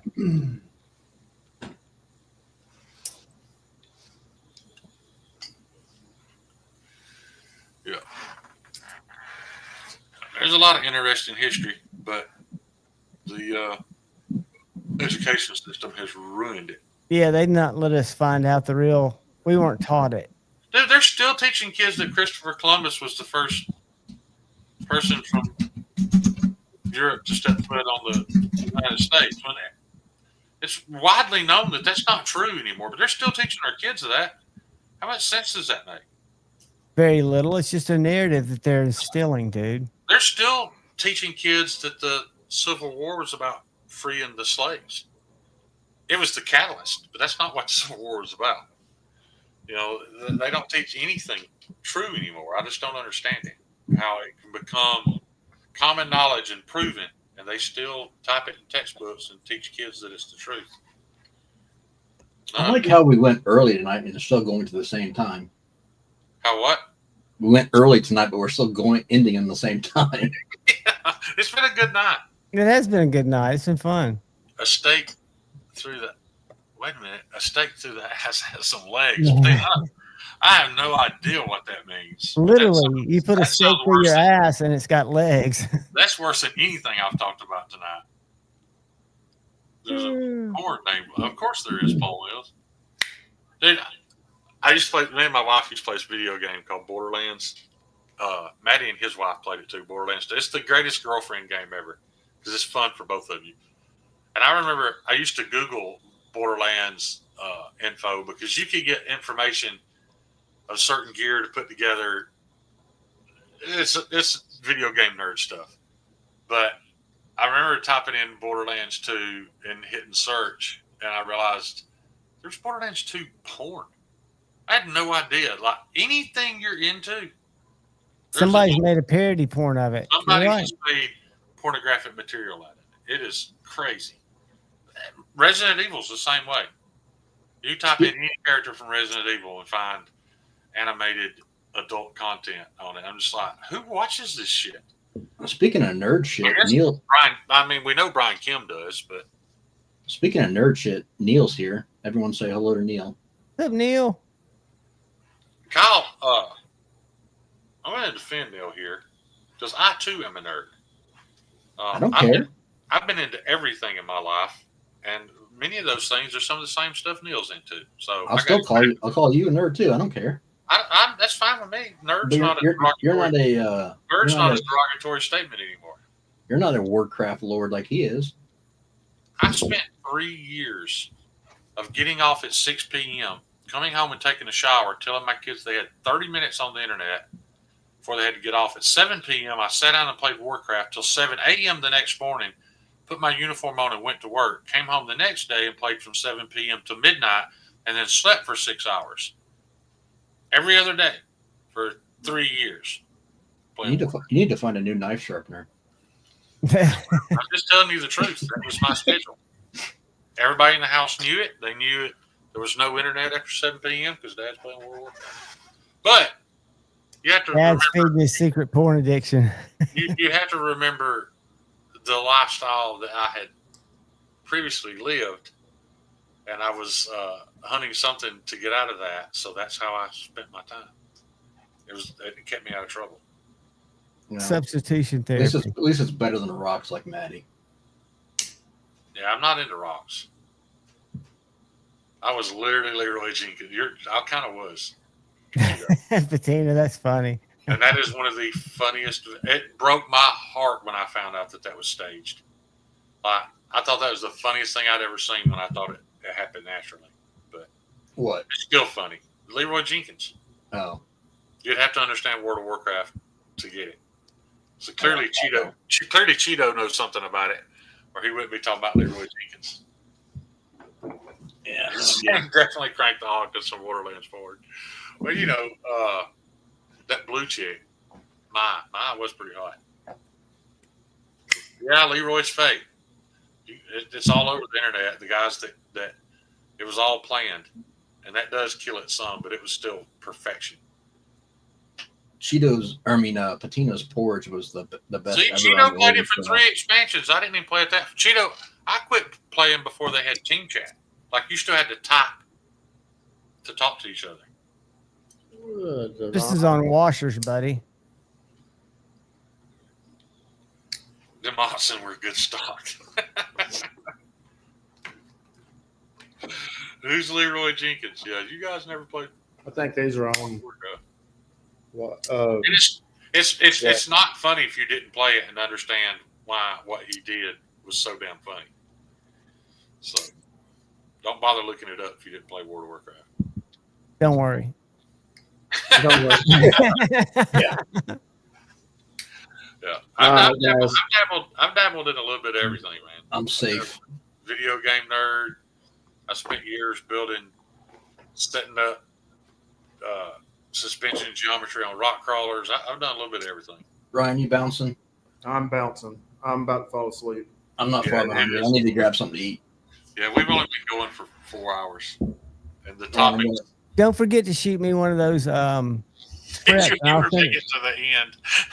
and I'll send it on to Ryan or whoever it goes to. Oh, wait. I don't think there is any end, is there, Cheeto? Nice, Ed. Never an end. Mark safe. More safe. So if I overshared, Nice, Stevie. I apologize. You never overshare, dude. It's entertainment. It's content. You're just telling your reality, your I truth. wish I could tell it all. I really do, but there's still people that it could affect negatively. So probably just I don't. Good night, Derek. I don't. Like I said, Cheetah, I feel like you probably started about the time I quit, but I could be wrong. Yeah. I think Leroy Jenkins was after me, but I was still interested enough that I followed some of it. In all honesty, Borderlands 2 is not that much different. Well, yeah, you're not playing with total strangers on Borderlands 2. Hearing these stories affect me. I'm sorry, sir. Again, if you want to live a life where you have stories that most people aren't going to believe, all you have to do is be dumb enough to avoid putting yourself in situations where shit like this can happen to you. That's all it takes. Yeah, but it's so much fun to have the stories Dude, I wouldn't take nothing in the world for it. and the scars. I told all my buddies, man, if I die tomorrow, y'all better not mourn me. I have had way more fun than any one human being ever deserved to have. So, Well, you keep having fun, brother. We have too much fun hanging around you. Ed, I did when I first came out on the very first one, but then I quit after like 2, I think. oh, I'm sorry, Tina. I thought you were talking about. He was talking about that, but now he's answering Cheeto. Oh. And don't look at Shane's browser history. Please, God, if one of y'all are with me when I die, What's up, just Jake Corscodden? erase my browser history before somebody gets hold of my phone. I think anyone that knows you well would not be shocked. No, I don't think so either. It makes you endearing. Your flaws are what define you, dude. Well, Jay, I did show the nips when people paid, but I didn't take the shirt completely off. So just since y'all made it 4 hours, I'll give y'all a bonus nip. There you go. 4 hours and 8 minutes. I'm out of here. I love y'all. I'm bailing too. I gotta go to the Hanging party. out. Especially you, Ryan. I know you have shit to do tomorrow. That is sad that the three of us literally don't have to get up in the morning. But Ryan, Getting old. yeah. I've still got to dive into my comments. I've still got hundreds of comments from that video. Yeah, you need to do that. Hey, Yeah. everybody, go watch the Medford video. and just let me know what you think. I don't want to argue with anybody about anything. Just let me know what you think about the knife. Not the price, because the price too high. It's not for you. But let me know what you think about the knife, and let me know what you think about The story. the job he did telling the story and promoting the knife. So get y'all. Somebody hit me up on that. I'm curious. But yeah, be kind to the. Nah, fuck all that. See y'all later. Love you guys. Later. Peace.